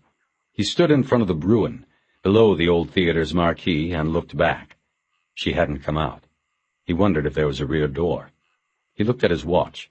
It was a little early for lunch, but maybe she liked to beat the crowd. Maybe she liked to eat alone. He crossed the street to the other corner and stood below the canopy of the Fox Theater. He could see through the front window of Stratton's, but didn't see her. He walked through the parking lot next to the restaurant and into the rear alley. He saw a public access door at the back. Had she seen him and used the restaurant to slip away? It had been a long while since he had been on a one-man tail, but he didn't think she had made him. He headed down the alley and went in the back door. Eleanor Wish was sitting alone in a row of wooden booths along the restaurant's right wall. Like any careful cop, she sat facing the front door, so she didn't see Bosch until he slid onto the bench across from her and picked up the menu she had already scanned and dropped on the table. He said, "Never been here. Anything good?" "What's this?" she said, surprise clearly showing on her face. "I don't know. I thought you might want some company." "Did you follow me? You followed me." "At least I'm being upfront about it. You know, you made a mistake back at the office. You played it too cool. I walk in with the only lead you've had in 9 months, and you want to talk about liaisons and bullshit. Something wasn't right, but I couldn't figure out what. Now I know." "What are you talking about?" "Never mind. I don't want to know." She made a move to slide out of the booth, but Bosch reached across the table and firmly put his hand on her wrist. Her skin was warm and moist from the walk over. She stopped and turned and smoked him with brown eyes so angry and hot they could have burned his name on a tombstone. "Let go," she said, her voice tightly controlled, but carrying enough of an edge to suggest she could lose it. He let go. "Don't leave, please." She lingered a moment, and he worked quickly. He said, "It's all right. I understand the reasons for the whole thing, the cold reception back there, everything. I have to say, it actually was good work, what you did. I can't hold it against you." "Bosch, listen to me. I don't know what you are talking about. I know you already knew about Meadows, the tunnels, the whole thing. You pulled his military files. You pulled mine. You probably pulled files on every rat that made it out of that place alive. There had to have been something in the Westland job that connected to the tunnels back there." She looked at him for a long moment and was about to speak when a waitress approached with a pad and pencil. "For now, just one coffee, black, and an Evian. Thank you," Bosch said, before Wish or the waitress could speak. The waitress walked away, writing on the pad. "I thought you were a cream and sugar cop," Wish said. "Only when people try to guess what I am." Her eyes seemed to soften then, but only a bit. "Detective Bosch, look, I don't know how you know what you think you know, but I am not going to discuss the Westland case. It is exactly as I said at the Bureau. I can't do it. I'm sorry. I really am." Bosch said, "I guess maybe I should resent it, but I don't. It was a logical step in the investigation. I would have done the same. You take anybody who fit the profile, tunnel rat, and sift them through the evidence." "You're not a suspect, Bosch, okay? So drop it." "I know I'm not a suspect." He gave a short, forced burst of laughter. I was serving a suspension down in Mexico and can prove it. But you already know that. So for me, fine. I'll drop it. But I need what you have on Meadows. You pulled his files back in September. You must have done a workup on him. Surveillance, known associates background, maybe. I bet you even pulled him in and talked to him. I need it all. Now. Today. Not in 3-4 weeks when some liaison puts a stamp on it. The waitress came back with the coffee and water. Wish pulled her glass close, but didn't drink. Detective Bosch, you are off the case. I'm sorry. I shouldn't be the one to tell you, but you're off. You go back to your office and you'll find out. We made a call after you left. He was holding his coffee with 2 hands, elbows on the table. He carefully put the cup down on the saucer, in case his hands began to shake. What did you do? Bosch asked. I'm sorry, Eleanor Wish said. After you left, Rourke, the guy you shoved the picture in front of, he called the number on your card and talked to a Lieutenant Pounds. He told him about your visit today and suggested there was a conflict, you investigating a friend's death. He said some other things and... What other things? Look, Bosch, I know about you. I'll admit we pulled your files, we checked you out. Hell, but to do that, all we had to do was read the newspapers back then. You and that doll-maker thing. So I know what you have been through with the internal people, and this isn't going to help, but it was Rourke's decision. What other things did he tell? He told the truth. He said both your name and Meadows's had come up in our investigation. He said you both knew each other. He asked that you be taken off the case, so all of this doesn't matter. Bosch looked off out of the booth. I want to hear you answer, he said. Am I a suspect? No. At least you weren't until you walked in this morning. Now, I don't know. I'm trying to be honest. I mean, you have to look at this from our standpoint. One guy we looked at last year comes in and says he's investigating the murder of another guy we looked very hard at. This first guy says, "Let me see your files." She didn't have to tell him as much as she had. He knew this, and knew she was probably going out on a limb saying anything at all. For all the shit he had just stepped in or been put in, Harry Bosch was beginning to like cold, hard Eleanor Wish. If you won't tell me about Meadows, tell me one thing about myself. You said I was looked at and then dropped. How'd you clear me? You go to Mexico? That and other things. She looked at him a moment before going on. You were cleared early on. At first we got excited. We looked through the files of people with tunnel experience in Vietnam, and there, sitting on the top, was the famous Harry Bosch, detective superstar, a couple of books written about his cases, TV movie, a spin-off series, and the guy the newspapers just happened to have been filled with, the guy whose star crashed with a 1-month suspension and transfer from the elite robbery homicide division to... She hesitated. The sewer. He finished it for her. She looked down into her glass and continued. So, right away, Rourke started figuring that maybe that's how you spent your time, digging this tunnel into the bank. From hero to heel, this was your way to get back at society, something crazy like that. But when we backgrounded you and asked around quietly, we heard you went down to Mexico for the month. We sent someone down to Ensenada and checked it out. You were clear. Around then, we also had gotten your medical files from the VA up at Sepulveda. Oh, that's it. That's who you checked with this morning, isn't it? He nodded. She continued. Anyway, in the medical, there were the psychiatrist's reports. I'm sorry, this seems like such an invasion. I want to know. The therapy for PTS.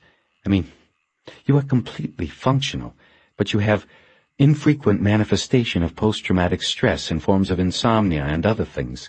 Claustrophobia. A doctor even wrote once that you wouldn't go into a tunnel like that never again. Anyway, we put a profile of you through our behavioral sciences lab in Quantico. They discounted you as a suspect, said it was unlikely that you would cross the line for something like financial gain. She let all of that sink in a few moments. Those VA files are old, Bosch said. The whole story is old. I'm not going to sit here and present a case for why I should be a suspect, but that VA stuff is old. I haven't seen a shrink, VA or otherwise, in 5 years. And as far as that phobia shit goes, I went into a tunnel to look at Meadows yesterday. What do you think your shrinks in Quantico would write about that? He could feel his face turn red with embarrassment. He had said too much. But the more he tried to control and hide it, the more blood rushed into his face. The wide-hipped waitress chose that moment to come back and freshen his coffee. Ready to order? She said. No. Wish said without taking her eyes off Bosch. Not yet. Hon, we have a big lunch crowd coming in here, and we're going to need the table for people what want to eat. I make my living off the hungry ones, not the ones too angry to eat. She walked away with Bosch thinking that waitresses were probably better observers of human behavior than most cops. Wish said, I am sorry about all of this. You should have let me get up when I first wanted to. The embarrassment was gone, but the anger was still there. He wasn't looking out of the booth anymore. He was looking right at her. You think you know me from some papers in a file? You don't know me. Tell me what you know. I don't know you. I know about you, she said. She stopped a moment to gather her thoughts. You are an institutional man, Detective Bosch. Your whole life. Youth shelters, foster homes, the army, then the police. Never leave the system. One flawed societal institution after another. She sipped some water and seemed to be deciding whether to go on. She did. Hieronymus Bosch. The only thing your mother gave you was the name of a painter dead 500 years. But I imagine the stuff you've seen would make the bizarre stuff of dreams he painted look like Disneyland. Your mother was alone. She had to give you up. You grew up in foster homes, youth halls. You survived that, and you survived Vietnam, and you survived the police department. So far, at least. But you are an outsider in an insider's job. You made it to RHD and worked the headline cases, but you were an outsider all along. You did things your way, and eventually they busted you out for it. She emptied her glass, seemingly to give Bosch time to stop her from continuing. He didn't. It only took one mistake, she said. You killed a man last year. He was a killer himself, but that didn't matter. According to the reports, you thought he was reaching under a pillow on the bed for a gun. Turned out he was reaching for his toupee. Almost laughable. But IAD found a witness who said she told you beforehand that the suspect kept his hair under the pillow. Since she was a street whore, her credibility was in question. It wasn't enough to bounce you, but it cost you your position. Now you work Hollywood, the place most people in the department call the sewer. Her voice trailed off. She was finished. Bosch didn't say anything, and there was a long period of silence. The waitress cruised by the booth, but knew better than to speak to them. When you get back to the office, he finally began, you tell Rourke to make one more call. He got me off the case, he can get me back on. I can't do it. He won't do it. Yes, he'll do it. And tell him he has until tomorrow morning to do it. Oh, what? What can you do? I mean, let's be honest. With your record, you'll probably be suspended by tomorrow. As soon as Pounds got off the phone with Rourke, he probably called IAD if Rourke didn't do it himself. Doesn't matter. Tomorrow morning I hear something, or tell Rourke he'll be reading a story in the Times about how an FBI suspect in a major bank heist, a subject of FBI surveillance no less, was murdered right under the Bureau's nose, taking with him the answers to the celebrated Westland Tunnel caper. All the facts might not be right or in the correct order, but it'll be close enough. More important than that, it will be a good read, and it'll make waves all the way to D.C. It'll be embarrassing, and it'll also be a warning to whoever did Meadows. You'll never get them then.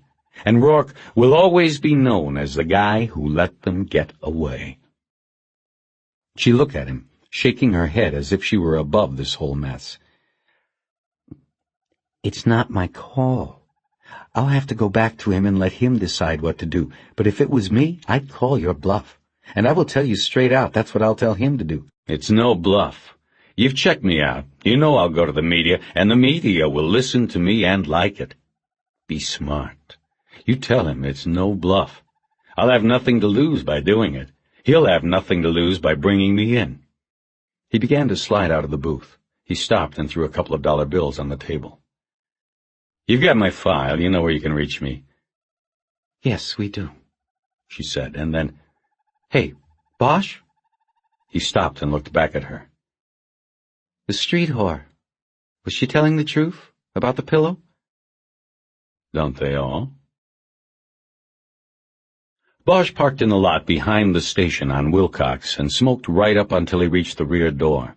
He killed a butt on the ground and went in, leaving behind the odor of vomit that wafted from the mesh windows at the rear of the station holding tank. Jerry Edgar was pacing in the back hall waiting for him. "Harry, we've got a fourth whiff from 98. "Yeah? What about?" "I don't know, but he's been coming out of the glass box every 10 minutes looking for you. You got your beeper and the Motorola turned off, and I saw a couple of the IAD silks up from downtown go in there with him a while ago." Bosch nodded without saying anything comforting to his partner. "What's going on?" Edgar blurted. "If we've got a story, let's get it straight before we go in there. You've had experience with this shit, not me." "I'm not sure what's going on. I think they're kicking us off the case. Me, at least." He was very nonchalant about the whole thing. "Harry, they don't bring IAD in to do that. Something's on, and man, I hope whatever you did, you didn't fuck me up, too." Edgar immediately looked embarrassed. "Sorry, Harry. I didn't mean it that way." "Relax.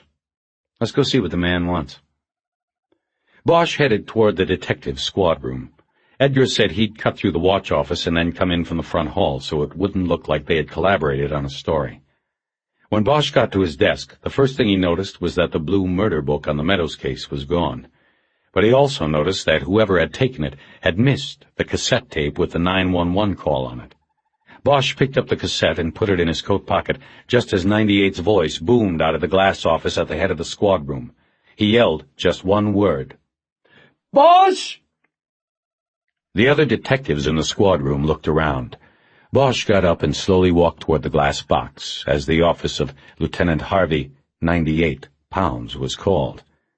Through the windows he could see the backs of two suits sitting in there with Pounds.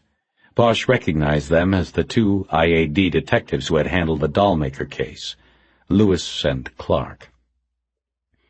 Edgar came into the squad through the front hallway just as Bosch passed, and they walked into the glass box together.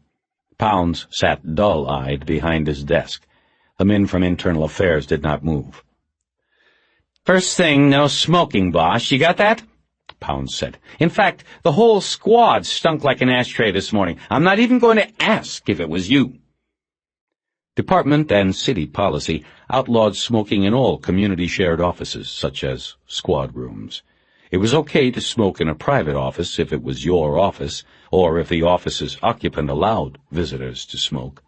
Pounds was a reformed smoker, and militant about it. Most of the 32 detectives he commanded smoked like junkies. When 98 wasn't around, many of them would go into his office for a quick fix, rather than have to go out to the parking lot, where they'd miss phone calls and where the smell of piss and puke migrated from the rear windows of the drunk tank. Pounds had taken to locking his office door, even on quick trips up the hall to the station commander's office, but anybody with a letter opener could pop the door in 3 seconds. The lieutenant was constantly returning and finding his office space fouled by smoke. He had 2 fans in the 10-by-10 room and a can of Glade on the desk. Since the frequency of the fouling had increased with the reassignment of Bosch from Parker Center to Hollywood detectives, 98 Pounds was convinced Bosch was the major offender. And he was right, but he had never caught Bosch in the act. "Is that what this is about?" Bosch asked. "Smoking in the office?" "Just sit down," Pounds snapped. Bosch held his hands up to show there were no cigarettes between his fingers. Then he turned to the 2 men from Internal Affairs. "Well, Jed, it looks like we might be off on a Lewis and Clark expedition here. I haven't seen the great explorers on the move since they sent me on a no-expense-paid vacation to Mexico. Did some of their finest work on that one. Headlines, sound bites, the whole thing. The stars of Internal Affairs." The 2 IAD cops' faces immediately reddened with anger. "This time you might do yourself a favor and keep your smart mouth shut," Clark said. "You're in serious trouble, Bosch.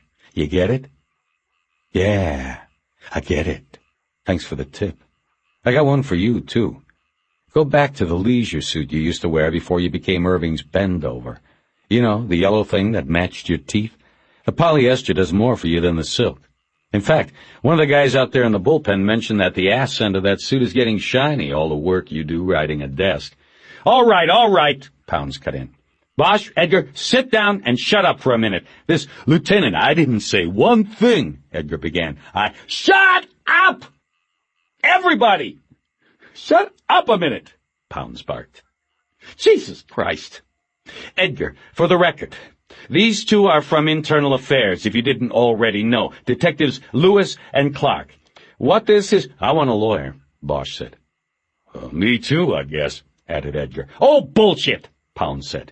We're going to talk about this and get some things straight, and we aren't bringing any Police Protective League bullshit into it. If you want a lawyer, you can get one later. Right now, you're going to sit here, the both of you, and answer some questions. If not, Edgar, you are going to be bounced out of that $800 suit and back into uniform. And Bosch, you'll probably go down for the count this time.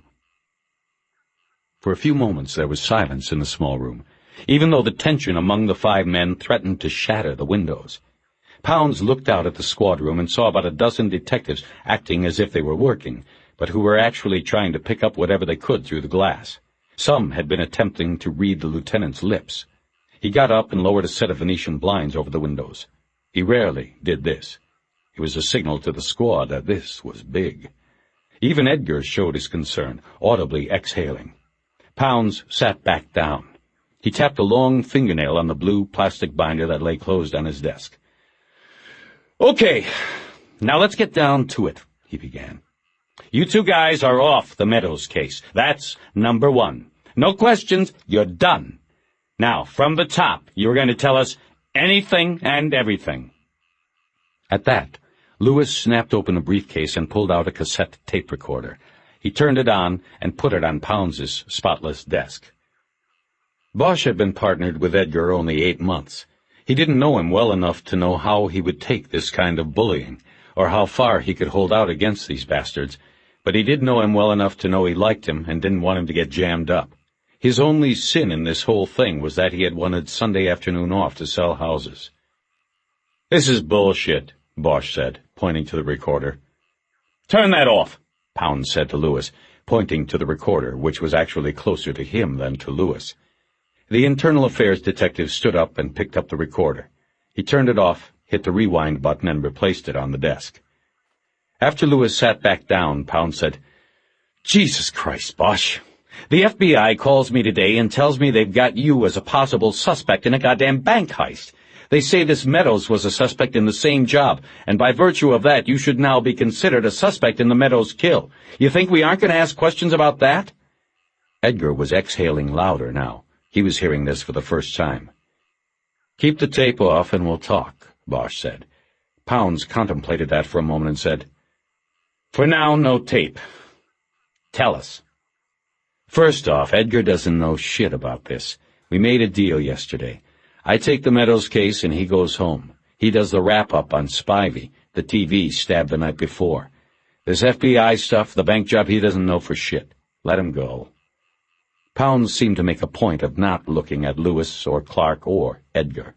He'd make this decision on his own. It produced a slight glimmer of respect in Bosch, like a candle set out in the eye of a hurricane of incompetence. Pounds opened his desk drawer and pulled out an old wooden ruler. He fiddled with it with both hands. He finally looked at Edgar. That right, what Bosch says? Edgar nodded. You know, it makes him look bad, like he was trying to keep the case for himself, conceal the connections from you. He told me he knew Meadows. He was up front all the way. It was a Sunday. We weren't going to get anybody to come out and take it off us on account of him knowing the guy 20 years ago. Besides, most of the people who end up dead in Hollywood, the police had known one way or the other. This stuff about the bank and all, he must have found out after I left. I'm finding it all out sitting here. Okay, Pounds said. You got any of the paper on this one? Edgar shook his head.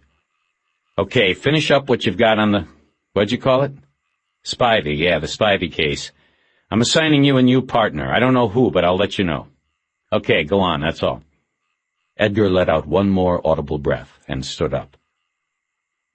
Harvey, 98 pounds, let things settle in the room for a few moments after Edgar left. Bosch wanted a cigarette badly, even to just hold one unlit in his mouth, but he wouldn't show them such a weakness. Okay, Bosch, Pounds began. Anything you want to tell us about all this?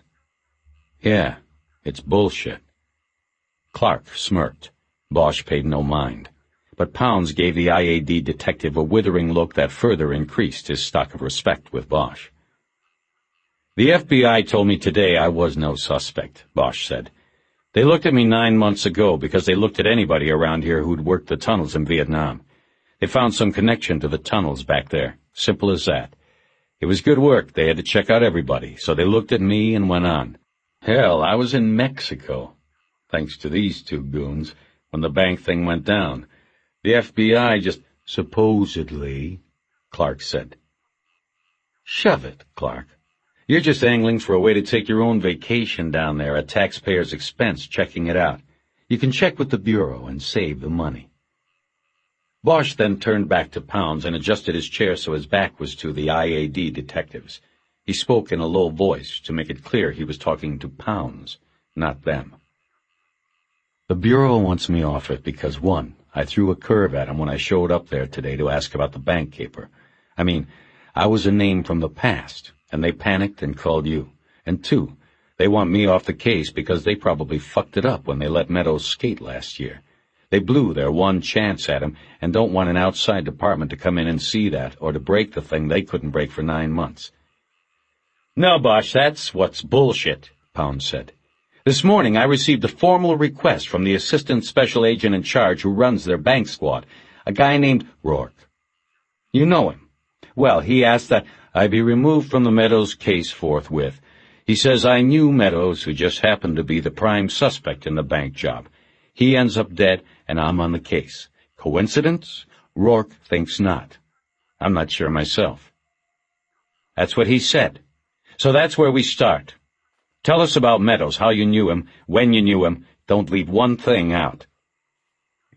Bosch spent the next hour telling Pounds about Meadows, the tunnels, the time Meadows called after almost 20 years, and how Bosch got him into VA outreach in Sepulveda without ever seeing him, just phone calls. At no time did Bosch address the IAD detectives or acknowledge that they were even in the room. "I didn't make it a secret that I knew him," he said at the end.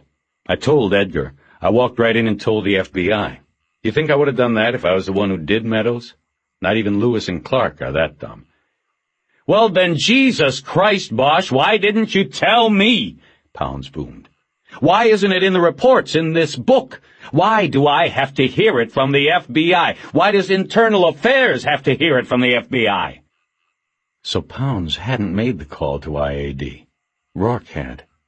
Bosch wondered if Eleanor Wish had known that and had lied, or if Rourke called out the goons on his own. He hardly knew the woman. He didn't know the woman, but he found himself hoping she hadn't lied to him. "I only started the reports this morning," Bosch said. "I was going to bring them up to date after seeing the FBI. Obviously, I didn't get the chance." "Well, I'm saving you the time," Pounds said. "It's been turned over to the FBI." "What has? The FBI has no jurisdiction over this. This is a murder case.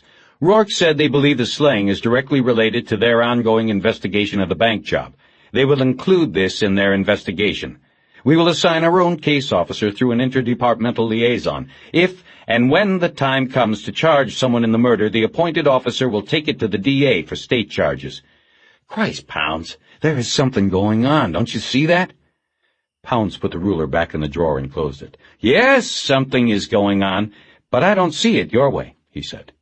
"That's it, Bosch. That's an order. You are off. These two men want to talk to you, and you are on a desk till Internal Affairs is finished with its investigation." He was quiet a moment before beginning again in a solemn tone, a man unhappy with what he had to say. "You know, you were sent out here to me last year, and I could have put you anywhere. I could have put you on the goddamn burglary table, handling 50 reports a week, just buried you in paper. But I didn't. I recognized your skills and put you on homicide, what I thought you wanted. They told me last year that you're good, but you don't stay in the lines. Now I see they were right. How this will hurt me, I don't know. But I'm not worrying about what's best for you anymore. Now, you can either talk to these guys or not. I don't really care. But that's it. We're done, you and me. If somehow you ride this one out, you better see about getting a transfer, because you won't be on my homicide table anymore." Pounds picked up the blue binder off his desk and stood up. As he headed out of the office, he said, I have to get somebody to take this over to the bureau. You men can have the office as long as you need it. He closed the door and was gone. Bosch thought about it and decided he really couldn't fault Pounds for what he had said or done. He took out a cigarette and lit it. "Hey, no smoking, you heard the man," Lewis said. "Fuck off," Bosch said. "Bosch, you're dead," Clark said. "We're going to toast your ass right this time. You aren't the hero you once were.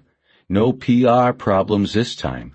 Nobody's going to give a shit about what happens to you." Then he stood up and turned the tape recorder back on. He recited the date, the names of the 3 men present, and the internal affairs case number assigned to the investigation.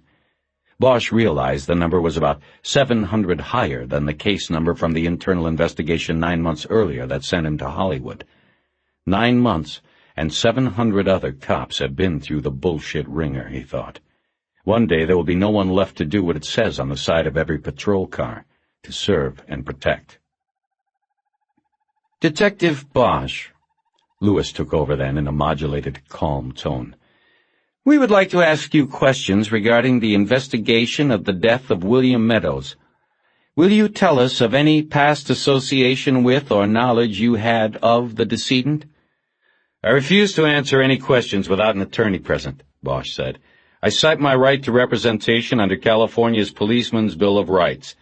"Detective Bosch, the Department administration does not recognize that aspect of the Policeman's Bill of Rights.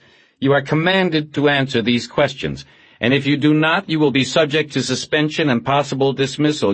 Can you loosen these handcuffs, please?" Bosch said. "What?" Lewis cried out, losing his calm, confident tone. Clark stood up and went to the tape recorder and bent over it. "Detective Bosch is not handcuffed, and there are 2 witnesses here who can attest to that fact," he said. "Just the 2 that cuffed me," Bosch said, "and beat me. This is a direct violation of my civil rights. I request that a union rep and my attorney be present before we continue." Clark rewound the tape and turned the recorder off. His face was almost purple with anger as he carried it back to his partner's briefcase. It was a few moments before words came to either one of them. Clark said, "It's going to be a pleasure to do you, Bosch. We'll have the suspension papers on the chief's desk by the end of the day. You'll be assigned to a desk at Internal Affairs where we can keep an eye on you. We'll start with Cubo and work our way up from there, maybe even to murder. Either way, you're done in the department. You're over." Bosch stood up, and so did the 2 IAD detectives. Bosch took a last drag on his cigarette, dropped it on the floor in front of Clark, and stepped on it, grinding it into the polished linoleum. He knew they would clean it up, rather than let Pounds know they had not controlled the interview or the interviewee. He stepped between them then, exhaled the smoke, and walked out of the room without saying a word. Outside, he heard Clark's barely controlled voice call out, "You stay away from the case, Bosch!" Avoiding the eyes that followed him, Bosch walked through the squad room and dropped into his seat at the homicide table. He looked across at Edgar, who was seated at his own space. "You did good," Bosch said. "You should come out all right." "What about you?" "I'm off the case, and those 2 assholes are going to put paper in on me. I've got the afternoon, and that's about it before I get the rod." "God damn." The deputy chief in charge of IAD had to sign off on all relieved-of-duty orders and temporary suspensions. Stiffer penalties had to be recommended to a police commission subcommittee for approval. Lewis and Clark would go for a temporary rod for conduct unbecoming an officer, or Cubo, as it was known. Then they'd work on something stiffer to take to the commission. If the deputy chief signed an ROD on Bosch, he would have to be notified according to union regs. That meant in person or in a tape-recorded phone conversation. Once notification was made, Bosch could be assigned to a desk at IAD and Parker Center or to his home until the conclusion of the investigation. But as they had just promised, Lewis and Clark would go for assignment to IAD. That way they could put him on display, like a trophy. "You need anything from me on Spivey?" he asked Edgar. "No, I'm set. I'm going to start typing it up if I can get a machine." "Did you happen to check, like I asked, on Meadows' job on the subway project?" "Harry, you—" Edgar must have thought better of saying what he wanted to say. "Yeah, I checked it out. For what it's worth, they said they haven't had anyone named Meadows on the job. There is a Fields, but he's black and he was at work today. And Meadows probably wasn't working under any other name because they aren't running a midnight shift. The project is ahead of schedule, if you can believe that shit. Edgar then called out, "I got dibs on this electric."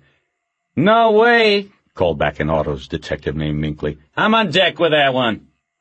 Edgar started looking around for another candidate. Late in the day, the typewriters in the office were like gold. There were a dozen machines for 32 detectives. That was, if you included the manual jobs and the electrics with nervous ticks like moving borders or jumpy space bars. "Okay, then," Edgar called out. "I got dibs after you, Mink." Then Edgar lowered his voice and turned to Bosch. "Who do you think you'll put me with?" "Pounds? I don't know." It was like guessing who your wife would marry after you punched the time clock for the last time. Bosch wasn't all that interested in speculating who would be partnered with Edgar. He said, "Listen, I have to do some things." "Sure, Harry. You need any help? Anything from me?" Bosch shook his head and picked up the phone. He called his lawyer and left a message. It usually took 3 messages before the guy would call back, and Bosch made a note to call again. Then he turned his Rolodex, got a number, and called the U.S. Armed Services Records Archive in St. Louis. He asked for a law enforcement clerk and got a woman named Jessie St. John. He put in a priority request for copies of all of Billy Meadows's military records. 3 days, St. John said. He hung up thinking that he would never see the records. They'd come, but he wouldn't be in this office, at this table, on this case. Next he called Donovan at Sid and learned there had been no latent prints on the needle kit found in Meadows's shirt pocket and only smears on the can of spray paint. The light brown crystals found in the straining cotton in the kit came back as 55% pure heroin, Asian blend. Bosch knew that most heroin dealt on the street and shot into the vein was about 15% pure. Most of it was tar heroin made by Mexicans. Somebody had given Meadows a very hot shot. In Harry's mind, that made the tox tests he was waiting for a formality. Meadows had been murdered. Nothing else from the crime scene was of much use, except Donovan mentioned that the freshly burned match found in the pipe was not torn from the matchbook in Meadows's kit. Bosch gave Donovan the address of Meadows's apartment and asked him to send a team out to process it. He said to check the matches in an ashtray on the coffee table against the book in the kit. Then he hung up, wondering if Donovan would send somebody before word spread that Bosch was off the case, or suspended. The last call he made was to the coroner's office. Sakai said he had made next of kin notification. Meadows's mother was still alive and was reached in New Iberia, Louisiana. She had no money to send for him or bury him. She hadn't seen him in 18 years. Billy Meadows would not be going home. L.A. County would have to bury him. "What about the VA?" Bosch asked. "He was a veteran." "Right, I'll check it out," Sakai said, and hung up. Bosch got up and took a small portable tape recorder from one of his drawers in the file cabinets. The bank of files ran along the wall behind the homicide table. He slipped the recorder into his coat pocket with the 911 tape and walked out of the squad room through the rear hallway. He went past the lock-up benches and the jail down to the crash office. The tiny office was more crowded than the detective bureau. Desks and files for 5 men and a woman were crammed into a room no bigger than a second bedroom in a Venice apartment. Down one wall of the room was a row of 4-drawer file cabinets. On the opposite wall was the computer and teletype. In between were 3 sets of 2 desks, pushed side by side. The back wall had the usual map of the city with black lines detailing the 18 police divisions. Above the map were the top 10, color 8x10s of the 10 top assholes of the moment in Hollywood division. Bosch noticed one was a morgue shot. The kid was dead, but still made the list. Now that's an asshole, he thought. And above the photos, black plastic letters spelled out, "Community Resources Against Street Hoodlums." Only Thelia King was in, sitting in front of the computer. That was what Bosch wanted. Also known as the King, which she hated, and Elvis, which she didn't mind, Thelia King was the crash computer jockey. If you wanted to trace a gang lineage or were just looking for a juvie floating somewhere around Hollywood, Elvis was the one to see. But Bosch was surprised she was alone. He looked at his watch. Just after 2. Too early for the gang troops to be on the street. "Where's everybody at?" "Hey, Bosch," she said, looking away from the screen. "Funerals. We got 2 different gangs, and I mean warring tribes, planting homeboys in the same cemetery today up in the valley. They got all hands up there to make sure things stay cool."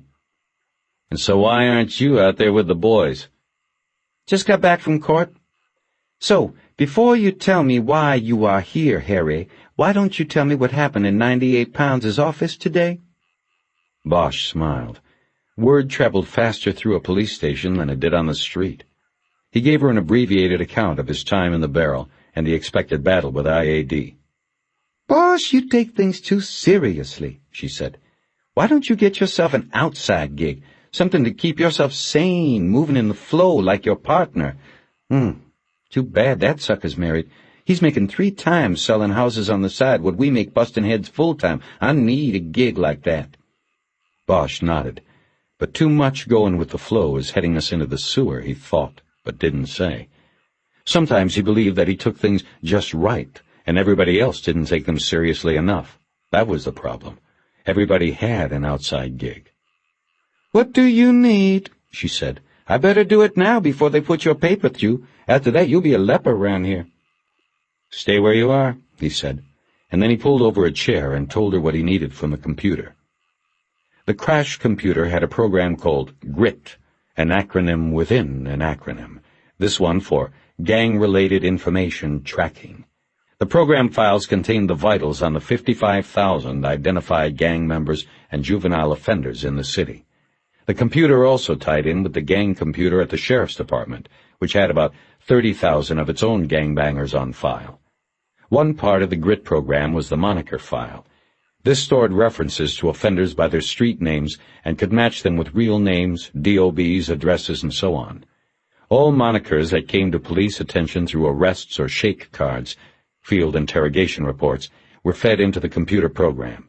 It was said that the GRIT file had more than 90,000 monikers in it. You just needed to know which keys to push. And Elvis did. Bosch gave her the 3 letters he had. "I don't know if that's the whole thing or a partial," he said. "I think it's a partial." She typed in the commands to open the GRIT files, put in the letters S-H-A, and hit the prompt key. It took about 13 seconds. A frown creased Thelia King's ebony face. 343 hits, she announced. "You might be hiding out here a while, hon." He told her to eliminate the blacks and Latinos. The 911 tape sounded white to him. She pressed more keys, then the computer screen's amber letters recomposed the list. That's better, 19 hits, King said. There was no moniker that was just the 3 letters, Shah. There were 5 shadows, 4 Shaws, 2 Sharkies, EYS, 2 Sharkies, IES, and 1 each of Shark, Shabby, Shallow, Shank, Shabbat, and Shame. Bosch thought quickly about the graffito he had seen on the pipe up at the dam. The jagged S, almost like a gaping mouth. The mouth of a shark?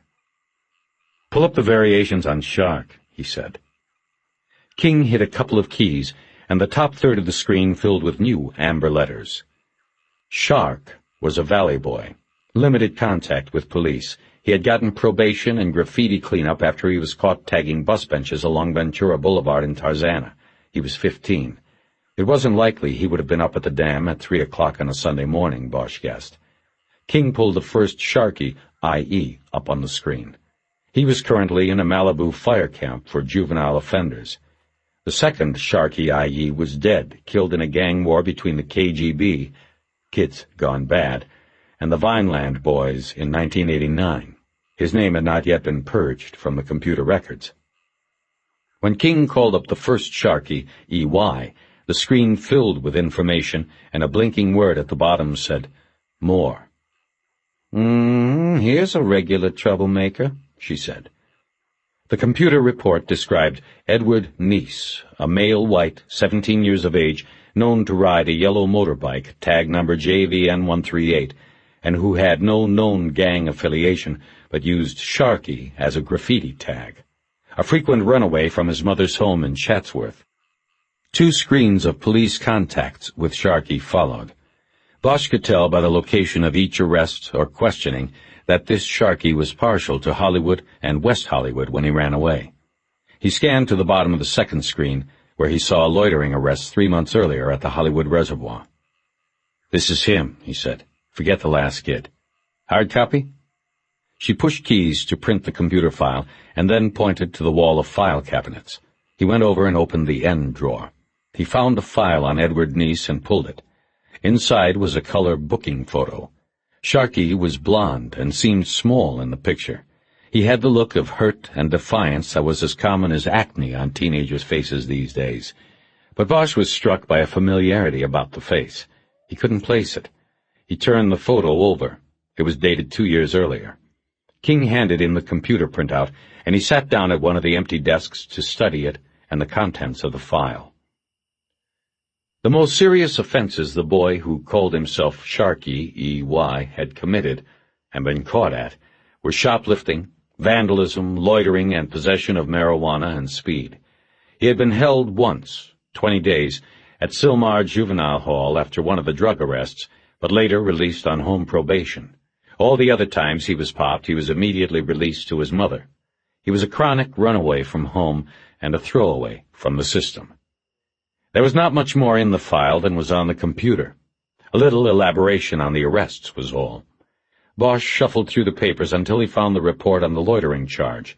It went to pre-trial intervention and was dismissed when Sharkey agreed to go home to his mother and stay there. That apparently didn't last long. There was a report that the mother had reported him missing to his probation officer 2 weeks later. According to these records, he had not been picked up yet. Bosch read the investigating officer's summary on the loitering arrest. It said, I.O. interviewed Donald Smiley, a caretaker at the Mulholland Dam, who said at 7 a.m. this date he went into the pipe situated alongside the reservoir access road to clear it of debris. Smiley found the boy asleep on a bed made of newspapers. The boy was dirty and incoherent when roused. Subject appeared to be under the influence of narcotics. Police were called and I.O. responded.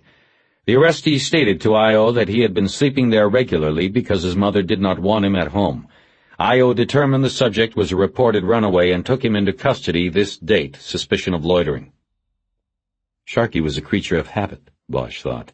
He was arrested at the dam 2 months ago, but had gone back there to sleep Sunday morning.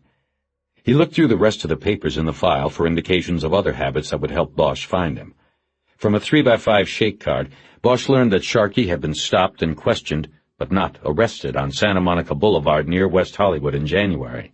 Sharkey was lacing up new Reeboks, and the officer, believing he might have just lifted them, asked Sharkey to produce a receipt.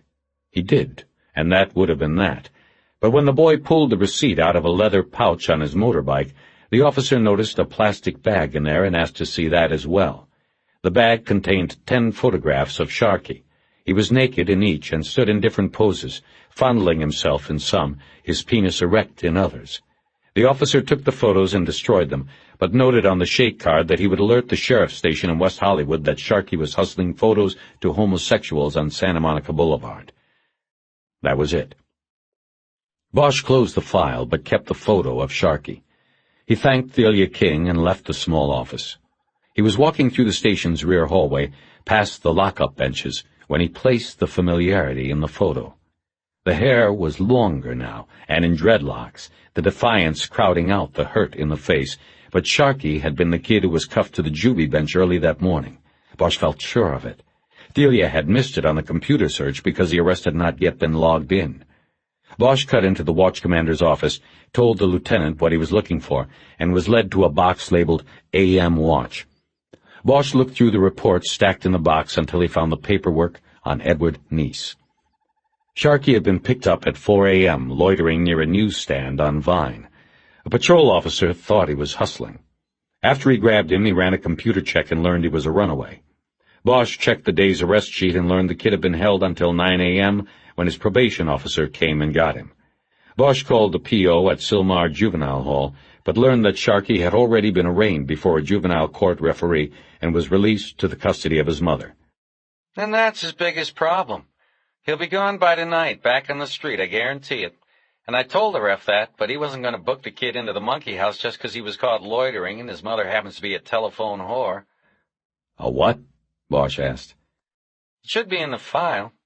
Yeah, while Sharky's on the street, dear old mom is at home telling guys on the phone how she's going to piss in their mouths and put rubber bands on their dicks. Advertises in skin mags. She gets $40 for 15 minutes. Takes MasterCard, Visa, puts them on hold while she checks on another line to make sure the number's valid and they get credit. Anyway, she's been doing it near as I can tell 5 years now. Edward's formative years were listening to this shit. I mean, no wonder the kid's a scammer and runner. What do you expect? How long ago did he leave with her? About noon. You want to catch him there, you better go. You got the address?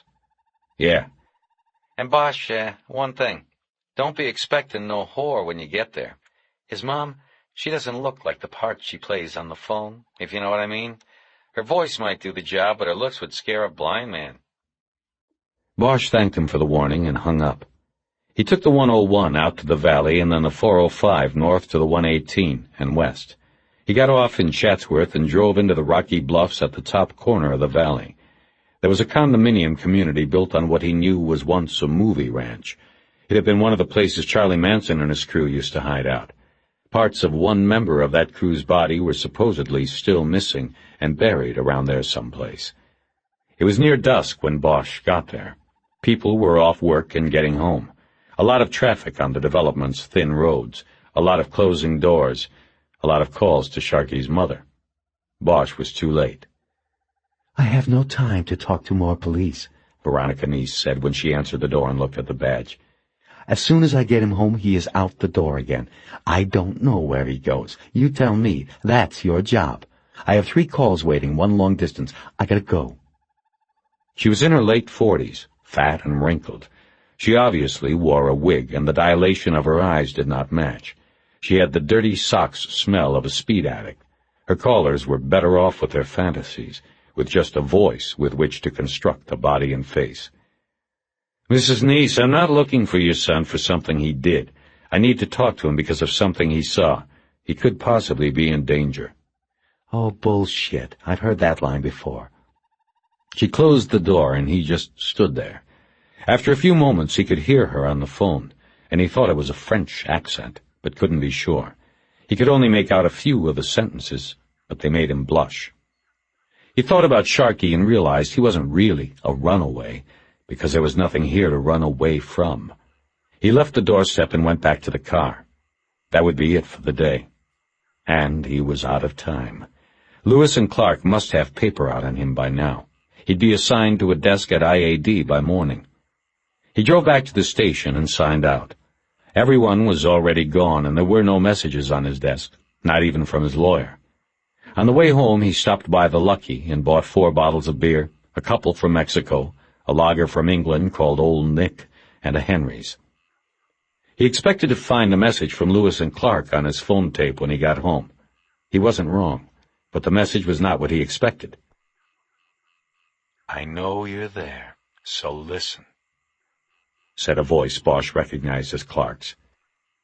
They can change their mind, but they can't change ours. We'll see you around. There were no other messages. He played Clark's message over 3 times. Something had gone wrong for them. They must have been called off. Could his lame threat to the FBI to go to the media have worked? Even as he thought the question, he doubted the answer was yes. So then, what happened? He sat down in the watch chair and began drinking the beers, the Mexicans first, and looking through the war scrapbook he had forgotten to put away. When he had opened it Sunday night, he had opened a dark memory. He now found himself entranced by it, the distance of time having faded the threat as well as the photos. Sometime after dark, the phone rang, and Harry picked it up before the tape machine. Well, said Lieutenant Harvey Pounds. The FBI now thinks they might have been too harsh. They've reassessed and want you back in. You are to aid their investigation in any way they request. That comes down from administration, Parker Center. Pounds's voice betrayed his astonishment at the reversal. What about IAD? Bosch asked. Nothing filed on you. Like I said, the FBI is backing away, so is IAD. For now. So I am back in. You're back in. Not my choice. Just so you know, they went over me because I told them to blow it out their collective asses. Something about this stinks, but I guess that will have to wait for later. For now, you are on detached assignment. You're working with them until further notice. What about Edgar?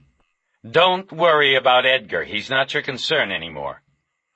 Pounds, you act like you did me a favor putting me on the homicide table when they kicked me out from Parker Center. I did you the favor, man. So if you're looking for apologies from me, you aren't getting any. Bosch, I'm not looking for anything from you. You fucked yourself. Only problem with that is that you may have fucked me in the process. If it was up to me, you wouldn't be near this case. You'd be checking pawn shop lists. But it isn't up to you, is it? He hung up before Pounds could reply. He stood there thinking for a few moments, and his hand was still on the phone when it rang again. What? Rough day, right? Eleanor Wish said. I thought it was somebody else. Well, I guess you've heard. I heard. You'll be working with me. How come you called off the dogs? Simple. We want to keep the investigation out of the papers. There's more to it. She didn't say anything, but she didn't hang up. Finally, he thought of something to say. Tomorrow, what do I do? Come see me in the morning. We'll go from there. Bosch hung up. He thought about her, and about how he didn't know what was going on. He didn't like it, but he couldn't walk away now. He went into the kitchen and took the bottle of Old Nick from the refrigerator. Lewis stood with his back to the passing traffic, using his wide body to block the sound from intruding into the payphone. He starts with the FBI, the Bureau, tomorrow morning, Lewis said. What do you want us to do? Irving didn't answer at first. Lewis envisioned him on the other end of the line, jaw worked into a clench. Popeye face, Lewis thought, and smirked. Clark walked over from the car then and whispered, "What's so funny? What did he say?" Lewis batted him away and made a "don't bother me" face at his partner. Who is that? Irving asked. It was Clark, sir. He's just anxious to know our assignment. Did Lieutenant Pounds talk to the subject? Yes, sir, Lewis said, wondering if Irving was taping the call. The lieutenant said the subject had been told he is to work with the Bureau. They are consolidating the murder and the bank investigations. He is working with Special Agent Eleanor Wish. What's his scam? Irving said, though no reply was expected, or offered, by Lewis. There was silence on the phone line for a while, because Lewis knew better than to interrupt Irving's thoughts. He saw Clark approaching the phone booth again, and he waved him away and shook his head, as if he were dealing with an impetuous child. The doorless phone booth was at the bottom of Woodrow Wilson Drive, next to the Barham Boulevard crossing over the Hollywood freeway. Lewis heard the sound of a semi thunder by on the freeway and felt warm air blow into the booth. He looked up at the lights of the houses on the hillside and tried to pinpoint which one came from Bosch's stilt house. It was impossible to tell. The hill looked like a giant, fat Christmas tree with too many lights. He must have some kind of leverage on them. He's muscled his way into it. I'll tell you what your next assignment is. You two stay on him. Not so he knows, but stay with him. He is up to something. Find out what. And build your 1.81 case along the way. The Federal Bureau of Investigation may have withdrawn its complaint, but we will not back off. What about Pounds? You still want him copied?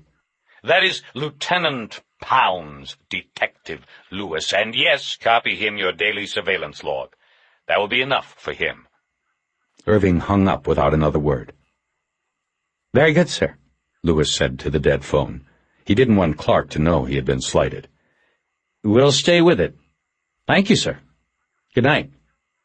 Then he, too, hung up, privately embarrassed that his commander had not deemed it necessary to say good night to him. Clark quickly walked up. So?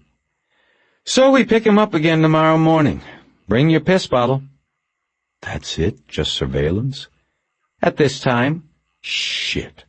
I want to search that fucker's house, break some stuff. He's probably got the shit from that heist sitting up there. If he was involved, I doubt he would be so stupid. We sit back for now. If he's dirty on this, we'll see. Oh, he's dirty. Don't worry. We'll see. Sharkey sat on the concrete block wall that fronted a parking lot on Santa Monica Boulevard. He closely watched the lighted front of the 7-Eleven across the street, checking out who was coming and who was going. Mostly tourist trade and couples. No singles yet. None that fit the bill. The boy called Arson sauntered over and said, "This ain't going nowhere, Boudreaux." Arson's hair was red and waxed into spiky flames. He wore black jeans and a dirty black T-shirt. He was smoking a Salem. He wasn't stoned, but he was hungry. Sharkey looked at him and then passed him to where the third boy, the one known as Mojo, sat on the ground near the bikes. Mojo was shorter and wider, with his black hair slicked back in a knob behind his head. Acne scars marked his face forever as sullen. "Give it a few more minutes," Sharkey said. "I want to eat, man," Arson said. Well, what do you think I'm trying to do? We all want to eat. "Maybe we could see how Betty Jane's doing," Mojo said. "She'll have made enough for us to eat." Sharkey looked over at him and said, You two go ahead. I'm staying till I score. I'm going to eat. As he said this, he watched a maroon Jaguar XJ6 pull into the convenience store's lot. "How about the guy in the pipe?" Arson asked. "You think they found him yet? We could go up there and check him out, see if there is any bread. I don't know why you didn't have the balls to do it last night, Shark." Hey, you go up there by yourself and check it out if you want, Sharkey said. See who has balls then. He hadn't told them that he had called 911 about the body. That would be harder for them to forgive than his fear of going into the pipe. A lone man got out of the Jaguar. He looked like late 30s, brush cut, baggy white slacks and shirt, sweater draped around his shoulders. Sharkey saw no one waiting in the car. Hey, check out the Jag, he said. The other two looked over at the store. This is it, I'm going. We'll be here, Arson said. Sharkey got off the wall and trotted across the boulevard. He watched the Jag's owner through the windows of the store. He had an ice cream in his hand and was looking at the magazine rack. His eyes were constantly on the prowl as he looked at the other men in the store. Sharkey was encouraged as he saw the man head toward the counter to pay for the ice cream. He squatted against the front of the store, the grill of the Jag 4 feet away. When the man came out, Sharkey waited for their eyes to lock and the man to smile before he spoke up. Hey, mister, he said as he got up. I was wondering if you could do me a favor. The man looked around the parking lot before answering. Sure. What do you need? Well, I was wondering if you might go in and get me a beer. I'll give you the money and all. I just want a beer to relax, you know? The man hesitated. Oh, I don't know. That would be illegal, wouldn't it? You're not 21. I could get in trouble. Well, Sharkey said with a smile, do you have any beer at home? Then you wouldn't have to be buying it. Just giving somebody a beer ain't no crime. Well, I wouldn't stay long. We could probably relax each other a little bit, you know? The man took another look around the parking lot. No one was watching. Sharkey thought he had him now. Okay, he said. I can take you back here later if you want. Sure, that'd be cool. They drove east on Santa Monica to Flores and then south a couple of blocks to a townhouse development. Sharkey never turned around or tried to look in the mirrors. They would be back there. He knew it. There was a security gate on the outside of the property which the man had a key for and pulled closed behind them. Then they went into his townhouse. My name is Jack, the man said. What can I get you? I'm Phil. Do you have any food? I'm kind of hungry, too. Sharkey looked around for the security intercom and the button that would unlatch the gate. The apartment was mostly light-colored furniture on an off-white, deep pile carpet. Nice place. Thanks. Let me see what I have. If you want to wash your clothes, we can get that done, too, while you're here. I don't do this very often, you know, but when I can help someone, I try. Sharkey followed him into the kitchen. The security console was on the wall next to the phone. When Jack opened the refrigerator and bent down to look in, Sharkey pushed the button that opened the gate outside. Jack didn't notice. "Oh, I have tuna fish, and I can make a salad. How long have you been on the street?" "I'm not going to call you Phil. If you don't want to tell me your real name, that's fine." Tuna fish would be good. Not too long." "Are you clean?" "Yeah, sure, I'm okay." "We'll take precautions." It was time. Sharkey stepped backward into the hall. Jack looked up from the refrigerator, a plastic bowl in his hand, his mouth slightly ajar. Sharkey thought there was a look of recognition in his face, like he knew what was about to happen. Sharkey twisted the deadbolt and opened the door. Arson and Mojo walked in. "Hey, what is this?" Jack said, though there was no confidence in his voice. He rushed into the hall, and Arson, who was the biggest of all four of them, hit him with a fist on the bridge of his nose. There was a sound like a pencil breaking, and the plastic bowl of tuna fish clumped to the ground. Then there was a lot of blood on the off-white carpet. Part 3. Tuesday, May 22nd. Eleanor Wish called again Tuesday morning while Harry Bosch was fiddling with his tie in front of the bathroom mirror. She said she wanted to meet at a coffee shop in Westwood before taking him into the bureau. He had already had 2 cups of coffee, but said he'd be there. He hung up, fastened the top button on his white shirt, and pulled the tie snugly to his neck. He couldn't remember the last time he had paid such attention to the details of his appearance. When he got there, she was in one of the booths along the front windows. She had both hands on the water glass in front of her and looked content. There was a plate pushed off to the side that had the paper wrapping from a muffin on it. She gave him a short courtesy smile as he slid in and waved a hand at a waitress. "Just coffee," Bosch said. "You already ate?" Wish said when the waitress went away. No, but I'm fine." "You don't eat much, I can tell." Said more like a mother than a detective. "So, who's going to tell me about it, you or Rourke?" "Me." The waitress put down a cup of coffee. Bosch could hear 4 salesmen in the next booth dickering over the table's breakfast bill. He took a small swallow of hot coffee. "I would like the FBI's request for my help put on paper, signed by the senior special agent in charge of the Los Angeles office." She hesitated a moment, put her glass down, and looked directly at him for the first time. Her eyes were so dark they betrayed nothing about her. At the corners he saw just the beginning of a gentle web of lines in the tan skin. At the line of her chin there was a small white crescent scar, very old and almost unnoticeable. He wondered if the scar and the lines bothered her, as he believed they would most women. Her face seemed to him to have a slight sadness cast in it, as if a mystery carried inside had worked its way outside. Perhaps it was fatigue, he thought. Nevertheless, she was an attractive woman. He figured her age for early 30s. "I think that can be arranged," she said. "Any other demands before we get to work?" He smiled and shook his head no. "You know, Bosch, I got your murder book yesterday and read through it last night. For what you had there and for one day's work, it was very good work.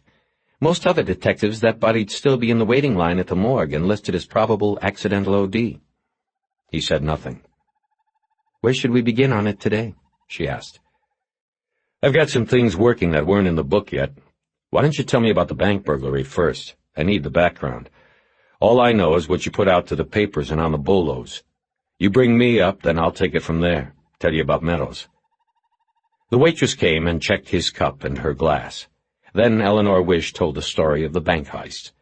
Bosch thought of questions as she went along, but he tried to note them in his head to ask afterward. He sensed that she marveled at the story, the planning and execution of the caper. Whoever they were, the tunnelers, they had her respect. He found himself almost jealous. "Beneath the streets of L.A., she said, "there are more than 400 miles of storm lines that are wide enough and tall enough to drive a car through. After that, you've got even more tributary lines, 1,100 more miles that you could walk or at least crawl through. This means anybody can go under and, if they know the way, get close to any building they want to in the city. And it is not that difficult to find the way. The plans for the whole network are public record, on file with the county recorder's office. Anyway, these guys used the drainage system to get to Westland National." He had already figured as much, but didn't bother to say. She said the FBI believed there were at least 3 underground men, and then at least one on top to act as lookout, provide other necessary functions. The topsider probably communicated with them by radio, except possibly near the end, because of the danger that radio waves might set off the explosive detonators. The underground men made their way through the drainage system on Honda all-terrain vehicles. There was a drive-in entrance to the storm sewer system at a wash in the Los Angeles River Basin northeast of downtown. They drove in there, probably under cover of darkness, and following recorders' maps, made their way through the tunnel network to a spot under Wilshire Boulevard in downtown, about 30 feet below and 150 yards west of Westland National. It was a 2-mile trip. An industrial drill with a 24-inch circle bit, probably diamond-tipped, was attached to a generator on one of the ATVs and used to cut a hole through the 6-inch concrete wall of the stormwater tunnel. From there, the underground men began to dig. The actual break-in to the vault occurred on Labor Day weekend, Wish said. We think they must have begun the tunnel 3 or 4 weeks earlier. They'd only work nights, go in, dig some, and be back out by dawn. The DWP has inspectors that routinely go through the system looking for cracks and other problems. They work days, so the perps probably didn't risk it. What about the hole they cut in the side? Wouldn't the water and power people have seen that? Asked Bosch, who immediately became annoyed with himself for asking a question before she was done. No, she said. These guys thought of everything. They had a piece of plywood cut in a circle 24 inches wide. They coated it with concrete. We found it thereafter. I think that when they left each morning, they put this in the hole, and then each time they'd caulk around the edges with more concrete. It would look like a pipeline from a storm drain that had been capped off. That's pretty common down there. I've been. You see capped lines all over the place. The 24 inches is a standard size, so this would have looked normal.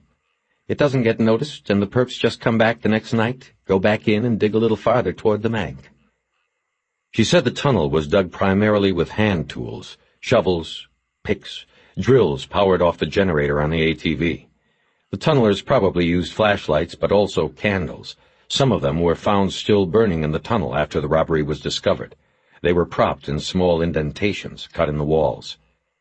That ring a bell? Wish asked. He nodded. We figure they made about 10 to 20 feet of progress a night, she said. We found 2 wheelbarrows in the tunnel after. They had been cut in half and disassembled to fit through the 24-inch hole, and then strapped back together to be used during the digging. It must have been 1 or 2 of the perps' jobs to make runs back out of the tunnel and to dump the dirt and debris from the dig into the main drainage line. There's a steady flow of water on the floor of the line, and it would have washed the dirt away, eventually to the river wash.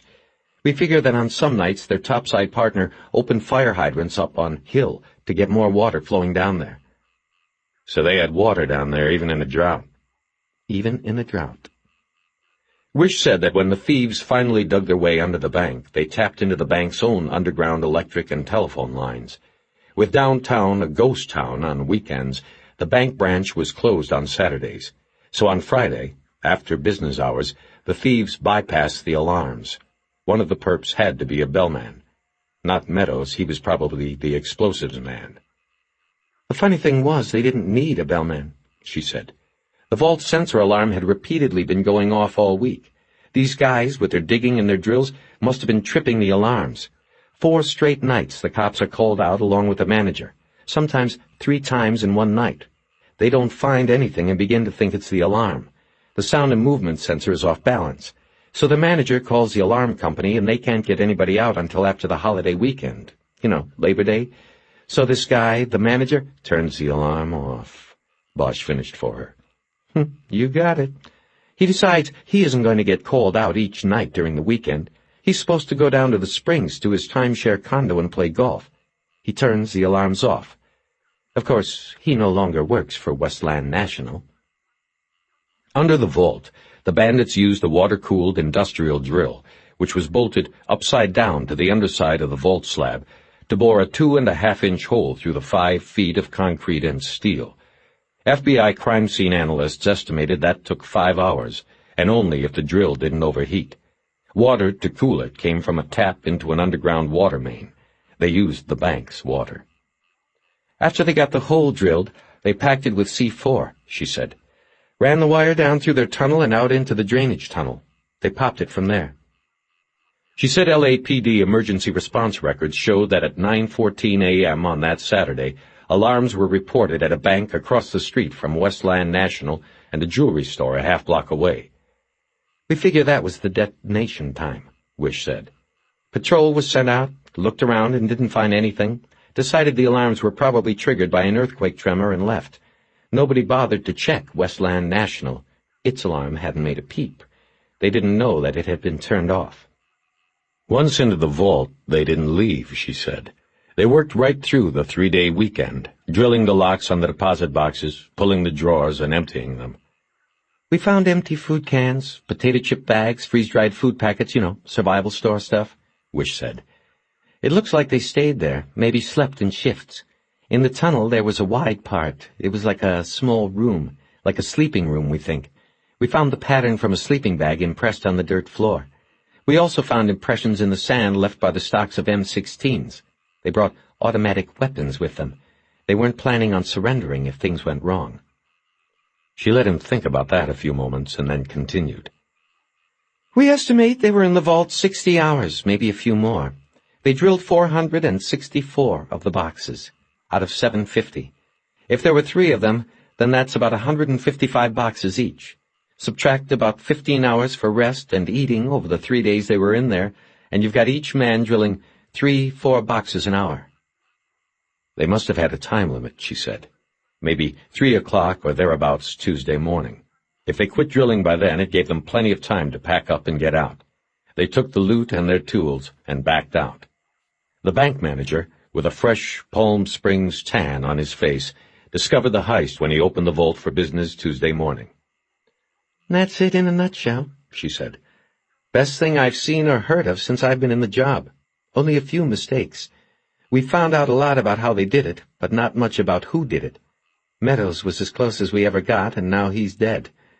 That photograph you showed me yesterday of the bracelet? You were right. It's the first thing that's ever turned up from one of those boxes that we know of. But now it's gone. Bosch waited for her to say something, but she was done. How'd they pick the boxes to drill? He asked. It looks random. I have a video at the office I'll show you, but it looks like they said, you take that wall, I'll take this one, you take that one, and so on. Some boxes right next to others that were drilled were left untouched. Why? I don't know. Didn't look like a pattern. Still, we had losses reported in 90% of the boxes they drilled, mostly untraceable stuff. They chose well. How did you come up with 3 of them? We figured it would take at least that many to drill that many boxes. Plus, that's how many ATVs there were. She smiled and he bit. Okay. How'd you know about the ATVs? Well, there were tracks in the mud in the drainage line, and we identified them from tires. We also found paint, blue paint, on the wall on one of the curves of the drainage line. One of them had slid on the mud and hit the wall. The paint lab in Quantico came up with the model year and make. We hit all the Honda dealers in Southern California until we came up with a purchase of 3 blue ATVs at a dealership in Tustin 4 weeks before Labor Day. Guy paid cash and loaded them on a trailer, gave a phony name and address. What was it? The name? Frederick B. Isley, as in FBI. It would come up again. We once showed the salesman some 6-packs that included Meadows's, yours, and a few other people's photos, but he couldn't make anybody as Isley. She wiped her mouth on a napkin and dropped it on the table. He could see no lipstick on it. Well, she said, I've had enough water for a week. Meet me back at the bureau and we'll go over what we've got and what you've got on the Meadows thing. Rourke and I think that is the way to go. We've exhausted all leads on the bank job, been banging against the wall. Maybe the Meadows case will bring us the break we need. Wish picked up the tab. Bosch put down the tip. They took their separate cars to the Federal Building. Bosch thought about her as he drove, and not the case. He wanted to ask her about that little scar on her chin, and not how she connected the Westland tunnelers to Vietnam tunnel rats. He wanted to know what gave the sweet, sad look to her face. He followed her car through a neighborhood of student apartments near UCLA, and then across Wilshire Boulevard. They met at the elevator in the parking garage of the Federal Building. I think this will be best if you basically just deal with me, she said as they rode up alone. Rourke, you and Rourke did not start off well, and We didn't even start off, Bosch said. Well, if you would give him the chance, you would see he's a good man. He did what he thought was right for the case. The elevator doors spread apart on the 17th floor, and there was Rourke. There you two are, he said. He put his hand out to Bosch, who took it without much conviction. Rourke introduced himself. I was just going down for coffee and a roll, he said. Care to join me? John, we just came back from a coffee shop, Wish said. We'll meet you back up here. Bosch and Wish were now outside the elevator, and Rourke was inside. The assistant special agent in charge just nodded his head, and the door closed. Bosch and Wish headed into the office. He's a lot like you, in a way. Been through the war and all, she said. Give him a try. You're not going to help things if you don't thaw out. He let it go by. They walked down the hall to the Group 3 squad, and Wish pointed to a desk behind hers. She said it was empty since the agent who used it had been transferred to Group 2, the porno squad. Bosch put his briefcase on the desk and sat down. He looked around the room. It was much more crowded than the day before. About a half-dozen agents were at desks, and 3 more were in the back standing around a file cabinet where there was a box of donuts. He noticed a television and VCR on a rack in the back of the office. It hadn't been there the day before. You said something about a video? He said to Wish. Oh, yes. I'll get that set up, and you can watch while I answer a few phone messages on other things. She took a videotape out of a drawer in her desk, and they walked to the back of the squad. The gang of 3 quietly moved away with their donuts, alarmed by the presence of an outsider. She set the tape up and left him there to watch alone. The video, obviously shot with a handheld camera, was a bouncy, unprofessional walkthrough of the thieves' trail. It began in what Bosch surmised was the storm sewer, a square tunnel that curved away into a darkness the camera's strobe couldn't reach. Wish had been right. It was large. A truck could have driven down it. A small stream of water moved slowly down the center of the concrete floor. There was mold and algae on the floor and the lower part of the walls, and Bosch could almost smell the dampness. The camera panned down to the grayish-green floor. There were tire tracks in the slime. The next video scene was the entrance to the thieves' tunnel, a cleanly cut hole in the sewer wall. A pair of hands moved into the picture, holding the plywood circle Wish said had been used to cover the hole during the day. The hands moved further into the screen, then a head of dark hair. It was Rourke. He was wearing a dark jumpsuit with white letters across the back. FBI. He held the plywood up to the hole. It was a perfect fit.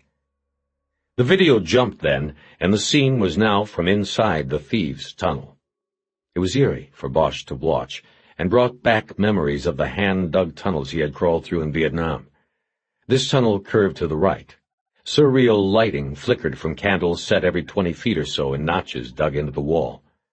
After curving for what he judged was about 60 feet, the tunnel turned sharply to the left. It then followed a straightaway for almost 100 feet, candles still flickering from the walls. The camera finally came to a dead end where there was a pile of concrete rubble, twisted pieces of steel rebar and plating. The camera panned up to a gaping hole in the ceiling of the tunnel. Light poured down from the vault above. Rourke stood up there in his jumpsuit, looking down at the camera.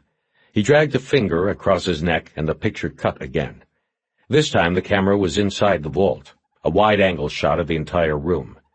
As in the newspaper photo Bosch had seen, hundreds of safe deposit box doors stood open. The boxes lay empty in piles on the floor. 2 crime scene techs were dusting the doors for fingerprints. Eleanor Wish and another agent were looking up at the steel wall of box doors and writing in notebooks. The camera panned down to the floor and the hole to the tunnel below. Then the tape went black. He rewound it, brought it back, and put it on her desk. Interesting, he said. I saw a few things I had seen before, in the tunnels over there, but nothing that would have made me start looking at tunnel rats in particular. What was the lead to Meadows? People like me. First off, there was the C4, she said.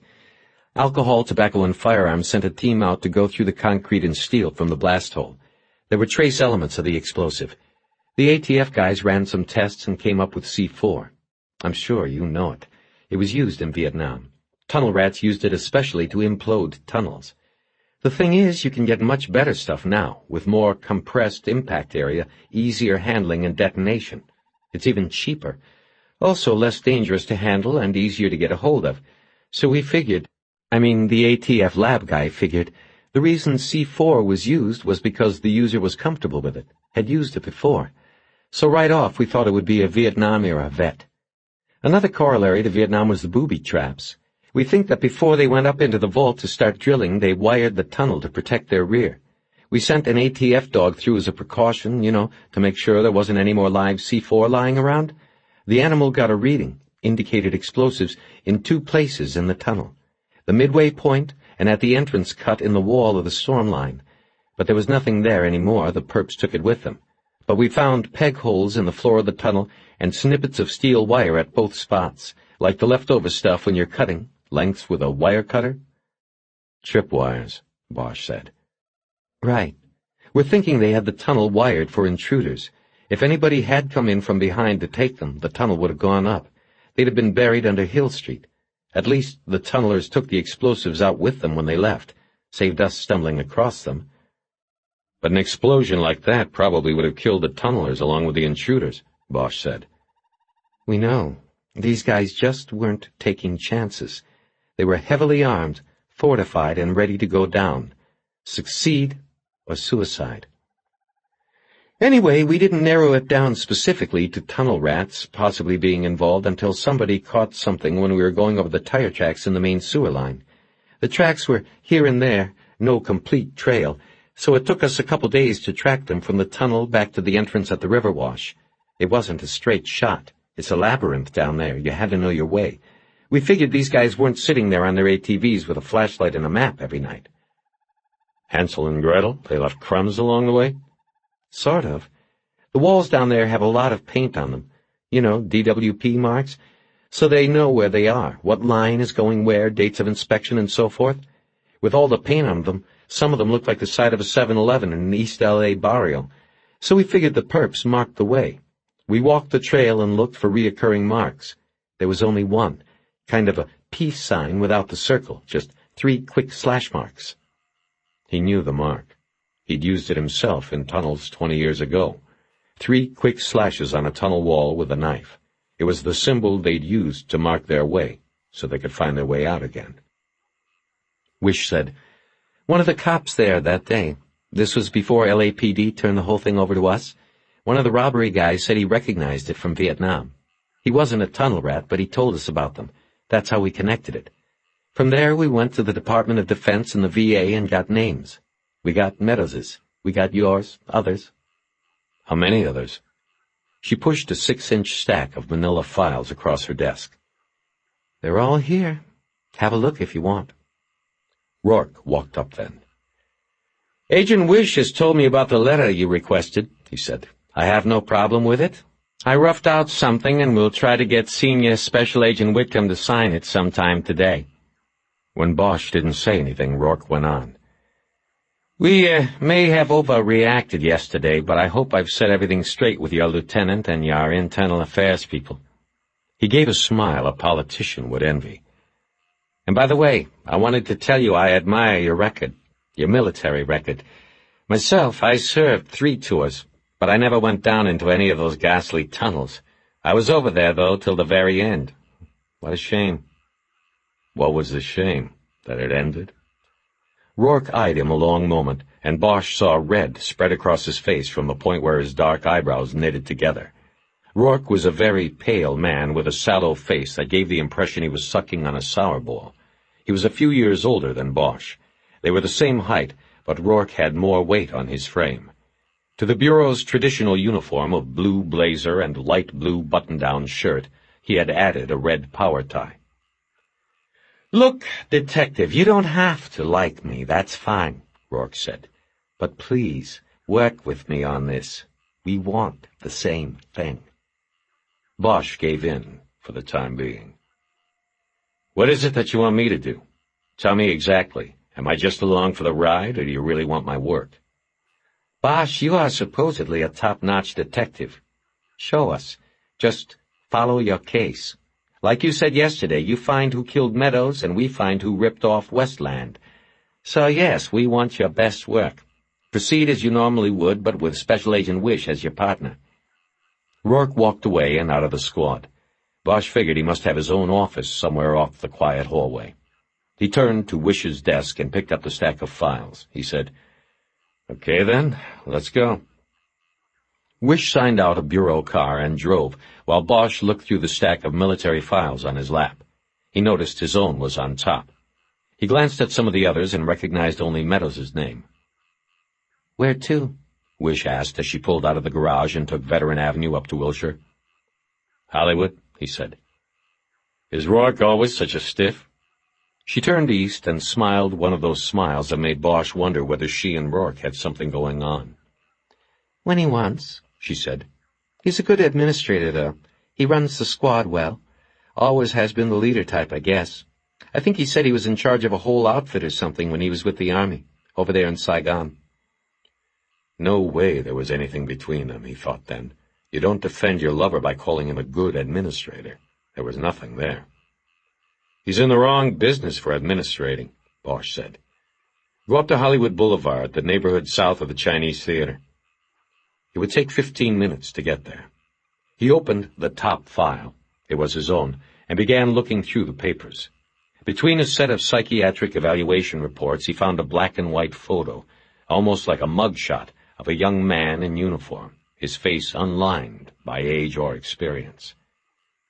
"You looked good in a crew cut," Wish said, interrupting his thoughts. "Reminded me of my brother when I saw that." Bosch looked at her but didn't say anything. He put the photo down and went back to roaming through the documents in the file, reading snatches of information about a stranger who was himself. Wish said, "We were able to find 9 men with Vietnam tunnel experience living in Southern California. We checked them all out. Meadows was the only one we really moved up to the level of suspect. He was a hype, had the criminal record. He also had a history of working in tunnels even after he came back from the war." She drove in silence for a few minutes while Bosch read. Then she said, "We watched him a whole month after the burglary." "What was he doing?" "Nothing that we could tell. He might have been doing some dealing, we were never sure. He'd go down to Venice to buy balloons of tar about every 3 days, but it looked like it was for personal consumption. If he was selling, no customers ever came. No other visitors the whole month we watched. Hell, if we could prove he was selling, we would have popped him and then had something decent to scam him with when we talked about the bank job." She was quiet again for a moment, then, in a tone that Bosch thought was meant more to convince herself than him, said, "He wasn't selling." "I believe you," he said. "You going to tell me what we're looking for in Hollywood?" "We're looking for a wit, a possible witness. How was Meadows living during the month you watched? I mean, money-wise. How'd he get money to go down to Venice?" "Near as we could tell, he was on welfare and had a VA disability check. That's it." "Why'd you call it off after a month?" "We didn't have anything, and we weren't even sure he had anything to do with it. Who pulled the plug?" "Rourke did. He couldn't—" "The administrator." "Let me finish. He couldn't justify the cost of continued surveillance without any results. We were going on a hunch, nothing more. You're just looking at it from hindsight. But it had been almost 2 months since the robbery. There was nothing there that pointed to him. In fact, we were just going through the motions after a while.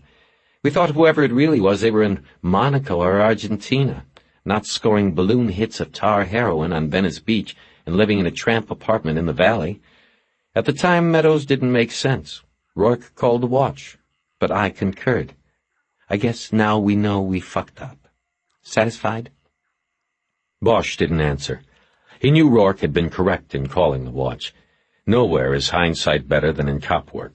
He changed the subject. "Why that bank? Did you ever think about that?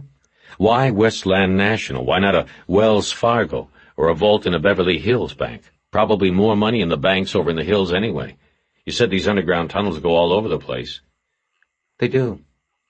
I don't know the answer to that one. Maybe they picked a downtown bank because they wanted a full 3 days to open the boxes, and they knew downtown banks aren't open Saturdays. Maybe only Meadows and his friends know the answer. What are we looking for in this neighborhood? There was nothing in your reports about a possible witness. Witness to what?" They were in the neighborhood. The street was lined with run-down motels that had looked depressing the day they were finished being built. Bosch pointed out one of these, the Blue Chateau, and told her to park. It was as depressing as all the others on the street. Concrete block, early 50s design, painted light blue with darker blue trim that was peeling.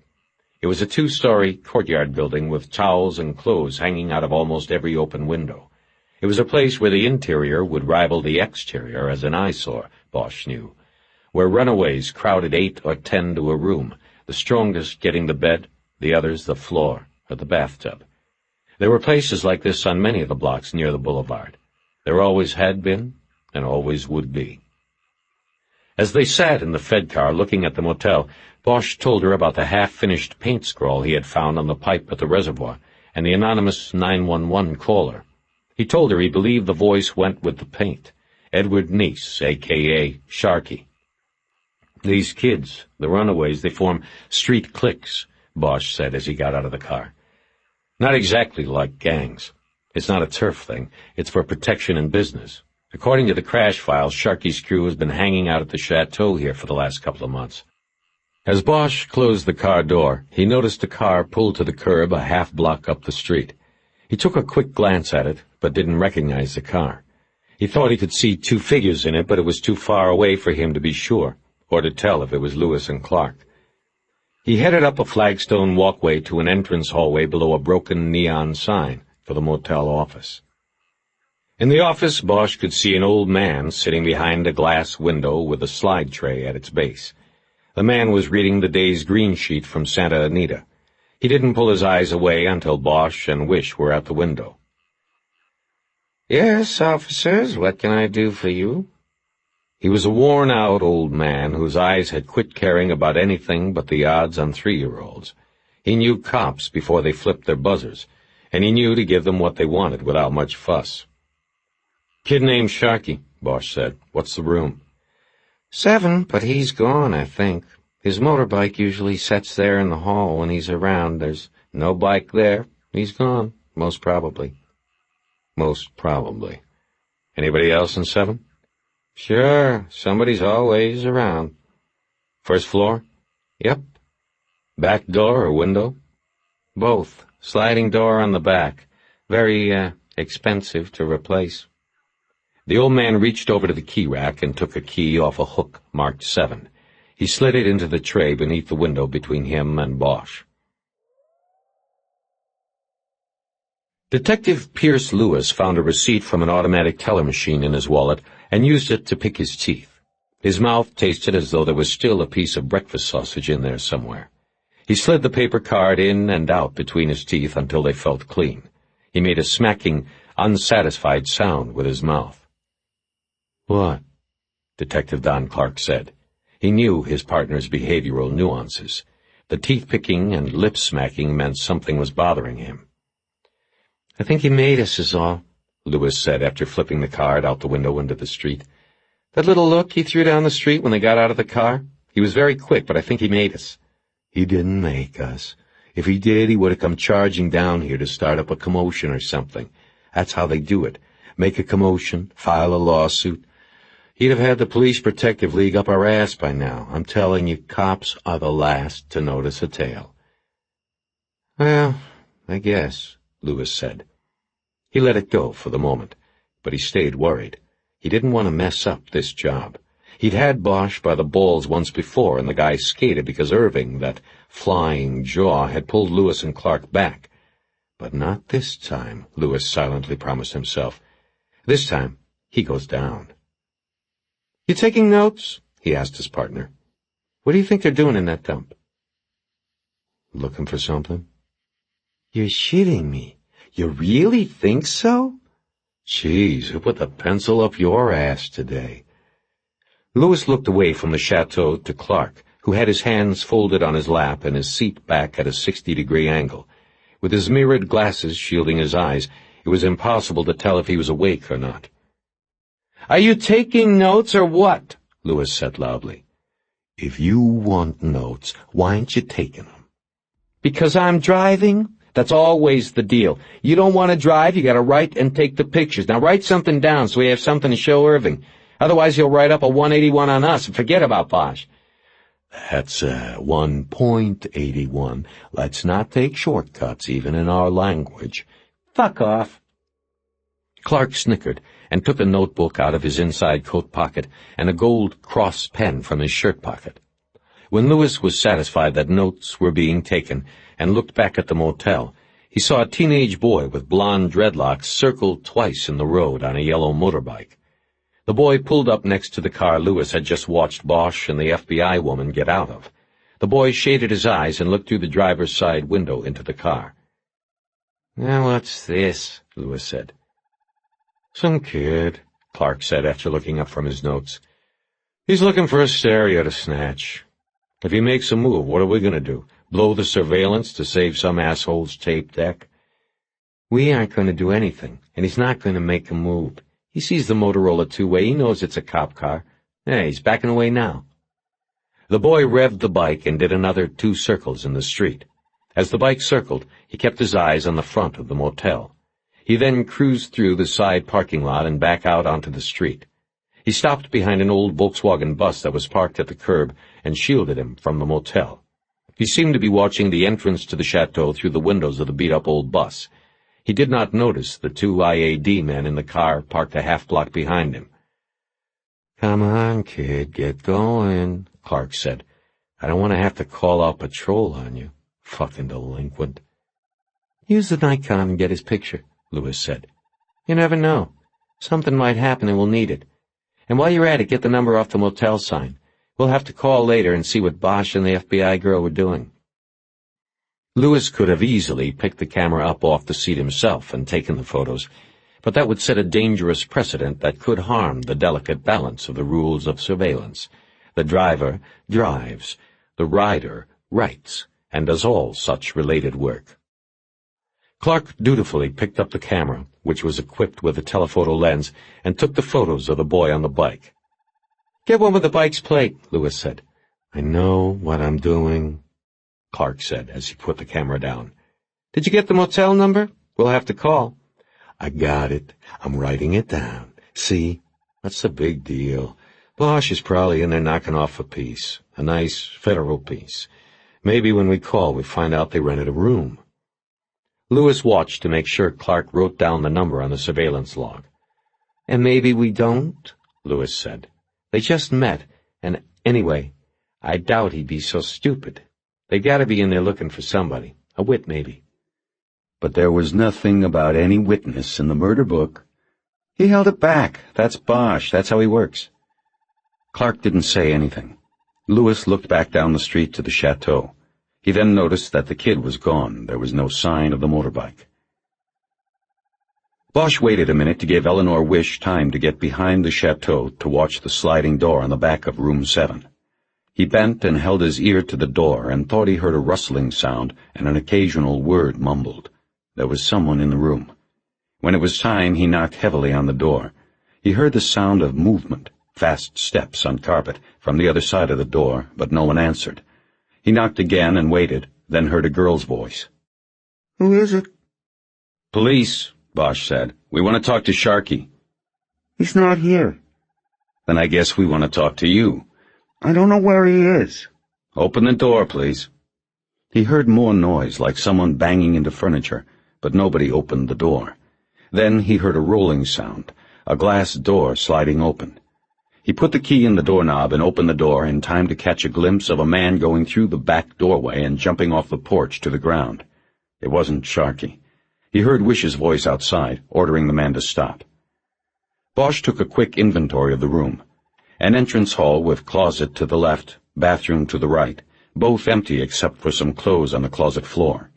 2 large double beds pushed up against opposite walls, a dresser with a mirror on the wall above it, a yellow-brown carpet worn flat on the pathways around the beds and to the bathroom. The girl, blonde-haired, small, maybe 17 years old, sat on the front edge of one of the beds with a sheet around her. Bosch could see the outline of a nipple pressing out against the dingy, once-white cloth. The room smelled like cheap perfume and sweat. "Bosch, you all right in there?" Wish called from outside. He could not see her because of a sheet hung like a curtain over the sliding door. "Okay, you?" "Okay, what have we got?" Bosch walked to the sliding door and looked out. Wish stood behind a man who had his arms extended and his hands on the motel's back wall. He was about 30, with the sallow skin of a man who just did a month in county lockup. His pants were open in the front, his plaid shirt was buttoned incorrectly, and he stared straight down to the ground with the bug-eyed look of a man who had no explanation, but needed one badly. Bosch was momentarily struck by the man's apparent decision to button his shirt before his pants. "He's clean," she said. "Looks a little winded, though." "Looks like soliciting sex with a minor if you want to spend the time with it. Otherwise, kick him loose." He turned to the girl on the bed. "No bullshit. How old are you and what did he pay? I'm not here to bust you." She thought it over a moment. Bosch never took his eyes off hers. "Almost 17, she said in a bored monotone. "He didn't pay me anything. He said he would, but he didn't get to that yet." "Who's in charge of your crew? Sharky? Didn't he ever tell you to get the money first?" "Sharky ain't always around. And how'd you get his name?" "Heard it around. Where is he today?" "I told you I don't know." The plaid-shirted man came into the room through the front door, followed by Wish. His hands were cuffed behind him. "I am going to book him. I want to. This is sick. She looks—" "She told me she was 18, Plaid-shirt said. Bosch walked up to him and pulled open his shirt with a finger. There was a blue eagle with its wings spreading across his chest. In its talons it carried a dagger and a Nazi swastika. Beneath that it said, "One Nation." Bosch knew that meant the Aryan Nation, the white supremacist prison gang. He let the shirt fall back into place. "Hey, how long you been out?" he asked. "Hey, come on, man," Plaid-shirt said. "This is bullshit. She pulled me in from the street, and let me at least button my goddamn pants. This is bullshit." "Give me my money, fucker," the girl said. She jumped from the bed, the sheet falling to the floor, and lunged naked at the John's pants pockets. "Get her off me! Get her off!" he called out as he squirmed to avoid her hands. "See? You see, she should be going, not me." Bosch moved in and separated the two and pushed the girl back to the bed. He moved behind the man and said to Wish, "Give me a key." She made no move, so he reached into his own pocket and got out his own cuff key. One size fits all. He unlocked the cuffs and walked Plaid-shirt over to the room's front door. He opened it and pushed him through. In the hallway, the man stopped to button his pants, which gave Bosch the opportunity to put his foot on his butt and push. "Get out of here, Short Eyes," he said as the man stumbled down the hall. "This is your lucky day." The girl was wrapped in the dirty sheet again when Bosch went back into the room. He looked at Wish and saw anger in her eyes. He knew it wasn't just for the man in the plaid shirt. Bosch looked at the girl and said, "Get your clothes, go into the bathroom, and get dressed." When she didn't move, he said, "Now, let's go!" After she grabbed up some clothes from the floor next to the bed and walked to the bathroom, letting the sheet fall to the ground, Bosch turned to Wish. "We've got too much else to do," he began. "You would have spent the rest of the afternoon getting her statement and booking that guy. In fact, it's a state beef, so I would have had to book him. And it's a flopper. Can go felony or misdemeanor. And one look at that girl and the DA would have gone Miss D if he filed it at all. It wasn't worth it. It's a life down here, Agent Wish." She looked at him with smoldering eyes, the same eyes he had seen when he had gripped her wrist to keep her from leaving the restaurant. "Bosch, I had decided it was worth it. Don't ever do that again." They stood there trying to outstare each other until the girl came out of the bathroom. She wore faded jeans that were split at the knees and a black tank top. No shoes, and Bosch noticed her toenails were painted red. She sat on the bed without saying anything. "We need to find Sharky," Bosch said. "About what? You got a cigarette?" He pulled out a pack of cigarettes and shook one out for her. He gave her a match and she lit it herself. "About what?" she said again. "About Saturday night," Wish said curtly. "We do not want to arrest him. We do not want to hassle him. We only want to ask him a few questions." "What about me?" the girl said. "What about you?" Wish said. "Are you going to hassle me?" "You mean are we going to turn you over to Division of Youth Services, don't you?" Bosch looked at Wish to try to gauge a reaction. He got no reading. He said, "No, we won't call DYS if you help us. What's your name, your real name?" "Betty Jane Felker." "All right, Betty Jane. You don't know where Sharky is? All we want to do is talk to him. All I know is that he's working. What do you mean? Where? Boytown. He's probably taking care of business with Arson and Mojo. Those the other guys in the crew? Right. Where in Boytown did they say they were going? They didn't. They just go where the queers are, I guess. You know. The girl either couldn't be more specific or wouldn't be. Bosch knew it didn't matter. He had the addresses from the shake cards and knew he'd find Sharky somewhere on Santa Monica Boulevard. "Thank you," he said to the girl, and started heading toward the door. He was halfway down the hall before Wish came out of the room, walking after him at a brisk, angry pace. Before she said anything, he stopped at a payphone in the hallway by the office. He took out a small phone book he always carried, looked up the number for DYS, and dialed. He was put on hold for 2 minutes before an operator transferred him to an automated tape line on which he reported the date and time and the location of Betty Jane Felker, suspected runaway. He hung up, wondering how many days it would be before they got the message, and how many days after that it would be before they got to Betty Jane. They were all the way into West Hollywood on Santa Monica Boulevard, and she was still hot. Bosch had tried to defend himself, but realized there was no chance, so he sat there quietly and listened. It's a matter of trust, that's all, Wish said. I don't care how long or short we work together. If you are going to keep up the one-man army stuff, there will never be the trust we need to succeed. He stared at the mirror on the passenger's side, which he had adjusted so he could watch the car that had pulled away from the curb and followed them from the Blue Chateau. He was sure now it was Lewis and Clark. He had seen Lewis's huge neck and crew cut behind the wheel when the car had pulled up within 3 car lengths at a traffic signal. He didn't tell Wish they were being followed, and if she had noticed the tail, she hadn't said so. She was too involved in other things.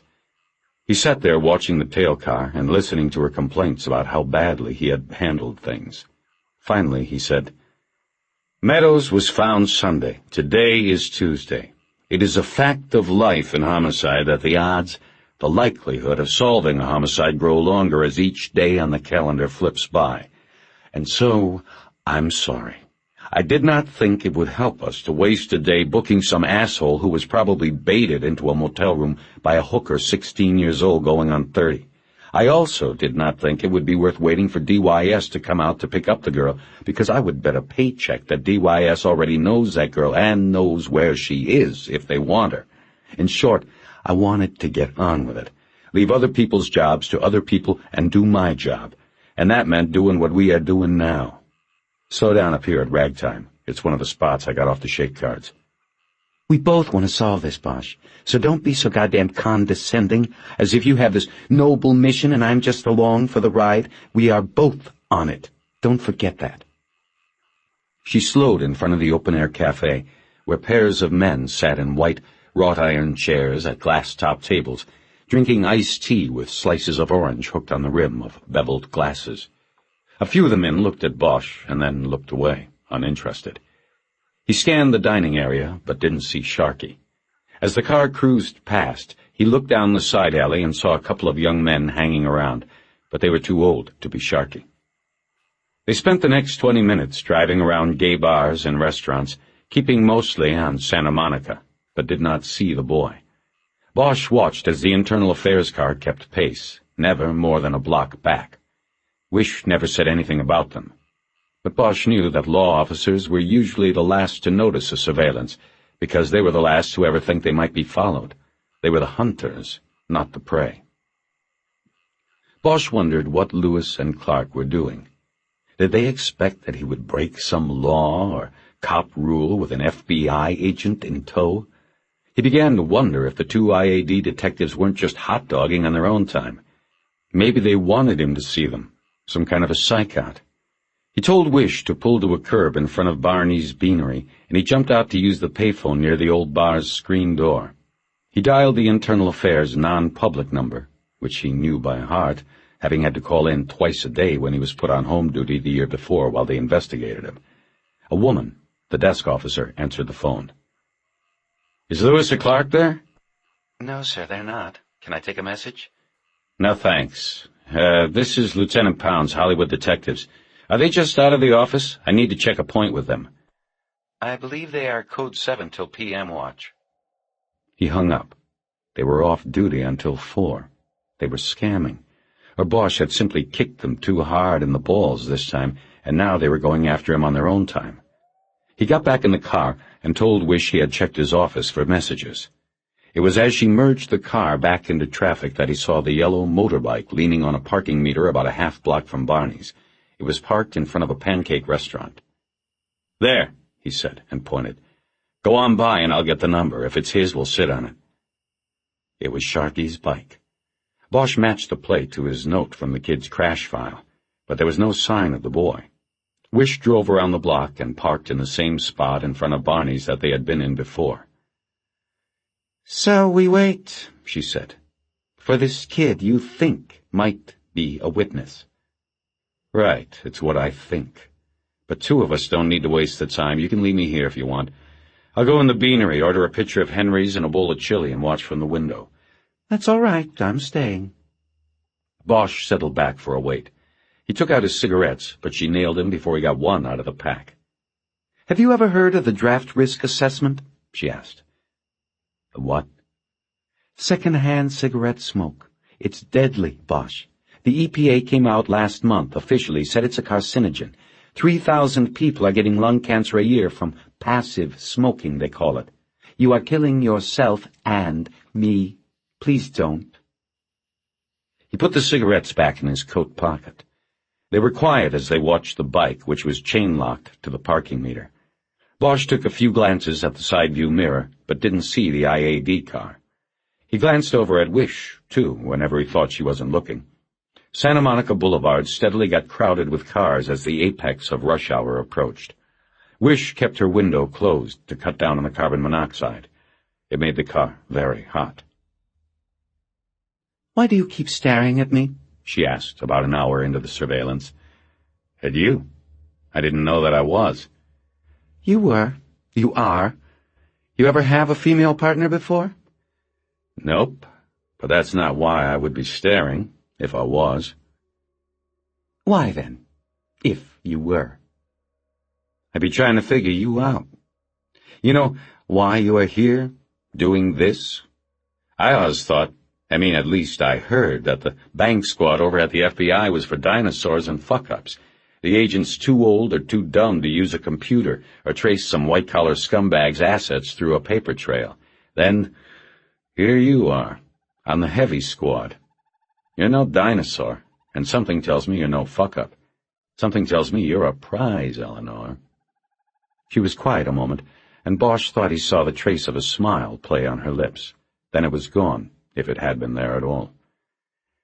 "I guess that is a backhanded compliment," she said. "If it is, thank you. I have my reasons for choosing where I am with the Bureau, and believe me, I do get to choose. As far as the others in the squad, I would not characterize any of them as you do. I think that attitude, which, by the way, seems to be shared by many of your fellow—" "There's Sharky," he said. A boy with blonde dreadlocks had come through a side alley between the pancake shop and a mini-mall. An older man stood with him.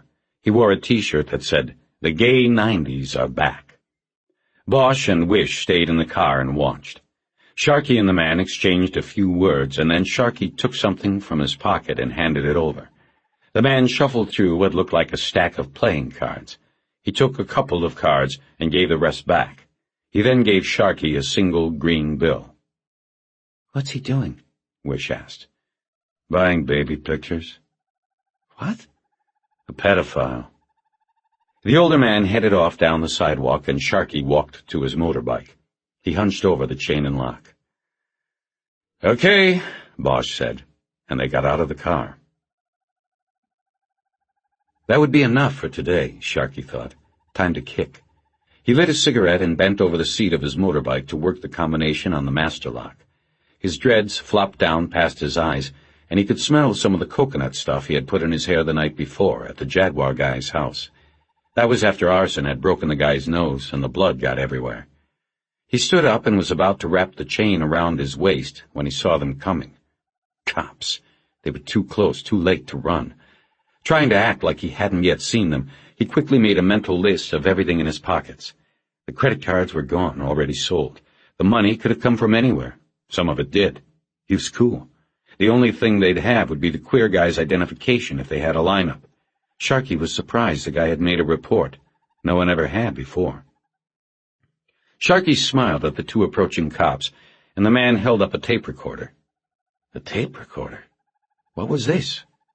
The man hit the play button, and after a few seconds, Sharkey recognized his own voice. Then he recognized where it had come from. This wasn't about the Jaguar guy, this was about the pipe. Sharkey said, So? So, said the man, we want you to tell us about it. Man, I didn't have anything to do with it. You ain't gonna put that... Hey, you're the guy from the police station. Yeah, I saw you there the next night. Well, you ain't gonna get me to say I did that shit up there. Take it down a notch, Sharkey, the man said. We know you didn't do it. We just want to know what you saw, is all. Lock your bike up again. We'll bring you back. The man gave his name and the woman's, Bosch and Wish. He said she was FBI, which really confused things. The boy hesitated, then stooped and locked the bike again. Bosch said, We just want to take a ride over to Wilcox to ask you some questions. Maybe draw a picture. Of what? Sharkey asked. Bosch didn't answer. He just gestured with his hand to come along, and then pointed up the block at a gray Caprice. It was the car Sharkey had seen in front of the chateau. As they walked, Bosch kept his hand on Sharkey's shoulder. Sharkey wasn't as tall as Bosch yet, but they shared the same wiry build. The boy wore a tie-dyed shirt of purple and yellow shades. Black sunglasses hung around his neck on orange string. The boy put them on as they approached the Caprice. Okay, Sharkey, Bosch said at the car. You know the procedure. We gotta search you before you go in the car. That way we won't have to cuff you for the ride. Put everything on the hood. Man, you said I was no suspect, Sharkey protested. I don't have to do this. I told you, procedure. You get it all back, except the pictures. We can't do that. Sharkey looked first at Bosch and then Wish. Then he started putting his hands in the pockets of his frayed jeans. Yeah, we know about the pictures, Bosch said. The boy put $46.55 on the hood, along with a pack of cigarettes and a book of matches, a small penknife on a keychain, and a deck of Polaroid photos. They were photos of Sharkey and the other guys in the crew. In each, the model was naked and in various stages of sexual arousal. As Bosch shuffled through them, Wish looked over his shoulder and then quickly looked away. She picked up the pack of cigarettes and looked through it, finding a single joint among the cools. I guess we have to keep that, too, Bosch said. They drove to the police station on Wilcox because it was rush hour, and it would have taken them an hour to get to the Federal Building in Westwood. It was after 6 by the time they got into the Detective Bureau, and the place was deserted, everybody having gone home. Bosch took Sharkey into one of the 8x8 interview rooms. There was a small, cigarette-scarred table and 3 chairs in the room. A handmade sign on one wall said, No sniveling. He sat Sharkey down in the slider, a wooden chair with its seat heavily waxed and a 1/4 inch of wood cut off the bottom of the front 2 legs. The incline was not enough to notice, but enough that the people who sat in the chair could not get comfortable. They would lean back like most hard cases and slowly slide off the front. The only thing they could do was lean forward, right into the face of their interrogator. Bosch told the boy not to move, then stepped outside to plan a strategy with Wish, shutting the door. She opened the door after he closed it. She said, It's illegal to leave a juvenile in a closed room unattended. Bosch closed the door again. He isn't complaining, he said. We've got to talk. What's your feel for him? You want him or you want me to take it? I don't know, she said. That settled it. That was a no. An initial interview with a witness, a reluctant witness at that, required a skillful blend of scamming, cajoling, demanding. If she didn't know, she didn't go. You're supposed to be the expert interrogator, she said, in what seemed to Bosch to be a mocking voice. According to your file. I don't know if that's using brains or brawn, but I'd like to see how it's done. He nodded, ignoring the jab. He reached into his pocket for the boy's cigarettes and matches. Go in and give him these. I want to go check my desk for messages and set up a tape. When he saw the look on her face as she eyed the cigarettes, he added, "First rule of interrogation, make the subject think he is comfortable. Give him the cigarettes. Hold your breath if you don't like it." He started to walk away, but she said, Bosch, what was he doing with those pictures? So that was what was bothering her, he thought. Look, 5 years ago, a kid like him would have gone with that man and done who knows what. Nowadays, he sells him a picture instead. There are so many killers, diseases and otherwise. These kids are getting smart. It's safer to sell your Polaroids than to sell your flesh. She opened the door to the interview room and went in. Bosch crossed the squad room and checked the chrome spike on his desk for messages. His lawyer had finally called back. So had Bremer over at the Times, though he had left a pseudonym they had both agreed on earlier. Bosch didn't want anybody snooping around his desk to know the press had called. Bosch left the messages on the spike, took out his ID card and went to the supply closet and slipped the lock. He opened a new 90-minute cassette and popped it into the recorder on the bottom shelf of the closet. He turned on the machine and made sure the backup cassette was turning. He set it on record and watched to make sure both tapes were rolling. Then he went back down the hallway to the front desk and told a fat Explorer scout who was sitting there to order a pizza to be delivered to the station. He gave the kid a 10 and told him to bring it to the interview room with 3 Cokes when it came. What do you want on it? The kid asked. What do you like? Sausage and pepperoni? I hate anchovies. Make it anchovies. Bosch walked back to the detective bureau. Wish and Sharkey were silent when he walked back into the small interview room, and he had the feeling they had not been talking much. Wish had no feel for the boy. She sat to Sharkey's right. Bosch took the seat on his left. The only window was a small square of mirrored glass in the door. People could look in, but not out. Bosch decided to be up front with the boy from the start. He was a kid, but he was probably wiser than most of the men who had sat on the slider before him. If he sensed deceit, he would start answering questions in one-syllable words.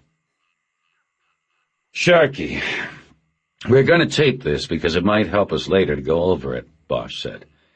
Like I said, you are not a suspect, so you don't have to worry about what you say. Unless, of course, you're going to say you did it.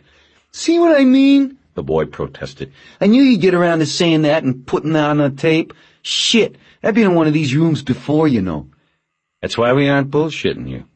So let's say it once for the record.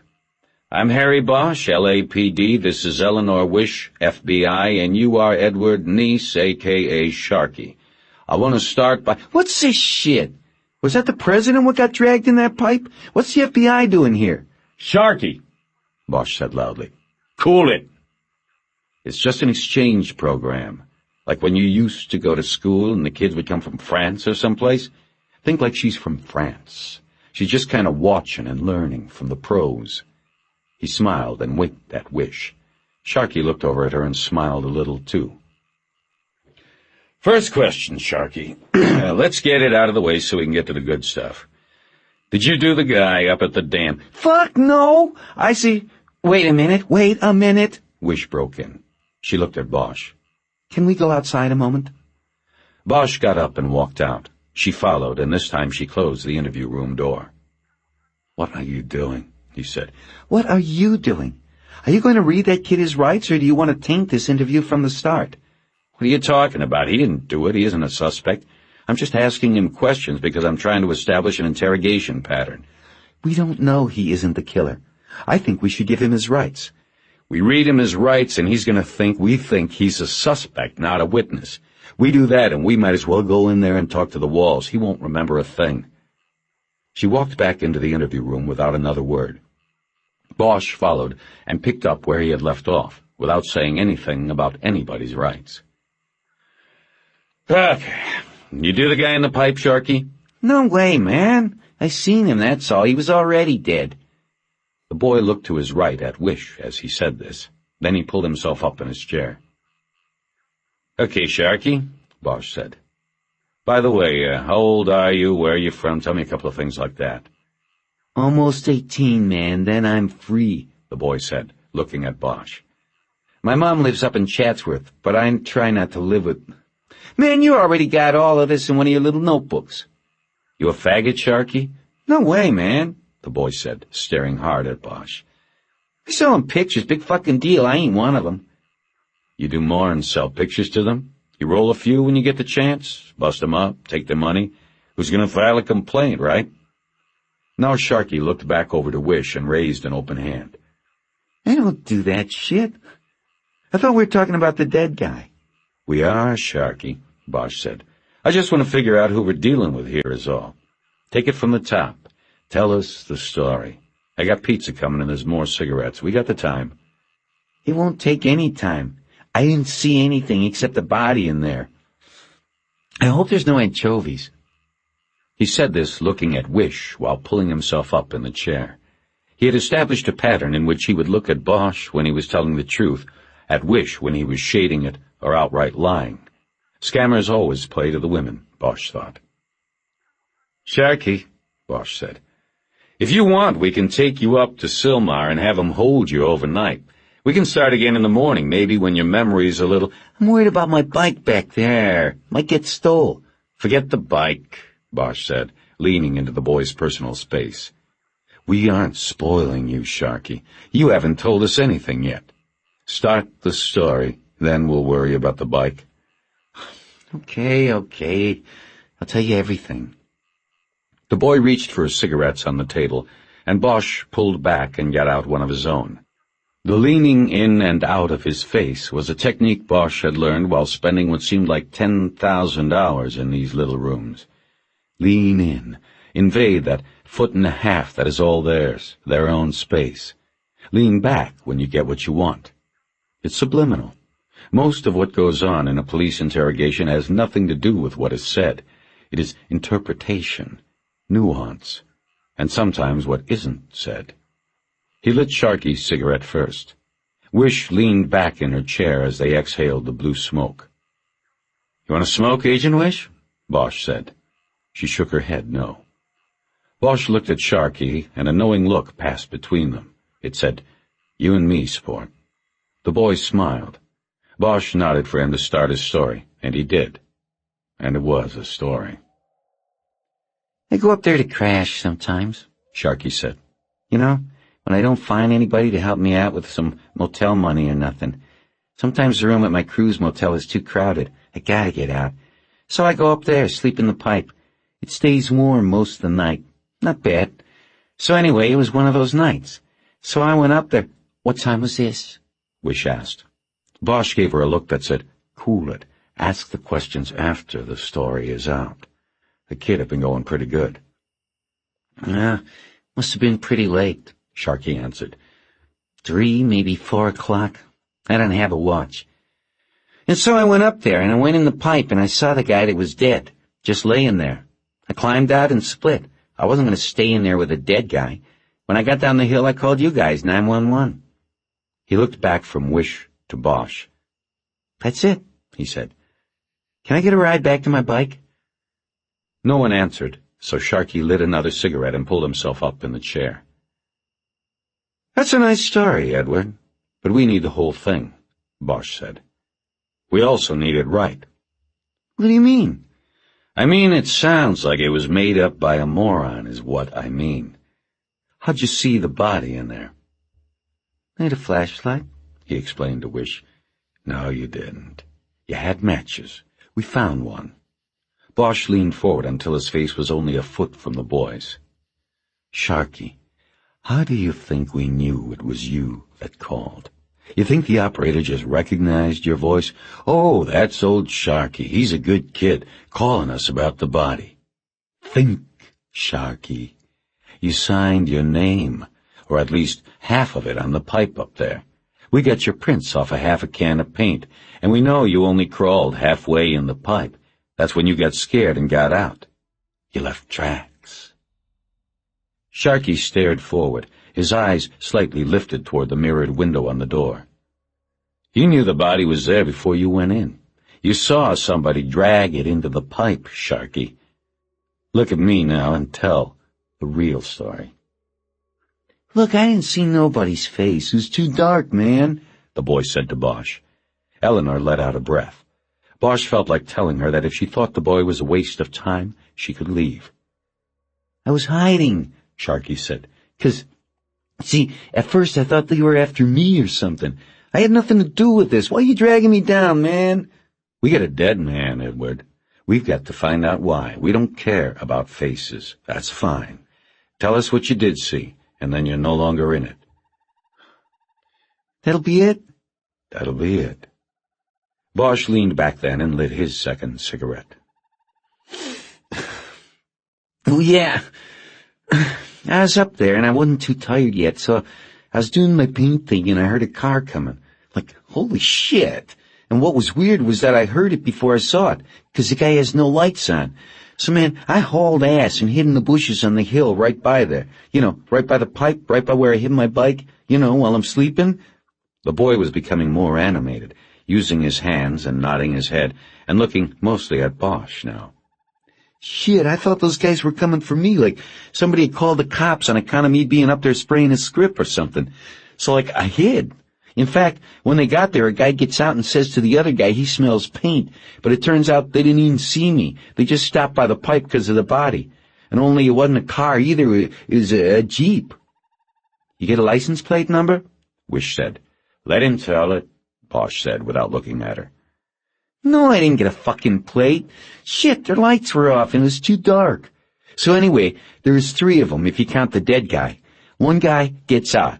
He was the driver, and he pulls the dead guy right out of the back from underneath a blanket or something. Opened the little back door those Jeeps got and dragged the guy onto the ground. Man, it was total horror, man. I could tell it was real. You know, a real dead body, just kind of by the way it fell on the ground. Like a dead guy. It made a noise like a body. Not like on TV, but what you'd expect, like, oh no, that's a body he drug out of there, or something. Then he drug it into the pipe. The other guy wouldn't help him. He stayed in the Jeep, so the first dude, he did it by himself. Sharky took a deep drag on his cigarette, and then killed it in the tin ashtray, which was already full of ash and old butts. He exhaled through his nose and looked at Bosch, who just nodded for him to continue. The boy pulled himself up in the seat. I stayed there, and the guy came out of the pipe after a minute. No longer than that. He looked around when he came out, but didn't see me.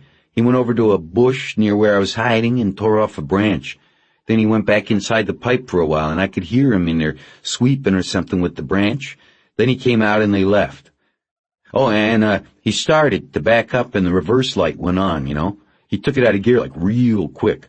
Then I heard him say something about they couldn't go backward because of the light. They might get seen. So then they went forward, you know, without lights. They drove down the road and across the dam and around the other side of the lake. And when they went by that little house on the dam, they bashed the light bulb. I saw it go out. I stayed hidden till I couldn't hear the engine anymore. And then I come out. Sharky stopped the story for a beat, and Wish said, I'm sorry, can we open the door, get some of this smoke out of here? Bosch reached over and pulled the door open without getting up or trying to hide his annoyance. Go on, Sharky, was all he said. So, when they were gone, I went over to the pipe and yelled into the guy. You know, hey in there, and are you all right, stuff like that. But nobody answered, so I leaned my bike down on the ground so the light would go in there, and I crawled in a little bit. I also lighted a match, like you say. And I could see him in there, and he looked dead and all. I was going to check, but it was too creepy. I got out, I went down the hill, and I called the cops. That's all I did, and that's the whole thing. Bosch figured the boy was going to rob the body if he got scared halfway in. That was okay, though. The boy could keep that as his secret. Then he thought of the branch taken from the bush and used by the man Sharky had seen to obliterate the tracks and drag marks in the pipe. He wondered why the uniformed cops hadn't come across either the discarded branch or the broken bush during the crime scene search. But he didn't dwell on it long, because he knew the answer. Sloppiness. Laziness. It wasn't the first time things had been missed, and wouldn't be the last. We're going to go check on that pizza, Bosch said, and he stood up. We'll only be a couple of minutes.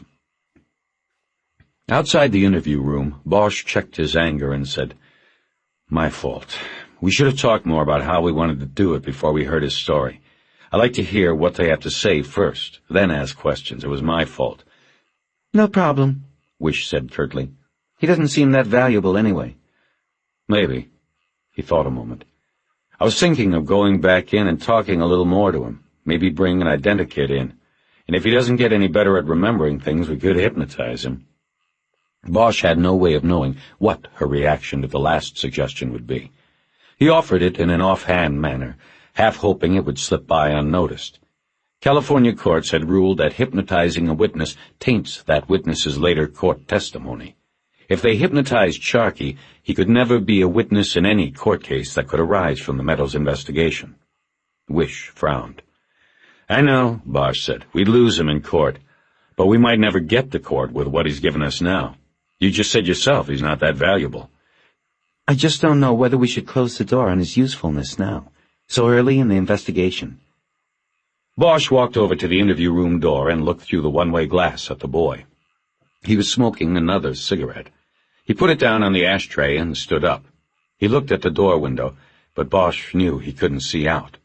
The boy quickly and quietly switched his chair with the one Wish had been using. Bosch smiled and said, "He's a smart kid. There might be more that we won't get unless we put him under. I think it's worth the chance." I didn't know you were one of LAPD's hypnotists. I must have missed that in your file. "I'm sure there's a lot you missed," Bosch replied. After a few moments he said, "I guess I'm one of the last around. After the Supreme Court shot it down, the department quit training people. There was only one class of us. I was one of the youngest. Most of the others have retired." "Anyway," she said, "I don't think we should do it yet. Let's talk to him some more, maybe wait a couple days before we waste him as a witness." "Fine, but in a couple days who knows where a kid like Sharkey will be." "Oh, you're resourceful. You found him this time, you can do it again." "You want to take a shot in there?" "No, you're doing okay. As long as I can jump in now, whenever I think of something." She smiled, and he smiled, and they went back into the interview room, which smelled of smoke and sweat. Bosch left the door open again to air it out. Wish didn't have to ask. "No food?" Sharkey said. "Still on the way," Bosch said. Bosch and Wish took Sharkey through his story 2 more times, picking up small details along the way. They did it as a team, partners, exchanging knowing looks, surreptitious nods, even smiles. A few times Bosch noticed Wish slipping in her chair and thought he saw a smile play on Sharkey's boyish face. When the pizza came, he protested the anchovies but still ate 3/4 of the pie and downed 2 of the Cokes. Bosch and Wish passed. Sharkey told them the Jeep that Meadows's body came in was dirty white or beige. He said there was a seal on the side door, but he could not describe it. Perhaps this was so it would look like a DWP vehicle, Bosch thought. Maybe it was a DWP vehicle. Now he definitely wanted to hypnotize the boy, but he decided not to bring it up again. He'd wait for Wish to come around, to see that it had to be done. Sharkey said the one who stayed behind in the Jeep as the body was dragged into the pipe didn't say a word the whole time the boy watched. This person was smaller than the driver. Sharkey described seeing only a slightly built form, a whisper of a silhouette against what little light there was from the moon above the reservoir perimeter's thick stand of pine. "What did this other guy do?" Wish asked. "Just watched, I guess, like a lookout. He didn't even do the driving. I guess he was in charge or something." The boy got a better look at the driver, but not enough to describe a face or to make a drawing with the facial templates and the identikit that Bosch had brought into the interview room. The driver had dark hair and was white. Sharkey couldn't or wouldn't be any more exact in his description. He had worn matching dark shirt and pants, maybe overalls. Sharkey also said that he wore some kind of equipment belt or carpenter's apron. Its dark tool pockets hung empty at the hips and flapped like an apron at his waist. This was curious to Bosch, and he asked Sharkey several questions, coming at it from different angles but getting no better description. After an hour they were finished. They left Sharkey in the smoky room while they conferred outside again. Wish said, "All we have to do now is find a Jeep with a blanket in the back, do a microanalysis, and match hairs. Only must be a couple million white or beige Jeeps in the state. You want me to put out a bolo, or you want to handle it?" "Look, 2 hours ago we had nothing. Now we've got a lot.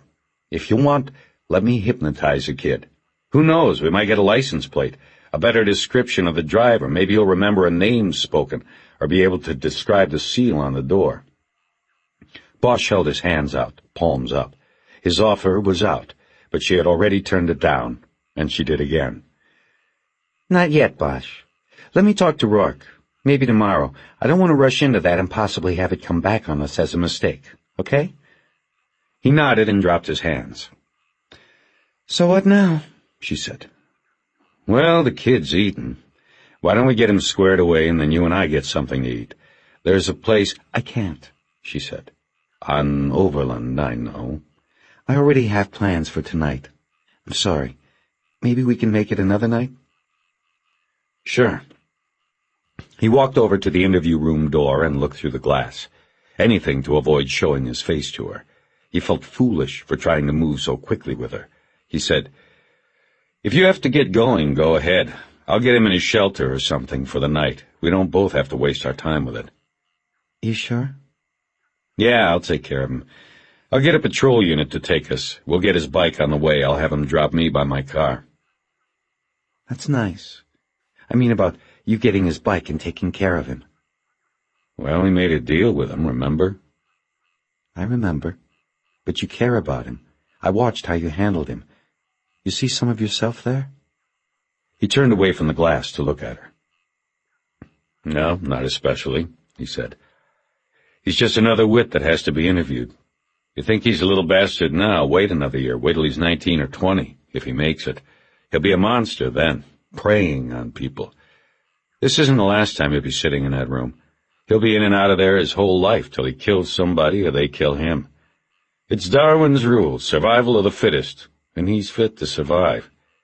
So no, I don't care about him. I'm putting him in a shelter because I want to know where he is in case we need him again, that's all. Nice speech, but I don't think so. I know a little bit about you, Bosch. You care, all right. The way you got him dinner and asked him— Look, I don't care how many times you read my file. You think that means you know about me? I told you, that's bullshit. He had come up close to her until his face was only a foot from hers, but she looked away from him, down at her notebook, as if what she had written there might have something to do with what he was saying. Look, he said, we can work this together, maybe even find out who killed Meadows if we get a few more breaks like the one with the kid today. But we won't really be partners, and we won't really know each other. So maybe we shouldn't act like we do. Don't tell me about your little brother with a crew cut and how he looks the way I did, because you don't know how I was.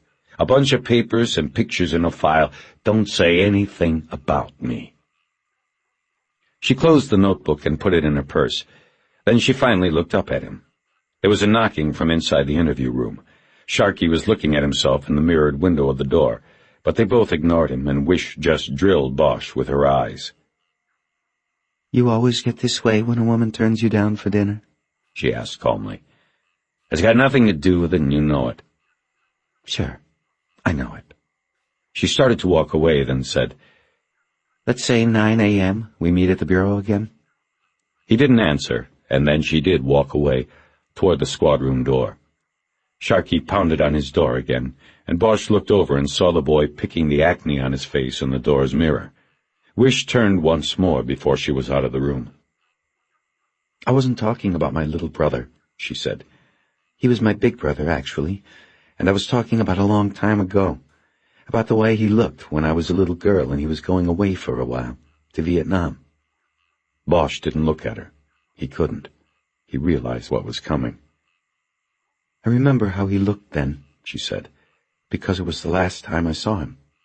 It sticks with you. He was one of the ones that didn't come back. She walked out. Harry ate the last slice of pizza. It was cold, and he hated anchovies, and he felt he deserved it that way. Same for the Coke, which was warm. Afterward, he sat at the homicide table and made calls until he found an empty bed, rather an empty space in one of the no-questions-asked shelters near the boulevard. At Holmes Street Home, they didn't try to send runaways back to where they came from. They knew in most cases home was a worse nightmare than the streets. They just gave the children a safe place to sleep, and then tried to send them off to any place but Hollywood. He checked out an unmarked car and drove Sharkey to his motorbike. It would not fit in the trunk, so Bosch made a deal with the boy. Sharkey would ride the bike to the shelter, and Bosch would follow. When the boy got there and got checked in, Bosch would give him back his money and wallet and cigarettes, but not the Polaroids and the joint. Those went into the trash. Sharkey didn't like it, but he did it. Bosch told him to hang around the shelter a couple of days, though he knew the boy would probably split first thing in the morning. "I found you once. If I need to, I can do it again," he said, as the boy locked his bike up outside the home. I know, Sharkey said. It was an idle threat. Bosch knew that he had found Sharkey when the boy didn't know he was being looked for. It would be a different story if he wanted to hide. Bosch gave the boy one of his cheap business cards and told him to give a call if he thought of anything that would help. "That would help you or me?" Sharkey asked. Bosch didn't answer. He got back in the car and drove back to the station on Wilcox, watching the mirror for signs of a tail. He didn't see any. After checking the car in, he went to his desk and picked up the FBI files. He went to the watch office, where the night lieutenant called one of his patrol units in to give Bosch a lift to the Federal Building. The patrol officer was a young cop with a quarter-inch hairdo. Asian. Bosch had heard around the station that he was called Gung-Ho. They rode in silence the whole 20 minutes to the Federal Building. Harry got home by 9. The red light on his phone machine was blinking, but there was no message, just the sound of someone hanging up. He turned on the radio for the Dodgers game, but then he turned it off, tired of hearing people talk. He put CDs by Sonny Rollins, Frank Morgan, and Branford Marsalis into the stereo and listened to the saxophone instead. He spread the files out on the table in the dining room and turned the cap on a bottle of beer. Alcohol and jazz, he thought as he swallowed. Sleeping with your clothes on. You're a cliché cop, Bosch, an open book, and no different from the dozen other fools who must hit on her every day. Just stick to the business in front of you, and don't hope for anything else. He opened the file on Meadows, carefully reading every page, whereas before, in the car with Wish, he had only skimmed. Meadows was an enigma to Bosch, a pillhead, a heroin user, but a soldier who had re-upped to stay in Vietnam. Even after they took him out of the tunnels, he stayed. In 1970, after 2 years in the tunnels, he was assigned to a military police unit attached to the American Embassy in Saigon. Never saw enemy action again, but stayed right up to the end. After the treaty and pullout of 1973, he got a discharge and stayed on again, this time as one of the civilian advisors attached to the embassy. Everybody was going home, but not Meadows. He didn't leave until April 30th, 1975, the day of the fall of Saigon. He was on a helicopter and then a plane ferrying refugees out of the country on their way to the United States. That was his last government assignment, security on the massive refugee transport to the Philippines and then to the States. According to the records, Meadows stayed in Southern California after coming back, but his skills were limited to military police, tunnel killer, and drug dealer. There was an LAPD application in the file that was marked rejected. He failed the drug test. Next in the file was a National Criminal Intelligence computer sheet that showed Meadows' record. His first arrest for possession of heroin was in 1978. Probation. The next year he was popped again, this time for possession with intent to sell. He pleaded it out to simple possession and got 18 months at Wayside Honor Rancho. He did 10 of them. The next 2 years were marked by frequent arrests on Mark's beefs, fresh needle tracks being a misdemeanor good for 60 days in county lockup. It looked like Meadows was riding the revolving door at county until 1981, when he went away for some substantial time. It was for attempted robbery, a federal beef. The NCIC printout didn't say if it was bank robbery, but Bosch figured it had to be to bring the feds in. The sheet said Meadows was sentenced to 4 years at Lompoc and served 2. He wasn't out but a few months before he was picked up for a bank robbery. They must have had him cold. He pleaded guilty and took 5 years back to Lompoc. He would have been out in 3, but 2 years into the sentence he was busted in an escape attempt. He got 5 more years and was transferred to Terminal Island. Meadows was paroled from TI in 1988. All those years in stir, Bosch thought. He never knew, never heard from him. What would he have done if he had heard? He thought about that for a moment. It probably changed Meadows more than the war. He was paroled to a halfway house for Vietnam vets. The place was called Charlie Company and was on a farm north of Ventura, about 40 miles from Los Angeles. He stayed there nearly a year. After that, there were no further contacts, according to Meadows' sheet. The Marks beef that had prompted Meadows to call Bosch a year earlier had never been processed. It wasn't on the sheet. No other known contact with police upon his release from prison. There was another sheet in the package. This one was handwritten, and Bosch guessed it was Wish's clean, legible hand. It was a work and home history. Gathered from record searches of Social Security and DMV records, the entries ran vertically down the left side of the paper. But there were gaps. Time periods unaccounted for. Meadows had worked for the Southern California Water District when he first came back from Vietnam. He was a pipeline inspector. He lost the job after 4 months for excessive tardiness and sick-outs. From there, he must have tried his hand at dealing heroin, because the next lawful employment was not listed until after he got out of Wayside in 1979.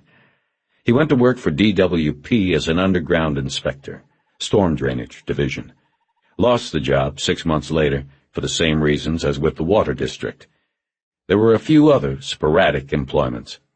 After he left Charlie Company, he caught on with a gold mining company in the Santa Clarita Valley for a few months. Nothing else. There were almost a dozen home addresses listed. Most of them were apartments in Hollywood. There was a house in San Pedro prior to the 1979 bust. If he was dealing at the time, he was probably getting it at the port in Long Beach, Bosch thought. The San Pedro address would have been convenient. Bosch also saw that he had lived in the Sepulveda apartment since leaving Charlie Company. There was nothing else in the file about the halfway house or what Meadows did there. Bosch found the name of Meadows' parole officer on the copies of his 6-month evaluation reports. Darrell Slater worked out of Van Nuys. Bosch wrote it down in the notebook. He also wrote down the address of Charlie Company. He then spread the arrest sheet, the work and home history, and the parole reports out in front of him. On a new piece of paper, he began to write out a chronology, beginning with Meadows' being sent to federal prison in 1981. When he was done, many of the gaps were closed. Meadows served a total of 6.5 years in the federal pen. He was paroled in early 1988 when he was sponsored by the Charlie Company program. He spent 10 months in the program before moving to the apartment in Sepulveda. Parole reports showed he secured a job as a drill operator in the gold mine in the Santa Clarita Valley. He completed parole in February 1989, and he quit his job a day after his PO signed him off. No known employment since, according to the Social Security Administration. IRS said Meadows hadn't filed a return since 1988. Bosch went into the kitchen and got a beer out and made a ham and cheese sandwich. He stood by the sink eating and drinking and trying to organize things about the case in his head. He believed that Meadows had been scheming from the time he walked out of TI, or at least Charlie Company. He'd had a plan. He worked legitimate jobs until he cleared parole, and then he quit, and the plan was set into action. Bosch felt sure of it, and he felt that it was therefore likely that, at either the prison or the halfway house, Meadows had hooked up with the men who had burglarized the bank with him, and then killed him. The doorbell rang. Bosch checked his watch and saw it was 11 o'clock. He walked to the door and looked through the peephole and saw Eleanor Wish staring at him. He stepped back, glanced at the mirror in the entrance hall, and saw a man with dark, tired eyes looking back at him. He smoothed his hair and opened the door. "Hello," she said. "Juice?" Truce. How'd you know where Never mind. Come in. She was wearing the same suit as earlier, hadn't been home yet. He saw her notice the files and paperwork on the card table. "Working late," he said. "Just looking over some things in the file on Meadows." "Good. I happened to be out this way, and I just came by to say that well, it's been a rough week so far, for both of us. Maybe tomorrow we can start this partnership over? Yes, he said. And listen, I'm sorry for what I said earlier. And I'm sorry about your brother. You were trying to say something nice and... Can you stay a few minutes? Have a beer? He went to the kitchen and got 2 fresh bottles. He handed her one and led her through the sliding door to the porch. It was cool out, but there was a warm wind occasionally blowing up the side of the dark canyon. Eleanor Wish looked out at the lights of the valley. The spotlights from Universal City swept the sky in a repetitive pattern. This is very nice, she said. I've never been in one of these. They're called cantilevers? Yes. Must be scary during an earthquake. It's scary when the garbage truck drives by. So, how'd you end up in a place like this? Some people, the ones down there with the spotlights, gave me a bunch of money once to use my name and my so-called technical advice for a TV show. So I didn't have anything else to do with it. When I was growing up in the valley, I always wondered what it would be like to live in one of these things. So I bought it. He used to belong to a movie writer. This is where he worked. It's pretty small, only 1 bedroom. But that's all I'll ever need, I guess. She leaned on the railing and looked down the slope into the arroyo. In the dark, there was only the dim outline of the live oak grove below. He also leaned over and absent-mindedly peeled bits of the gold foil label off his beer bottle and dropped them. The gold glinted in the darkness as it fluttered down out of sight. I have questions, he said. I want to go up to Ventura. Can we talk about it tomorrow? I didn't come up to go over the files. I've been reading those files for almost a year now. He nodded and stayed quiet, deciding to let her get to whatever it was that brought her. After some time, she said, You must be very angry about what we did to you. The investigation, us checking you out. Then what happened yesterday. I'm sorry. She took a small sip from her bottle, and Bosch realized he had never asked if she wanted a glass. He let her words hang out there in the dark for a few long moments. No, he finally said. I'm not angry. The truth is, I don't really know what I am. She turned and looked at him. We thought you'd drop it when Rourke made trouble for you with your lieutenant. Sure, you knew Meadows, but that was a long time ago. That's what I don't get. It's not just another case for you. But why? There must be something more. Back in Vietnam? Why does it mean so much to you? I guess I have reasons. Reasons that have nothing to do with the case. I believe you. But whether I believe you is not the point. I'm trying to know what's going on. I need to know. How's your beer? It's fine. Tell me something, Detective Bosch. He looked down and watched a little piece of the printed foil disappear in the black. I don't know, he said. Actually, I do know, and I don't. I guess it goes back to the tunnels. Shared experience. It's nothing like he saved my life or I saved his. Not that easy. But I feel something is owed. No matter what he did or what kind of fuck-up he became after.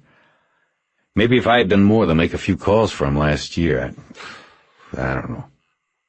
Don't be silly, she said. When he called you last year, he was well into this caper. He was using you then. It's like he's using you now, even though he's dead. He'd run out of label to peel. He turned around and leaned his back on the railing. He fumbled a cigarette out of his pocket with one hand, put it in his mouth, but didn't light it.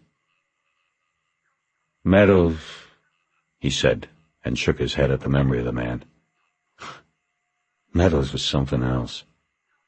Back then, we were all just a bunch of kids, afraid of the dark. Those tunnels were so damn dark. But Meadows, he wasn't afraid. He'd volunteer and volunteer and volunteer, out of the blue and into the black. That's what he said going on a tunnel mission was.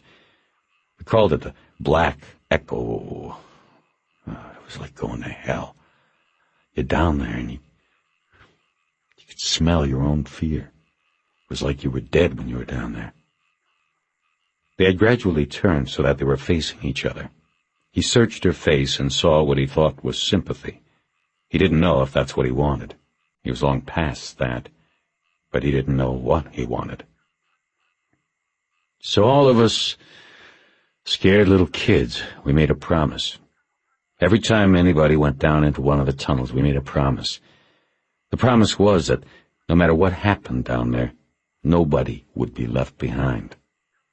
Didn't matter if you died down there, you wouldn't be left behind. Because they did things to you, you know, like our own psychops. And it worked. Nobody wanted to be left behind, dead or alive. I read once in a book that it doesn't matter if you're lying beneath a marble tombstone on a hill or at the bottom of an oil sump. When you're dead, you're dead. But whoever wrote that wasn't over there. When you're alive, but you're that close to dying, you think about those things. And then it does matter. And so, we made the promise. Bosch knew he hadn't explained a thing. He told her he was going to get another beer. She said she was fine. When he came back out, she smiled at him and said nothing. "Let me tell you a story about Meadows," he said. "See, the way they worked it was, they'd assign a couple, maybe 3 of us tunnel rats to go out with a company. So when they'd come across a tunnel, we'd zip on down, check it out, mine it, whatever." He took a long pull on the fresh beer. "So once..." This would have been back in 1970. Meadows and me were tagging at the back of a patrol. We were in a VC stronghold. Man, it was just riddled with tunnels. Anyway, we were about 3 miles from a village called Nuan Look when we lost a point man. He got... I'm sorry. You probably don't want to hear this with your brother and all. I do want to hear. Please. So, this point got shot by a sniper who was in a spider hole. That was what they called little entrances to a tunnel network. So somebody took out the sniper, and then me and Meadows had to go down the hole to check it out. We went down, and right away we had to split up. This was a big network. I followed one line one way, and he went the other. We had said we'd go for 15 minutes, set charges with a 20-minute delay, then head back, setting more along the way. I remember I found a hospital down there. 4 empty grass mats, a cabinet of supplies, all just sitting in the middle of this tunnel. I remember I thought, Jesus Christ, what's going to be around the bend, a drive-in movie or something?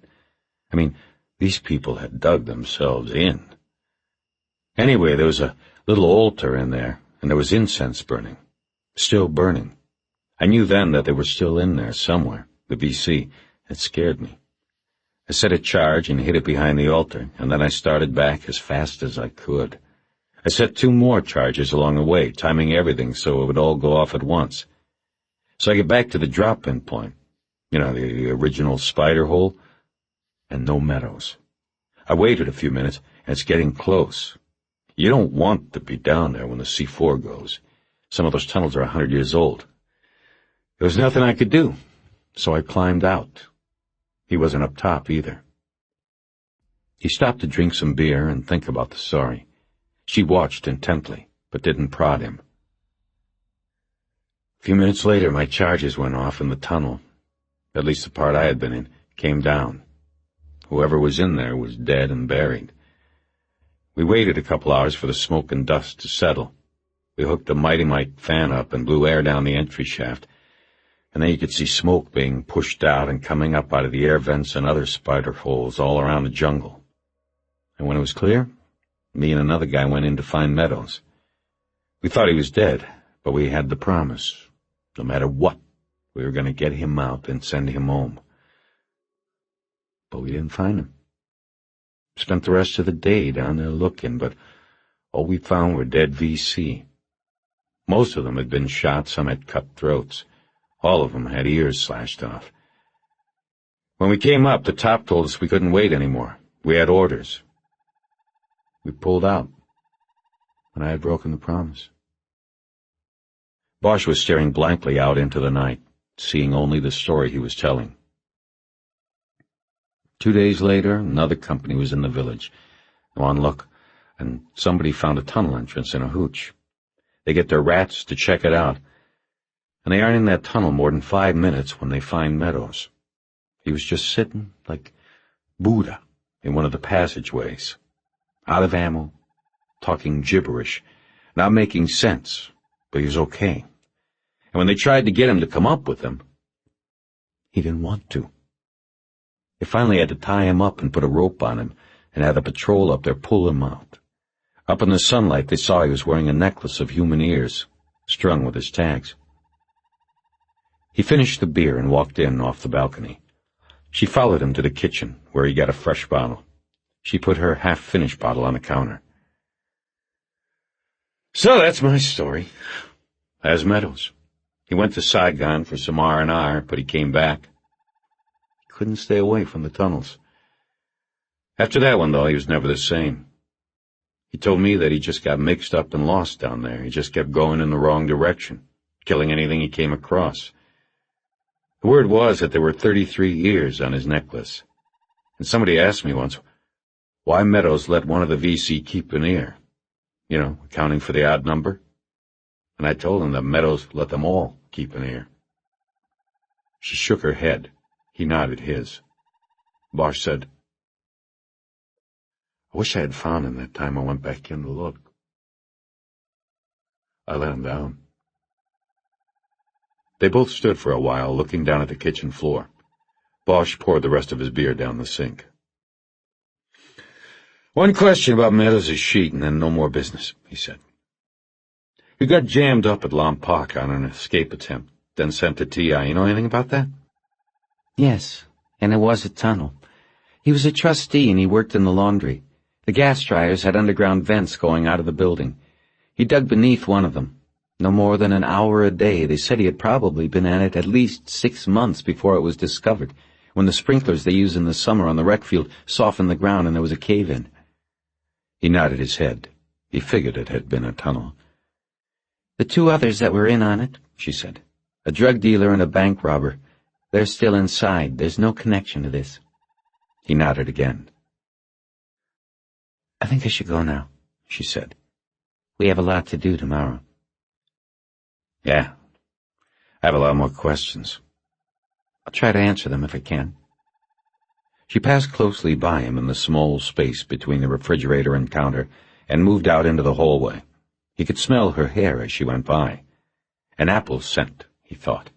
He noticed that she was looking at the print hanging on the wall opposite the mirror in the hallway. It was in 3 separate framed sections and was a print of a 15th century painting called The Garden of Delights. The painter was a Dutchman. Hieronymus Bosch, she said as she studied the nightmarish landscape of the painting. When I saw that was your full name, I wondered if— No relation, he said. My mother, she just liked his stuff. I guess because of the last name. She sent that print to me once. Said in the note that it reminded her of L.A. Old crazy people. My foster parents, they didn't like it, but I kept it for a lot of years. Had it hanging there as long as I've had this place. But you like to be called Harry. Yeah, I like Harry. Good night, Harry. Thanks for the beer. Good night, Eleanor. Thanks for the company. Part 4. Wednesday, May 23rd. By 10 a.m. they were on the Ventura Freeway, which cuts across the bottom of the San Fernando Valley and out of the city. Bosch was driving, and they were going against the grain of traffic, heading northwest toward Ventura County, and leaving behind the blanket of smog that filled the valley like dirty cream in a bowl. They were heading to Charlie Company. The FBI had only done a cursory check on Meadows and the prison outreach program the year before. Wish said she had thought its importance was minimal because Meadows' stay had ended nearly a year before the tunnel caper. She said the Bureau had requested a copy of Meadows' file, but had not checked the names of other convicts who were part of the program at the same time as Meadows. Bosch thought this was a mistake. Meadows's work record indicated the bank caper was part of a long-range plan, he told Wish. The bank burglary might have been hatched at Charlie Company. Before leaving, Bosch had called Meadows's parole officer, Darrell Slater, and was given a rundown on Charlie Company. Slater said the place was a vegetable farm owned and operated by an Army colonel who was retired and born again. He contracted with the state and federal prisons to take early release cases, the only requirement being that they be Vietnam combat veterans. That wasn't too difficult a bill to fill, Slater said. As in every other state in the country, the prisons in California had high populations of Vietnam vets. Gordon Scales, the former colonel, didn't care what crimes the vets had been convicted of, Slater said. He just wanted to set them right again. The place had a staff of 3, including Scales, and held no more than 24 men at a time. The average stay was 9 months. They worked the vegetable fields from 6 to 3, stopping only for lunch at noon. After the workday, there was an hour-long session called Soul Talk, then dinner and TV. Another hour of religion before lights out. Slater said Scales used his connections in the community to place the vets in jobs when they were ready for the outside world. In 6 years, Charlie Company had a recidivist record of only 11%, a figure so enviable that Scales got a favorable mention in a speech by the president during his last campaign swing through the state. Slater said, "The man's a hero, and not 'cause of that war, for what he did after. When you get a place like that, moving maybe 30, 40 cons through it a year, and only 1 in 10 gets his ass in a jam again, then you are talking about a major success. Scales, he has the ear of the federal and state parole boards and half the wardens in this state." "Does that mean he gets to pick who goes to Charlie Company?" Bosch asked. "Maybe not pick, but give final approval to, yes. But the word on this guy is out. His name is known in every and any cell block where you got a vet doing time. These guys come to him. They send letters, send Bibles, make phone calls, have lawyers get in contact, all to get Scales to sponsor them." "Is that how Meadows got there?" "Far as I know, he was already heading there when he was assigned to me. You'd have to call Terminal Island and have them check their files or talk to Scales." Bosch filled Wish in on the conversation while they were on the road. Otherwise, it was a long ride, and there were long periods of silence.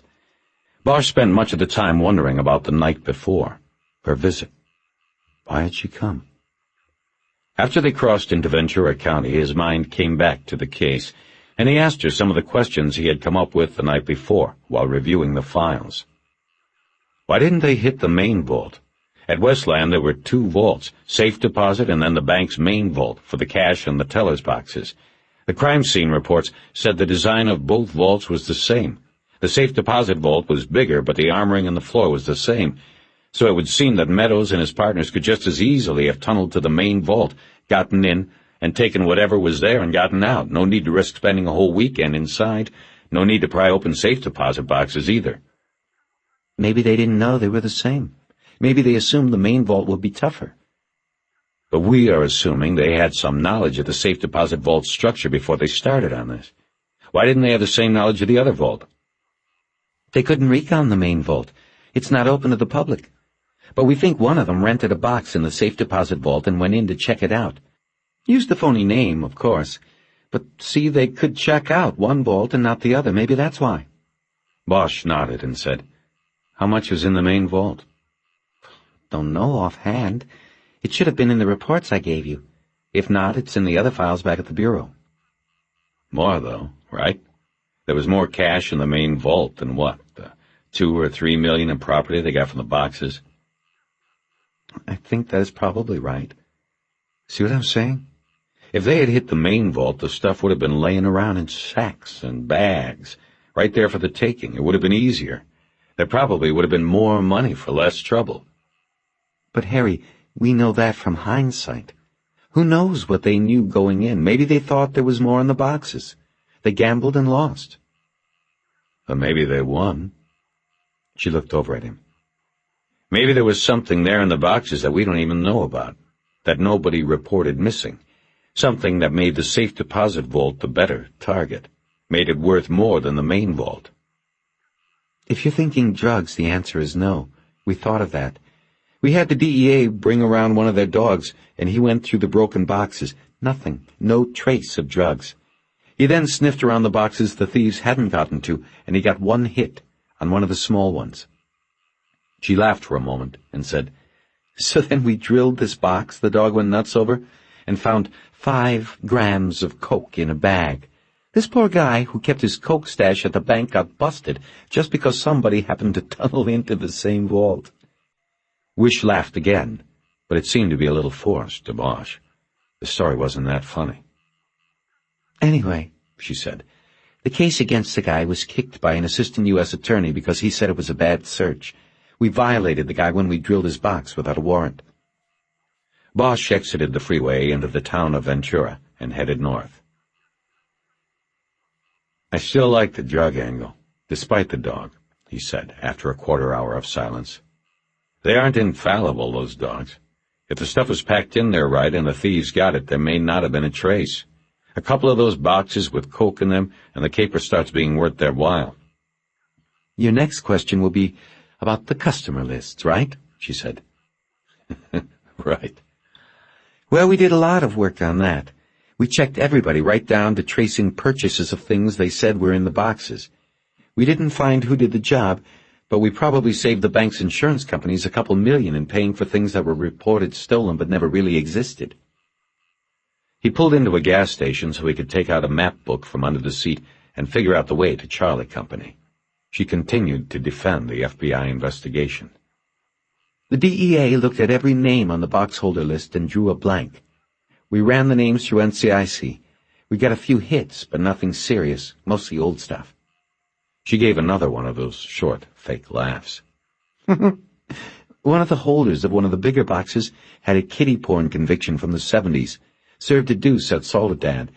Anyway, after the bank job he was contacted and he reported nothing was taken, said he had recently emptied his box. But they say these pedophiles can never part with their stuff, their photos and films, even letters written about kids. And there was no record at the bank of him going into the box in the 2 months before the burglary, so we figured that the box was for his collection. But anyway, that had nothing to do with the job. Nothing we turned up did." Bosch found the way on the map and pulled out of the service station. Charlie Company was in Grove Country. He thought about her story about the pedophile. Something about it bothered him. He rolled it around in his head but couldn't get to it. He let it drift and went on to another question. Why was nothing ever recovered? All that jewelry and bonds and stocks, and nothing ever turns up except for a single bracelet. Not even any of the other worthless things that were taken. "They're sitting on it until they think they're clear," Wish said. "That's why Meadows was smoked. He went out of line and pawned the bracelet before he should have. Maybe before everyone agreed they were clear. They found out he'd sold it. He wouldn't say where, so they buzzed him until he told them. Then they killed him." "And by coincidence, I get the call." "It happens." "There's something in that story that doesn't work," Bosch said. "We start out with Meadows getting juiced, tortured, right? He tells them what they want. They put the hot load in his arm, and they go get the bracelet from the pawn shop, okay?" "Okay." "But see, it doesn't work. I've got the pawn slip. It was hidden. So he didn't give it to them, and they had to go break in the shop and take the bracelet, covering the scam by also taking a lot of other junk. So if he didn't give them the pawn slip, how'd they know where the bracelet was?" "He told them, I guess," Wish said. "I don't think so. I don't see him giving up one and not the other. He had nothing to gain from holding back the slip. If they got the name of the shop out of him, they would have gotten the slip." "So you're saying he died before he told them anything, and they already knew where the bracelet was pawned?" "Right. They worked him to get the ticket, but he wouldn't give it up, wouldn't break. They killed him. Then they dumped the body and rolled his place. But they still don't find the pawn stub, so they hit the pawn shop like third-rate burglars. The question is, if Meadows didn't tell them where he had sold the bracelet, and they didn't find the stub, how did they know where it was?" "Harry, this is speculation on top of speculation." "That's what cops do." "Well, I don't know. Could have been a lot of things. They could have had a tail on Meadows because they didn't trust him, and could have seen him go into the pawn shop. Could have been a lot of things." Could have been they had somebody, say a cop, who saw the bracelet on the monthly pawn sheets and told them. The sheets go to every police department in the county. I think that kind of speculation is reckless. They were there. Bosch braked the car at a gravel entranceway below a wooden sign with a green eagle painted on it and the words Charlie Company. The gate was open, and they drove down a gravel road with muddy irrigation ditches running along both sides. The road split the farmland, with tomatoes on the right and what smelled like peppers on the left. Up ahead there was a large aluminum-sided barn and a sprawling ranch-style house. Behind these, Bosch could see a grove of avocado trees. They drove into a circular parking area in front of the ranch house, and Bosch cut the engine. A man wearing a white apron that was as clean as his shaven head came to the screen at the front door. "Mr. Scales here?" Bosch asked. "Colonel Scales, you mean? No, he is not. It's almost time for chow, though. He'll be coming in from the field then." The man did not invite them to come in out of the sun, and so Bosch and Wish went back and sat in the car. A few minutes later, a dusty white pickup truck drove up. It had an eagle inside a large letter C painted on the driver's door. 3 men got out of the cab, and 6 more piled out of the back. They moved quickly toward the ranch house. They ranged in age from late 30s to late 40s. They wore military green pants and white T-shirts soaked with sweat. No one wore a bandana or sunglasses or had his sleeves rolled up. No one's hair was longer than a 1/4 inch. The white men were burned brown like stained wood. The driver, wearing the same uniform but at least 10 years older than the rest, slowed to a stop and let the others go inside. As he approached, Bosch put him on the early side of his 60s, but a guy who was almost as solid as he had been in his 20s. His hair, what could be seen of it against his gleaming skull, was white, and his skin was like walnut. He was wearing work gloves. "Help you?" he asked. "Colonel Scales?" Bosch said. "That's right, you police." Bosch nodded and made introductions. Scales didn't seem too impressed, even with the FBI being mentioned. You remember about 7, 8 months ago the FBI asked you for some information on a William Meadows who spent some time here? Wish asked. "Sure I do. I remember every time you people call up or come around asking about one of my boys. I resent it, so I remember it. You want more information on Billy? Is he in some trouble?" "Not anymore," Bosch said. "What's that supposed to mean?" Scales said. "Sounds like you're saying he's dead." "You didn't know?" Bosch said. "Of course I didn't. Tell me what happened to him." Bosch thought he saw genuine surprise and then a flashing hint of sadness cross Scales's face. The news had hurt. "He was found dead 3 days ago in L.A. A homicide. We think it is related to a crime he took part in last year that you may have heard about from the FBI's previous contact." "The tunnel thing at that bank in L.A.?" he asked. "I know what I was told by the FBI, that's it."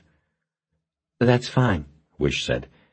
What we need from you is more complete information about who was here when Meadows was. We went over this ground before, but we're rechecking, looking for anything that might help. Will you cooperate with us? "I always cooperate with you people. I don't like it because half the time I think you got your wires crossed.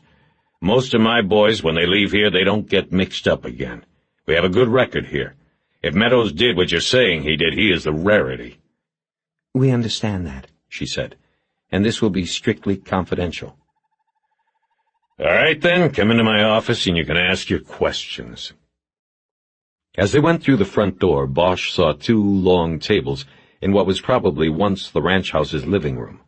About 20 men sat before plates of what looked like chicken-fried steaks and mounds of vegetables. Not one looked at Eleanor Wish. That was because they were silently saying grace, their heads down, eyes closed, and hands folded. Bosch could see tattoos on almost every arm. When they stopped their prayer, a chorus of forks struck home on the plates. A few of the men took the time then to look at Eleanor approvingly. The man in the apron, who had come to the screen door earlier, now stood in the doorway of the kitchen. "Colonel, are you in with the men today, sir?" he called. Scales nodded and said, "I'll be through in a few minutes." They went down a hallway and through the first door into an office that was supposed to be a bedroom. It was crowded by a desk with a top the size of a door. Scales pointed to 2 chairs in front of it, and Bosch and Wish sat down, while he took the upholster job behind the desk. Now, I know exactly what I am required by law to give you, and what I don't have to even speak to you about. But I am inclined to do more if it will help and we have an understanding. Meadows, I sort of knew he would end up as you say he did. I prayed to the good Lord to guide him, but I knew. I will help you. No one should take a life in the civilized world, no one at all. Colonel, Bosch began, we appreciate your help. I want you to know, first off, that we know what kind of job you're doing here. We know you have the respect and encouragement of both state and federal authorities. But our investigation of Meadows' death leads us to conclude he was involved in a conspiracy with other men who had the same skills as he, and— You're saying they're vets, Scales cut in. He was filling a pipe with tobacco from a canister on the desk. Possibly. We have not identified them yet, so we don't know it for a fact. But if that is the case, there would seem a possibility that the players in the conspiracy may have met here. I stress the word may. Therefore, there are 2 things we want from you. A look at any records you still have on Meadows, and a list of every man that was here during the 10 months he was. Scales was tamping his pipe, and seemingly paying no attention to what had just been said. Then he said, No problem on his records, he's dead. On the other, I suppose I should call my lawyer just to make sure I can do that. We run a good program here, and vegetables and money from the state and the feds don't cover it. I get out the soapbox and make the rounds. We rely on the tithings of the community, civic organizations, things like that. Bad publicity will dry that money up faster than a Santa Ana wind. I help you, I risk that.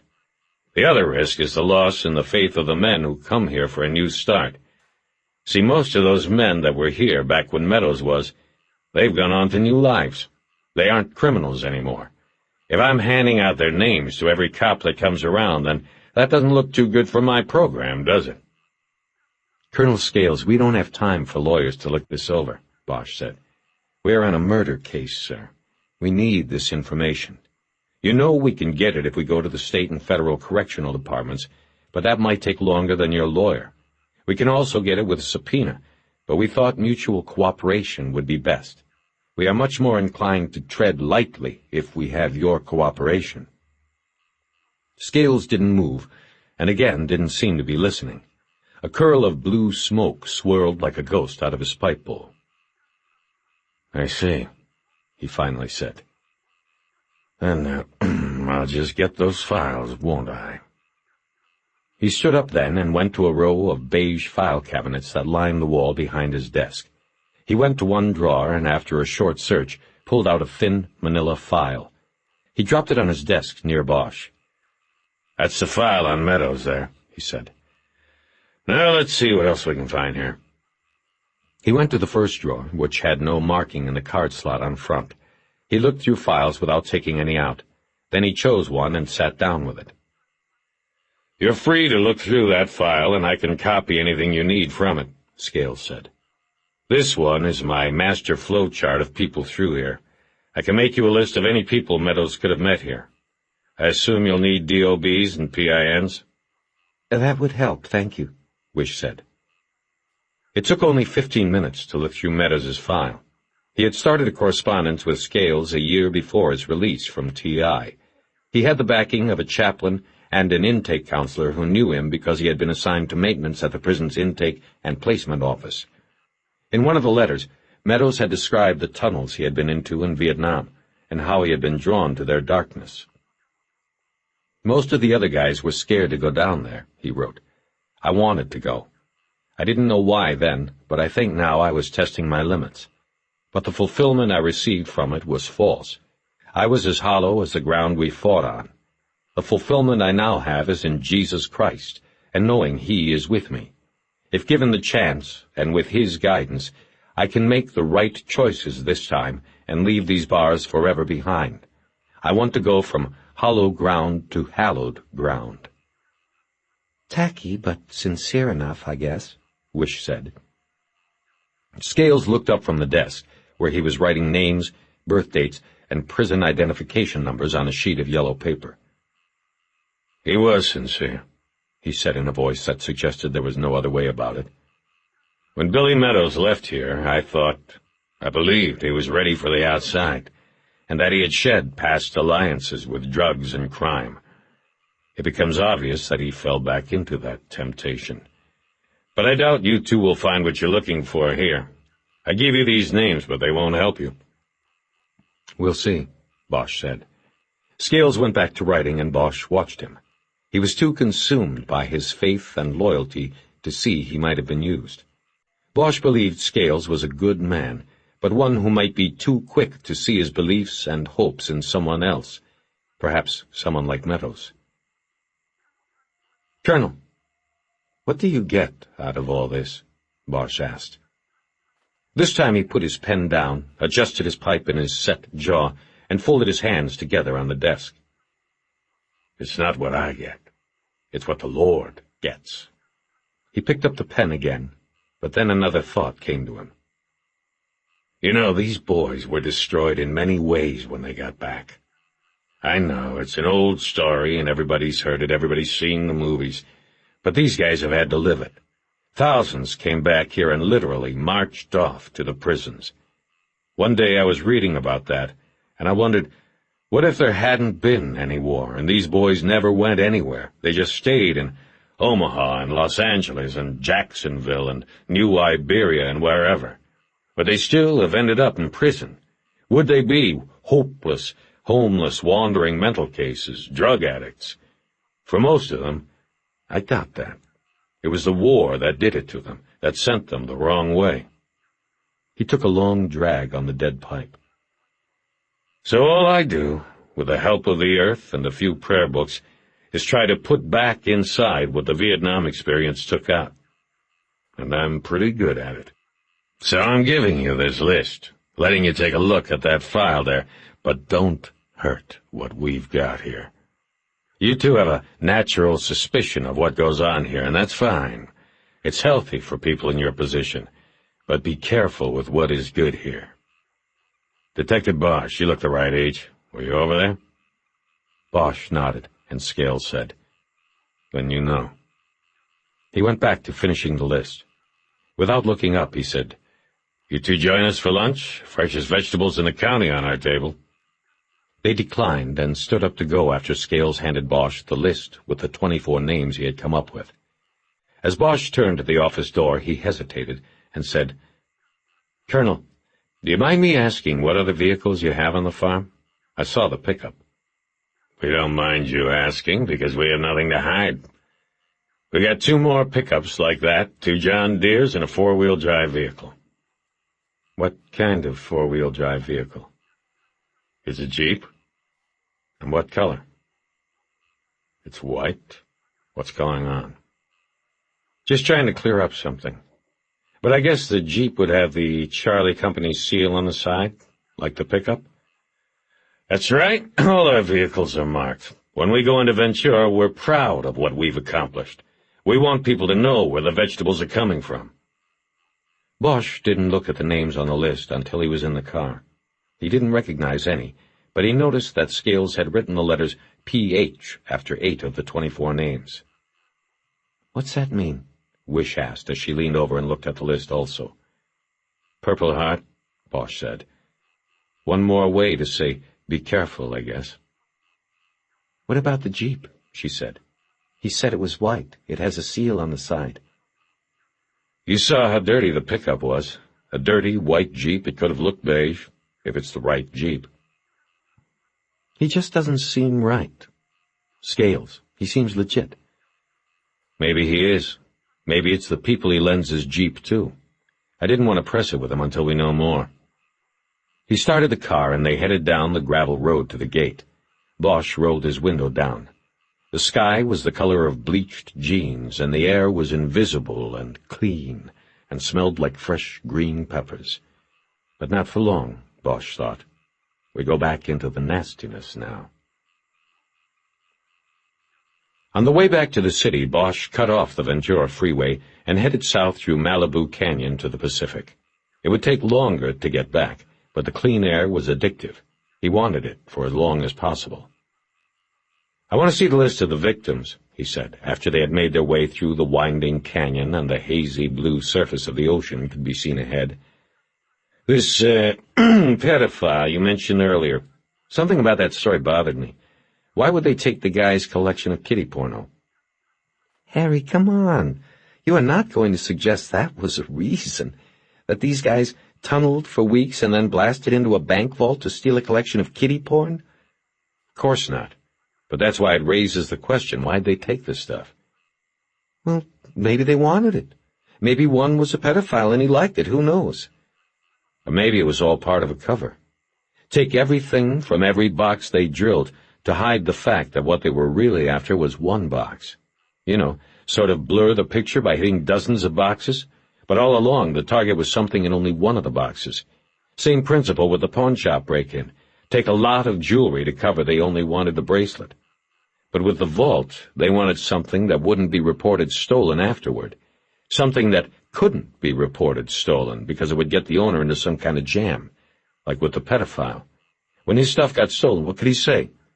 That's the sort of thing the tunnelers were after, but something more valuable. Something that would make hitting the safe deposit vault more attractive than hitting the main vault. Something that would make killing Meadows a necessity when he endangered the whole caper by pawning the bracelet. She was quiet. Bosch looked over at her, but behind her sunglasses she was unreadable. Sounds to me like you're talking about drugs again, she said after a while. And the dog said no drugs. The DEA found no connections on our list of customers. Maybe drugs, maybe not. But that's why we should look at the box holders again. I want to look at the list for myself, want to see if anything rings a bell with it.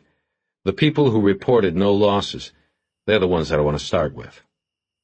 I'll get the list. We've got nothing else going anyway. Well, we've got these names from Scales to run down, Bosch said. I was thinking that we'd pull mugs and take them to Sharkey. Worth a try, I guess. More like just going through the motions. I don't know. I think the kid is holding something. I think he maybe saw a face that night. I left a memo with Rourke about the hypnosis. He'll probably get back to us on that today or tomorrow. They took the Pacific Coast Highway around the bay. The smog had been blown inland, and it was clear enough to see Catalina Island out past the Whitecaps. They stopped at Alice's restaurant for lunch, and since it was late, there was an open table by a window. Wish ordered an iced tea, and Bosch had a beer. I used to come out to this pier when I was a kid, Bosch told her. They'd take a busload of us out. Back then they had a bait shop out on the end. I'd fish for yellowtail. Kids from DYS? Yeah. No. Back then it was called DPS, Department of Public Services. A few years back they finally realized they needed a whole department for the kids, so they came up with DYS. She looked out the restaurant window and down along the pier. She smiled at his memories, and he asked where hers were.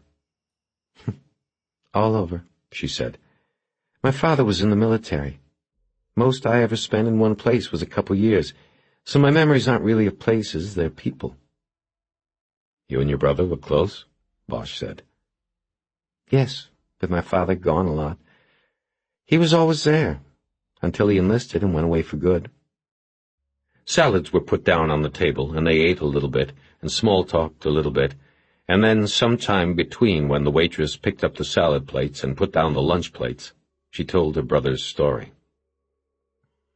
Every week he'd write me from over there, and every week he said he was scared, wanted to come home, she said. It wasn't something he could say to our father or mother. But Michael wasn't the type. He should never have gone. He went because of our father. He couldn't let him down. He wasn't brave enough to say no to him, but he was brave enough to go over there. Doesn't make sense. Have you ever heard of anything so dumb? Bosch didn't answer, because he had heard similar stories, his own included. And she seemed to stop there. She either didn't know what had happened to her brother over there, or didn't want to recount the details. After a while, she said, Why'd you go? He knew the question was coming, but in his whole life he had never been able to truthfully answer it, even to himself. I don't know. No choice, I guess. The institutional life, like you said before. I wasn't going to college. Never really thought about Canada. I think it would have been harder to go there than to just get drafted and go to Vietnam. Then in '68, I sort of won the draft lottery.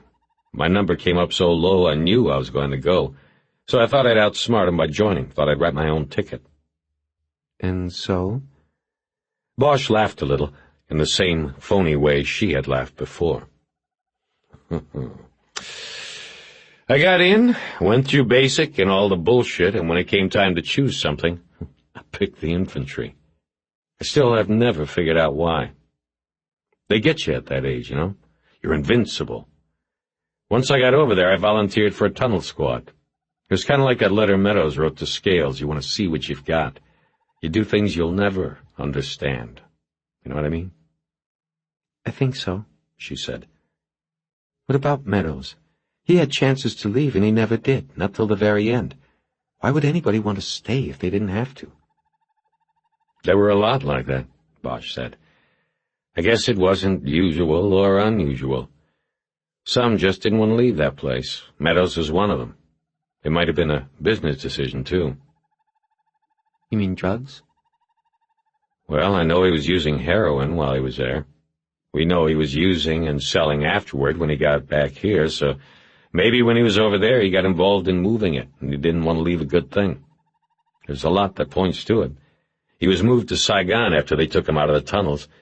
Saigon would have been the place to be, especially with embassy clearance like he had as an MP. Saigon was Sin City. Whores, hash, heroin is a free market. A lot of people jumped into it. Heroin would have made him some nice money, especially if he had a plan, a way to move some of the stuff back here. She pushed pieces of red snapper she wasn't going to eat around on her plate with a fork. It's unfair, she said. He didn't want to come back. Some boys wanted to come home but never got the chance. Yes, there was nothing fair about that place. Bosch turned and looked out the window at the ocean. There were 4 surfers in bright wetsuits riding on the swells. And after the war, you joined the cops. Well, I kicked around a little and then joined the department. It seemed most of the vets I knew, like what Scales said today, were going into the police departments or the penitentiaries. I don't know, Harry. You seem like the loner type. A private eye, not a man who has to take orders from men he doesn't respect. There are no more private operators. Everybody takes orders. But all this stuff about me is in the file, you know it all. Not everything about somebody can be put down on paper. Isn't that what you said? He smiled as a waitress cleared the table. He said, "What about you? What's your story with the Bureau?" Pretty simple, really. Criminal justice major, accounting minor, recruited out of Penn State. Good pay, good benefits, women highly sought and valued. Nothing original. Why the bank detail? I thought the fast track was anti-terrorism, white-collar stuff, maybe even drugs, but not the heavy squad. I did the white-collar stuff for 5 years. I was in D.C., too, the right place to be. The thing is, the Emperor had no clothes. It was all deadly, deadly boring stuff. She smiled and shook her head. I realized I just wanted to be a cop. So that's what I became. I transferred to the first good street unit that had an opening. L.A. is the bank robbery capital of the country. When an opening came up here, I called in my markers and got the transfer. Call me a dinosaur if you want. You're too beautiful for that. Despite her dark tan, Bosch could tell the remark embarrassed her. It embarrassed him, too, just sort of slipping out like that. "Yeah, sorry," he said. No, that was nice. Thank you. "So, are you married, Eleanor?" he said, and then he turned red, immediately regretting his lack of subtlety. She smiled at his embarrassment. I was, but it was a long time ago. Bosch nodded. "You don't have anything... What about Rourke? You two seemed..." What? Are you kidding? "Sorry." They laughed together then, and followed it with smiles and a long, comfortable silence. After lunch, they walked out on the pier to the spot where Bosch had once stood with rod and reel. There was no one fishing. Several of the buildings at the end of the pier were abandoned. There was a rainbow sheen on top of the water near one of the pylons. Bosch also noticed the surfers were gone. Maybe all the kids are in school, Bosch thought. Or maybe they don't fish here anymore. Maybe no fish make it this far into the poisoned bay. "I haven't been here in a long time," he said to Eleanor. He leaned on the pier railing, his elbows on wood scarred by 1,000 bait knives. Things change. It was mid-afternoon by the time they got back to the Federal Building. Wish ran the names and prisoner identification numbers Scales had given them through the NCIC and State Department of Justice computers and ordered mugshots photofaxed from various prisons in the state. Bosch took the list of names and called U.S. Military Archives in St. Louis and asked for Jessie St. John, the same clerk he had dealt with on Monday. She said the file on William Meadows that Bosch had asked for was already on the way. Bosch didn't tell her he already had seen the FBI's copy of it. Instead, he talked her into calling up the new names he had on her computer and giving him the basic service biography of each man. He kept her past the end of shift at 5 o'clock in St. Louis, but she said she wanted to help. By 5 o'clock L.A. time, Bosch and Wish had 24 mugshots and brief criminal and military service sketches of the men to go with them. Nothing jumped off Wish's desk and hit either of them over the head. 15 of the men had served in Vietnam at some point during the period Meadows was there. 11 of these were U.S. Army. None were tunnel rats, though 4 were 1st Infantry along with Meadows on his first tour. There were 2 others who were MPOs in Saigon. They focused on the NCIC records of the 6 soldiers who were 1st Infantry or military police. Only the MPOs had bank robbery records. Bosch shuffled through the mugshots and pulled those 2 out. He stared at the faces, half expecting to get confirmation from the hardened, disinterested looks they gave the camera. "I like these 2, he said. Their names were Art Franklin and Jean Delgado. They both had Los Angeles addresses. In Vietnam, they spent their tours in Saigon assigned to separate MP units, not the embassy unit that Meadows was attached to. But still, they were in the city. Both of them had been discharged in 1973, but as with Meadows, they stayed on in Vietnam as civilian military advisors. They were there until the end, April 1975. There was no question in Bosch's mind. All 3 men, Meadows, Franklin, and Delgado, knew each other before they met at Charlie Company in Ventura County. Stateside, after 1975, Franklin got jammed up on a series of robberies in San Francisco and went away for 5 years. He went down on a federal rap of bank robbery in Oakland in 1984 and was at TI at the same time as Meadows. He was paroled to Charlie Company 2 months before Meadows left the program. Delgado was strictly a state offender. 3 pops for burglaries in L.A., for which he was able to get by on county lockup time, then an attempted bank robbery in Santa Ana in 1985. He was able to plead in state court under an agreement with federal prosecutors. He went up to Soledad, getting out in 1988 and arriving at Charlie Company 3 months ahead of Meadows. He left Charlie Company a day after Franklin arrived. "1 day," Wish said. "This means all 3 were together there at Charlie Company only 1 day?" Bosch looked at their photos and the accompanying descriptions. Franklin was the larger one. 6 foot, 190, dark hair. Delgado was lean, 5'6", and 140. Dark hair, too. Bosch stared at the photos of the big man and the small man, and was thinking about the descriptions of the men in the jeep that had dumped Meadows' body. "Let's go see Sharky," he said after a while. He called Home Street Home and was told what he knew they were going to tell him. Sharky was gone. Bosch tried the Blue Chateau, and a tired old voice told him that Sharky's crew had moved out at noon. His mother hung up on Bosch after she determined he was not a customer. It was near 7. Bosch told Wish they would have to go back to the street to find him. She said she'd drive. They spent the next 2 hours in West Hollywood, mostly in the Santa Monica Boulevard corridor. But there was no sign of Sharky or his motorbike locked to a parking meter. They flagged down a few sheriff's cruisers and told them who they were looking for, but not even the extra eyes helped. They parked at the curb by the Okie Dog, and Bosch was thinking that maybe the boy had gone back to his mother's house and she had hung up the phone to protect him. "You want to take a ride up to Chatsworth?" he asked. As much as I'd like to see this witch you told me Sharky has for a mother, I was thinking more along the lines of calling it a day. We can find Sharky tomorrow. How about that dinner we didn't have last night?" Bosch wanted to get to Sharky, but he also wanted to get to her. She was right. There was always tomorrow. "Sounds good to me," he said. "Where you feel like going?" My place? Eleanor Wish lived in a rent-controlled townhouse she subleased 2 blocks from the beach in Santa Monica. They parked at the curb in front, and as they went in she told Bosch that although she lived close by, if he wanted to actually see the ocean, he had to walk out onto her bedroom balcony, lean over, and look sharply to the right down Ocean Park Boulevard. A slice of the Pacific could then be seen between 2 condominium towers that guarded the shoreline. From that angle, she mentioned, he could also see into her next-door neighbor's bedroom. The neighbor was a has-been television actor turned small-time dope dealer who had a never-ending procession of women through the bedroom.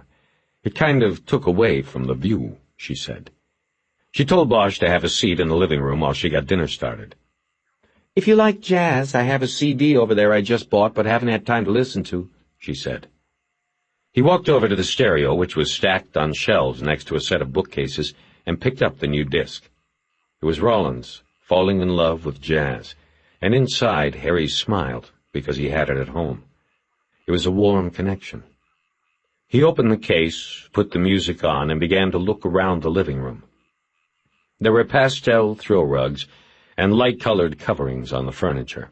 Architectural books and home magazines were spread on a glass-topped coffee table in front of a light blue couch. The place was very neat. A framed cross-stitch canvas on the wall next to the front door said, "Welcome to this home." Small letters stitched in its corners said, EDS 1970, and Bosch wondered about the last letter. He made another one of those psychic connections with Eleanor Wish when he turned around and looked at the wall above the couch. Framed in black wood was a print of Edward Hopper's Nighthawks. Bosch didn't have the print at home, but he was familiar with the painting, and from time to time even thought about it when he was deep on a case or on a surveillance. He had seen the original in Chicago once, and had stood in front of it studying it for nearly an hour. A quiet, shadowy man sits alone at the counter of a street-front diner. He looks across at another customer, much like himself, but only the second man is with a woman. Somehow Bosch identified with it, with that first man. I am the loner, he thought. I am the Nighthawk. The print, with its stark, dark hues and shadows, did not fit in this apartment, Bosch realized. Its darkness clashed with the pastels. Why did Eleanor have it? What did she see there? He looked around the rest of the room. There was no TV. There was just the music on the stereo, and the magazines on the table, and the books on the lawyer's shelves against the wall across from the couch. He stepped over and looked through the glass panes and browsed the collection. The top 2 shelves were mostly highbrow book-of-the-month offerings, descending into crime fiction by writers like Crumley and Williford and others. He had read some of them. He opened the glass door and pulled out a book called The Locked Door. He'd heard of the book, but had never seen it to buy. He opened the cover to see how old it was, and he solved the mystery of the last letter on the needlework. On the first page, printed in ink, it said, Eleanor D. Scarletti, 1979. She must have kept her husband's name after the divorce, Bosch thought. He put the book back and closed the case. The books on the bottom 2 rows of the bookcase ranged from true crime to historical studies of the Vietnam War to FBI manuals. There was even an LAPD homicide investigation textbook. Many of these books Bosch had read. One of them he was even in. It was a book the Times reporter Bremer had written about the so-called beauty shop slasher.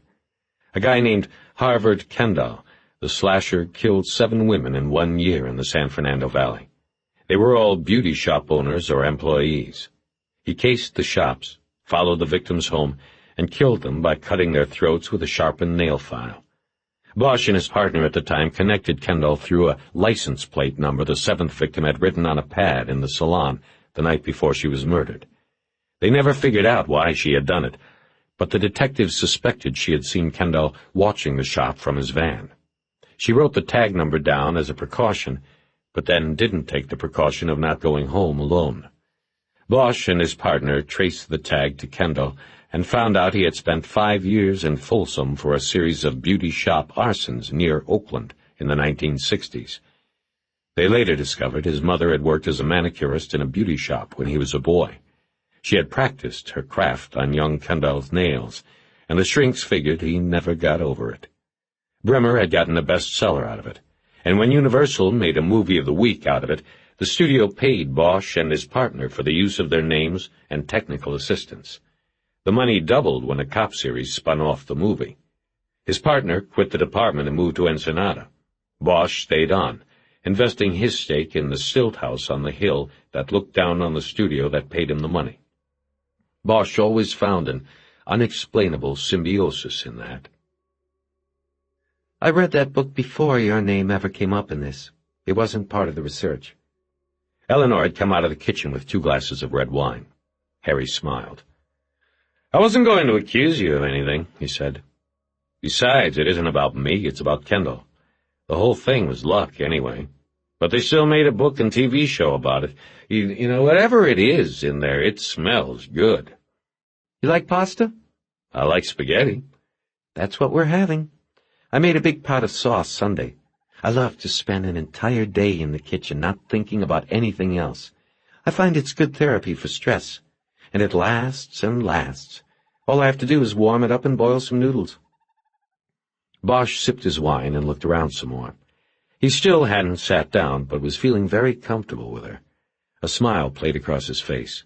He gestured toward the Hopper print. I like it, but why something so dark? She looked at the print and crinkled her brow as if this were the first time she had considered it. I don't know, she said. I've always liked that painting. Something there grabs me. The woman is with a man, so that isn't me. So I guess if it's anyone, it would be the man sitting with his coffee, all alone, kind of watching the two that are together. I saw it in Chicago once, Bosch said. The original? I was out there in an extradition and had about an hour to kill until I could pick up the body, so I went into the Art Institute and it was there. I spent the whole hour looking at it. There's something about it, like you said. I can't remember the case or who I was bringing back here, but I remember that painting. They sat at the table talking for nearly an hour after the food was gone. She told him more about her brother and her difficulty getting over the anger and loss. 18 years later, she was still working it out, she said. Bosch told her that he was still working things out, too. He still dreamed of the tunnels from time to time, but more often he battled insomnia instead. He told her how mixed up he was when he got back, how thin the line was, the choice between what he had done afterward and what Meadows did. It could have been different, he said, and she nodded, seeming to know that was true. Later she asked about the dollmaker case and his fall from robbery-homicide. It was more than curiosity. He sensed that something important rode on what he told her. She was making a decision about him. I guess you know the basics, he began. Somebody was strangling women, mostly prostitutes, then painting over their faces with makeup. Pancake, red lipstick, heavy rouge on the cheeks, sharp black eyeliner. The same thing every time. The bodies were bathed, too, but we never said it looked like he was making them into dolls. Some asshole, I think it was a guy named Sakai over at the coroner's, leaked that the makeup was the common denominator. Then this dollmaker stuff started playing in the press. I think Channel 4 was the first to come up with that name. It took off from there. To me, it looked more like a mortician's work. But the truth is, we weren't doing too good. We didn't have a handle on the guy until he was into double figures. Not much physical evidence. The victims were all dumped in random locations all over the west side. We knew from fiber evidence on a couple of the bodies that the guy probably wore a rug or some kind of hair disguise, fake beard or something. The women that were taken off the stroll, we were able to isolate times and places of their last trick. We went to the hourly motels, got nothing. So we figured the guy was picking them up in a car and then taking them somewhere else, maybe to his home or some kind of safe place he used as a killing pad. We started watching the Boulevard and other hot spots the pros work, and we must have busted up 300 tricks before we got the break. This whore, name of Dixie McQueen, calls up the task force one morning, early, and says she just escaped from the doll maker, and is there a reward if she gives him up? Well, we were getting calls like that every week. 11 murdered women, and people are coming out of the woodwork with clues that aren't really clues. It's Panic City. I remember, Wish said. But Dixie was different. I was working the late shift in the task force offices that day, and I caught the call. I went and talked to her. She told me that this John she'd picked up on Hollywood near Spa Row, near the Scientology mansion, took her to this garage apartment in Silver Lake. She said that while the guy was getting naked, she wanted to use the toilet. So she goes in, and while she's running the water, she looks through the cabinet below the sink, probably to see if there's anything worth lifting. But she sees all these little bottles and compacts and all this women's stuff. She looks at it all, and she just puts it all together, just like that. Bingo, this has to be the guy. So she gets a case of total creeps and bails out. She comes out of the bathroom, and the guy's in bed. She just hauls ass through the front door. The thing is, we hadn't put out all the stuff about the makeup.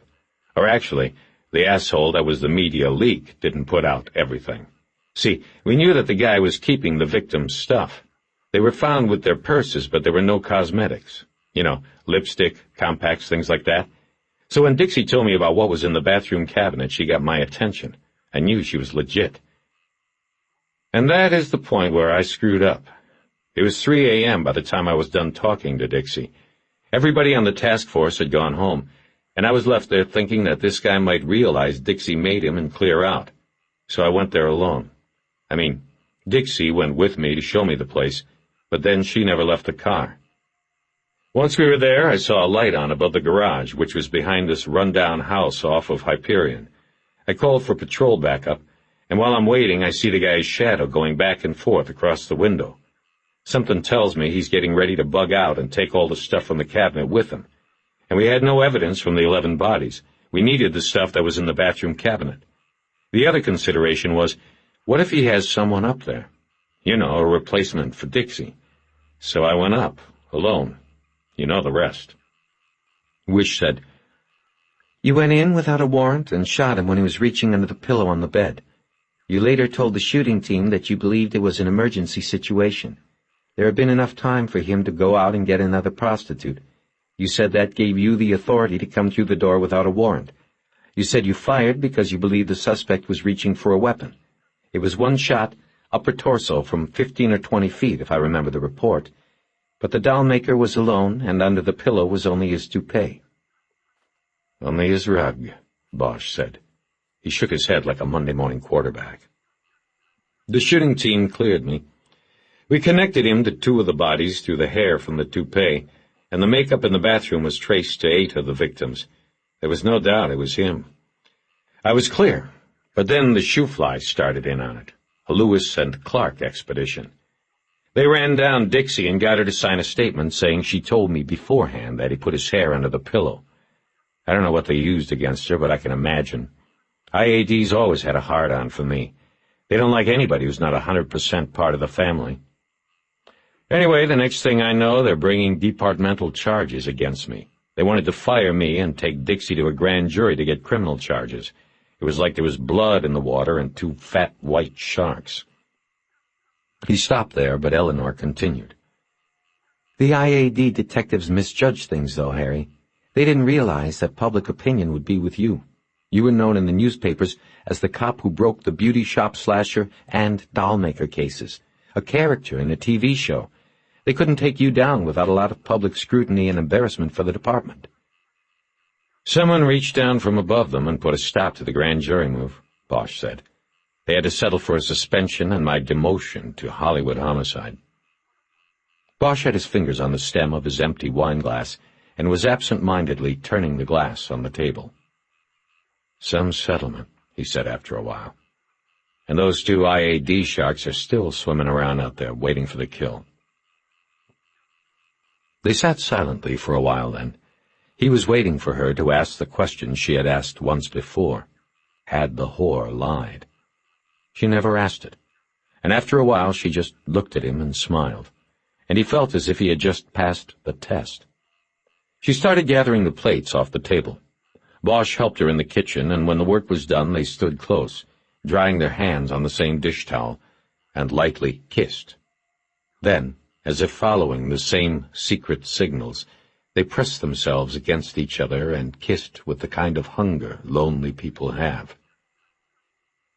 "I want to stay," Bosch said after momentarily breaking away. "I want you to stay," she said. Arson's stoned eyes were shiny and reflected the neon night. He sucked hard on the cool and held the precious smoke in. The cigarette had been dipped in PCP.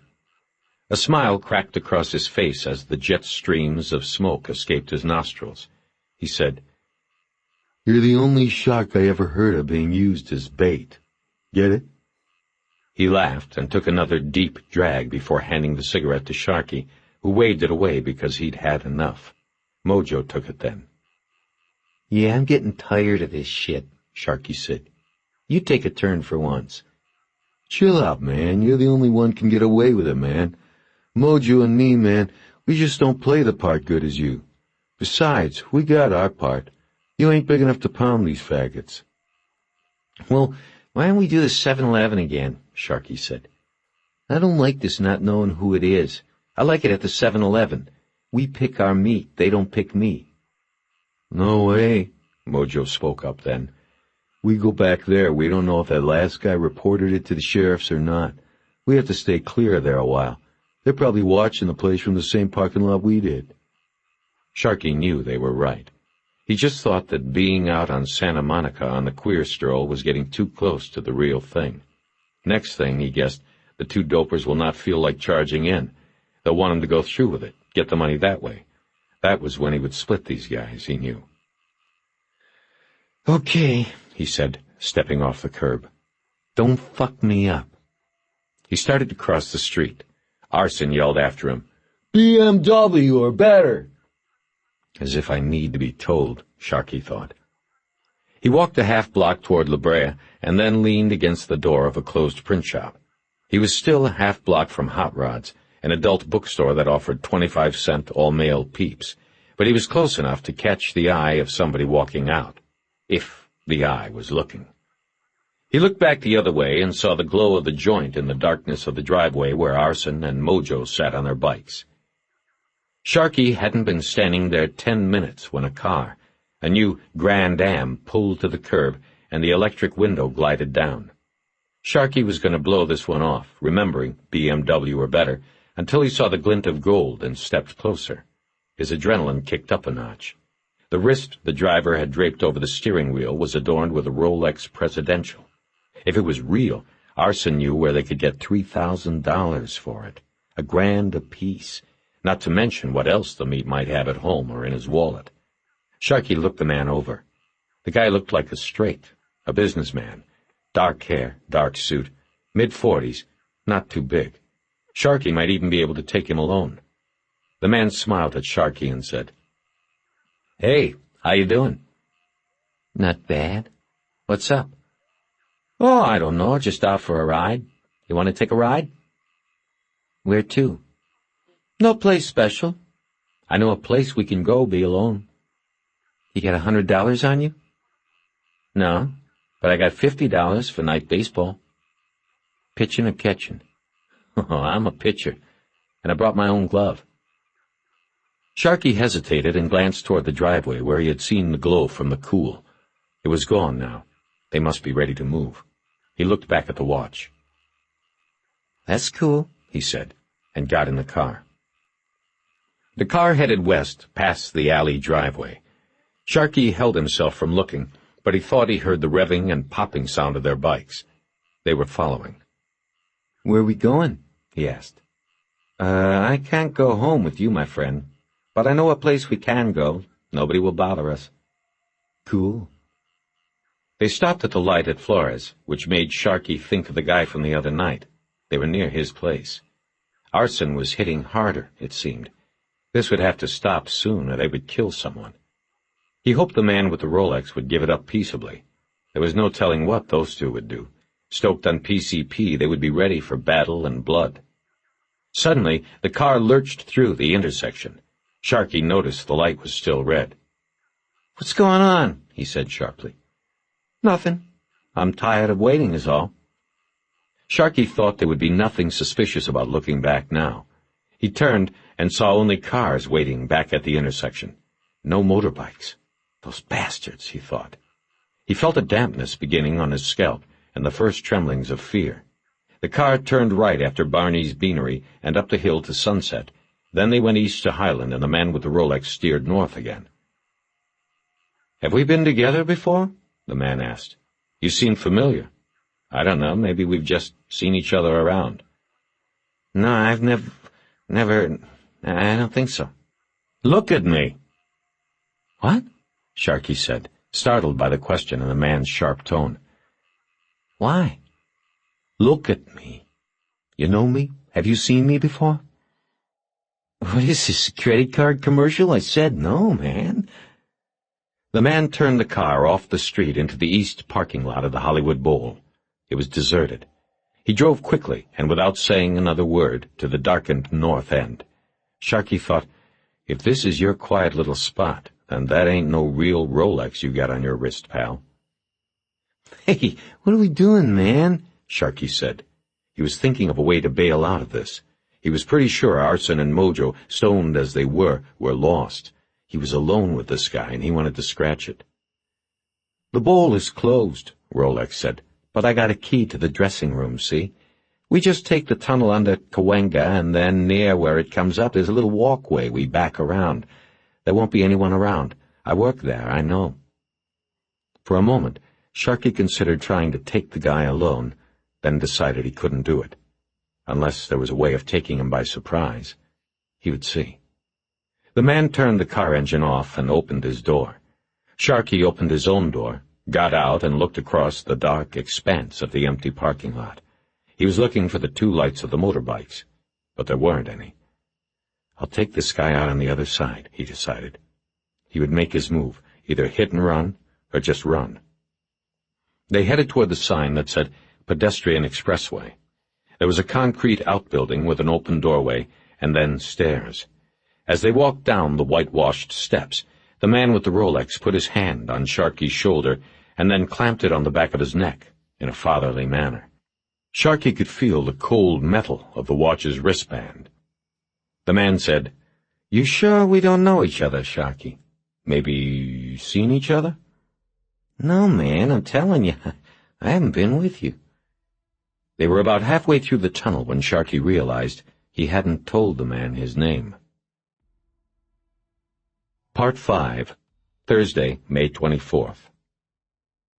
It had been a long time for him, and in Eleanor's bedroom, Harry Bosch was clumsy in the way of a man who was overly self-conscious and out of practice. As with most first times he had had, it wasn't good.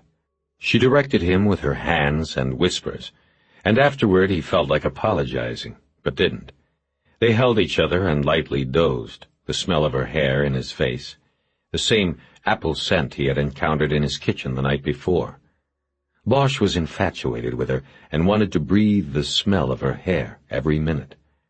After a while he kissed her awake, and they made love again. This time he needed no directions, and she didn't need her hands. When they were done, Eleanor whispered to him, "Do you think you can be alone in this world and not be lonely?"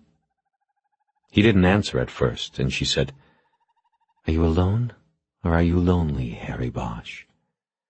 He thought about that for some time while her fingers gently traced the tattoo on his shoulder.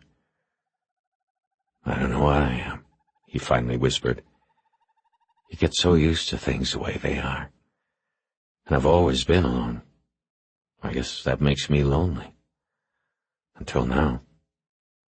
They smiled in the dark and kissed, and soon he heard her deep, sleeping breaths. Much later, Bosch got up from the bed, pulled on his pants, and went out on the balcony to smoke.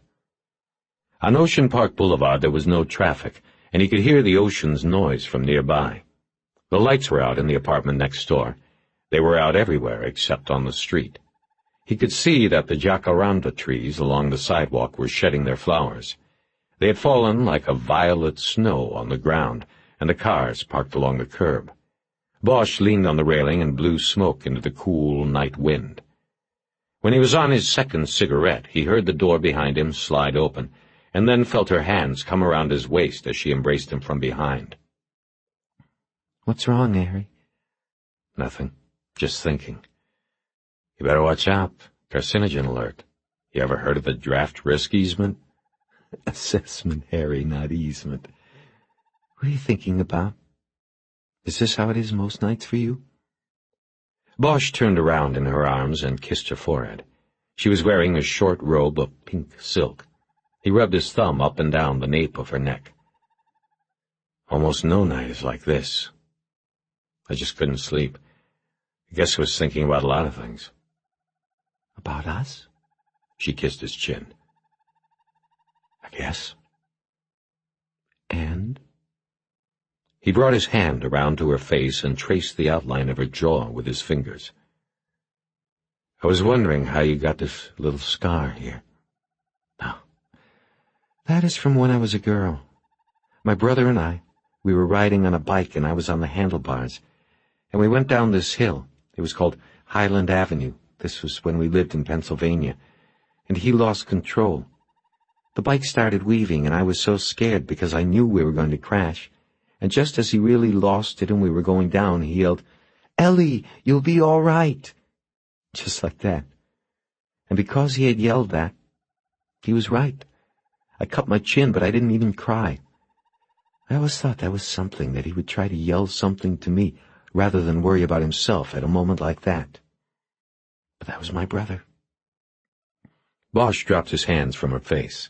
He said, I was also thinking that what happened between us was nice. I think so too, Harry. Nice for a couple of nighthawks. Come back to bed now. They went back in. Bosch first went into the bathroom and used his finger as a toothbrush, and then crawled back under the sheet with her. The blue glow of a digital clock on the bed table said 2:26, and Bosch closed his eyes. When he opened them again, the clock said 3:46, and there was an obnoxious chirping sound coming from somewhere in the room. He realized he was not in his own room. Then he remembered he was in Eleanor Wish's room. As he finally got oriented, he saw her shadowy figure stooped next to the bed, her hands going through the pile of his clothes. "Where is it?" she said. "I can't find it." Bosch reached for his pants, traced his hands along the belt until he found the pager, and turned it off without having to fumble with it. He had done it many times in the dark before. "Jesus," she said. "That was rude." Bosch swung his legs over the side of the bed, gathered the sheet around his waist, and sat up. He yawned and then warned her that he was going to turn on the light. She said, "Go ahead," and when the light came on, it hit him like a diamond burst between his eyes. When his vision cleared, she was standing in front of him naked, looking down at the digital readout of the pager in his hand. Bosch finally looked down at the number, but didn't recognize it. He wiped a hand across his face and rustled his hair. There was a telephone on the bed table, and he pulled it onto his lap. He dialed the number and then fumbled with his hands in his clothes for a cigarette, which he put in his mouth but didn't light. Eleanor noticed her nakedness and walked over to a lounge chair to get her robe. After it was on, she went into the bathroom and closed the door. Bosch heard water running. The other end of the line was picked up halfway through the first ring. Jerry Edgar didn't answer with a hello, just, "Harry, where are you at?" "I'm not home. What is it?" "This kid you were looking for, the one on the 911 call. You found him, right?" "Yeah, but we're looking for him again." "Who's we? You and the Phoebe woman?" Eleanor came out of the bathroom and sat down on the edge of the bed next to him. "Jerry, what are you calling me for?" Bosch asked. He was beginning to get a sinking feeling in his chest. "What's the kid's name?" Bosch was in a daze. It had been months since he had fallen so deeply asleep, only to be rousted out of it.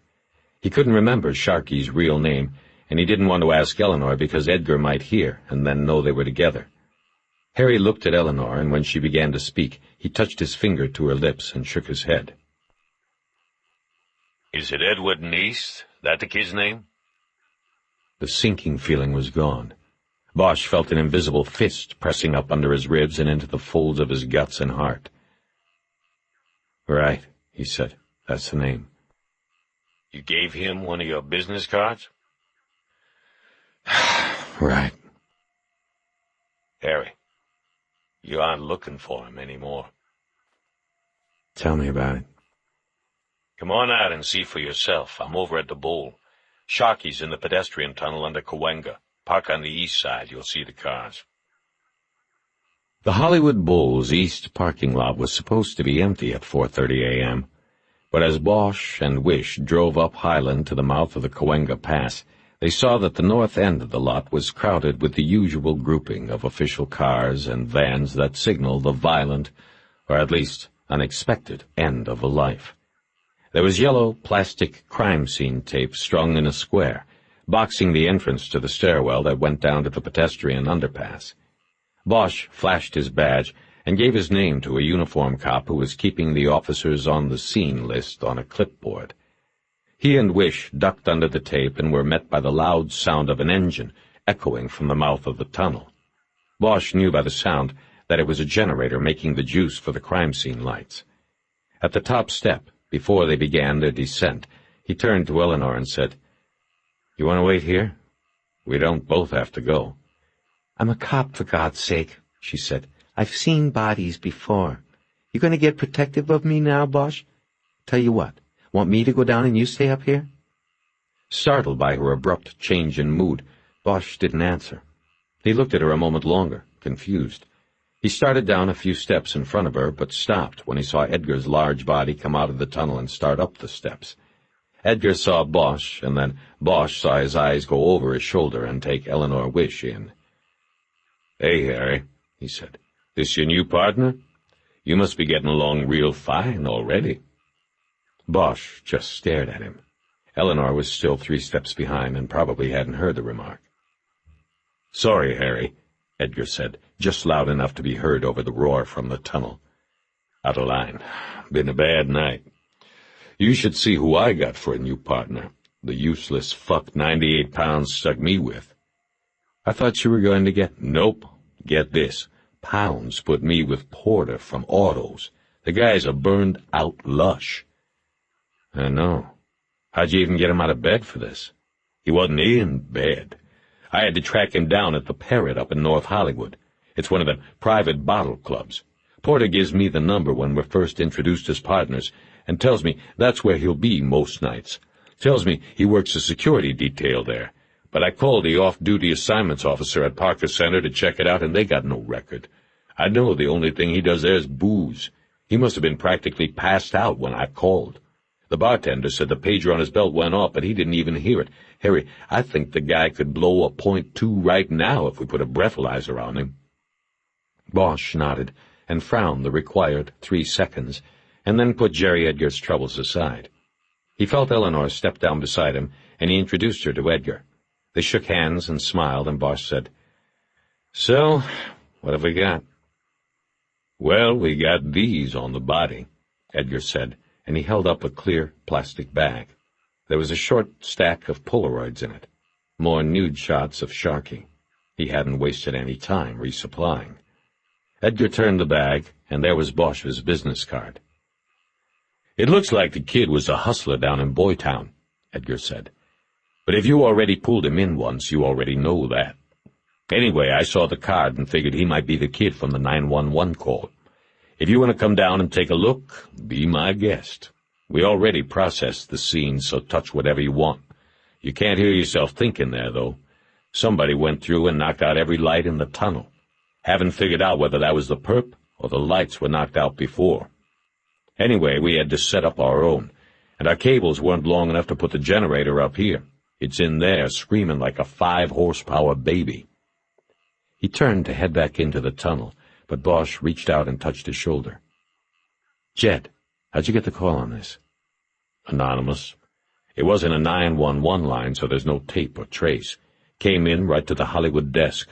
Caller was a male, that's all the dipshit. One of those fat explorer kids who took it could tell us. Edgar turned back into the subway. Bosch and Wish followed. It was a long hallway that curved to the right. The floor was dirty concrete. Its walls were white stucco with a heavy overlay of graffiti. Nothing like a dose of urban reality as you're leaving the Symphony at the Bull, Bosch thought. The tunnel was dark except for the bright splash of light that bathed the crime scene about halfway in. There, Bosch could see a human form sprawled on its back. Sharky. He could see men standing and working in the light. Bosch walked with the fingers of his right hand trailing along the stuccoed wall. It steadied him. There was an old, damp smell in the tunnel that was mixed with the new odor of gasoline and exhaust from the generator. Bosch felt beads of sweat start to form on his scalp and under his shirt. His breathing was fast and shallow. They passed the generator 30 feet in, and in another 30 feet or so Sharky was lying on the tunnel floor under the brutal light of the strobes. The boy's head was propped against the tunnel wall at an unnatural angle. He seemed smaller and younger than Bosch remembered him. His eyes were half open and had the familiar glaze of the unseeing on them. He wore a black T-shirt that said Guns N' Roses on it, and it was matted with his blood. The pockets of his faded jeans were pulled out and empty. At his side stood a can of spray paint in a plastic evidence bag. On the wall above his head, a painted inscription read, R.I.P. Sharky. The paint had been applied with an inexperienced hand, and too much had been used. Black paint had run down the wall in thin lines, some of them into Sharky's hair. When Edgar yelled, "You want to see it?" above the din of the generator, Bosch knew that he meant the wound. Because Sharky's head was angled forward, the throat wound was not visible, only the blood. Bosch shook his head no. Bosch noticed the blood splatter on the wall and floor about 3 feet from the body. Porter, the lush, was comparing the shapes of the drops with those on splatter cards on a steel ring. A crime scene tech named Roberge was also photographing the spots. The blood on the floor was in round spots. The wall splatter drops were elliptical. You didn't need splatter cards to know the kid had been killed right here in the tunnel. "The way it's looking," Porter said loudly, to no one in particular. "Somebody comes up behind him here, cuts him, and pushes him down against the wall there." "You only got it half right, Porter," Edgar said. "How's somebody come up behind somebody in a tunnel like this? He was with somebody, and they did him. It was no sneak job, Porter." Porter put the splatter cards in his pocket and said, "Sorry, partner." He didn't say anything else. He was fat and broken down, the way many cops get when they stay on longer than they should. Porter could still wear a size 34 belt, but above it a tremendous gut bloomed outward like an awning. He wore a tweed sport coat with a frayed elbow. His face was gaunt and as pallid as a flour tortilla, behind a drinker's nose that was large, misshapen, and painfully red. Bosch lit a cigarette and put the burnt match in his pocket. He crouched down like a baseball catcher next to the body and lifted the bag containing the paint can and hefted it. It was almost full, and that confirmed what he already knew, already feared. It was he who had killed Sharky. In a way, at least. Bosch had tracked him down and made him valuable, or potentially valuable, to the case. Someone could not allow this. Bosch squatted there, elbows on knees, holding cigarette to mouth, smoking and studying the body, making sure he would not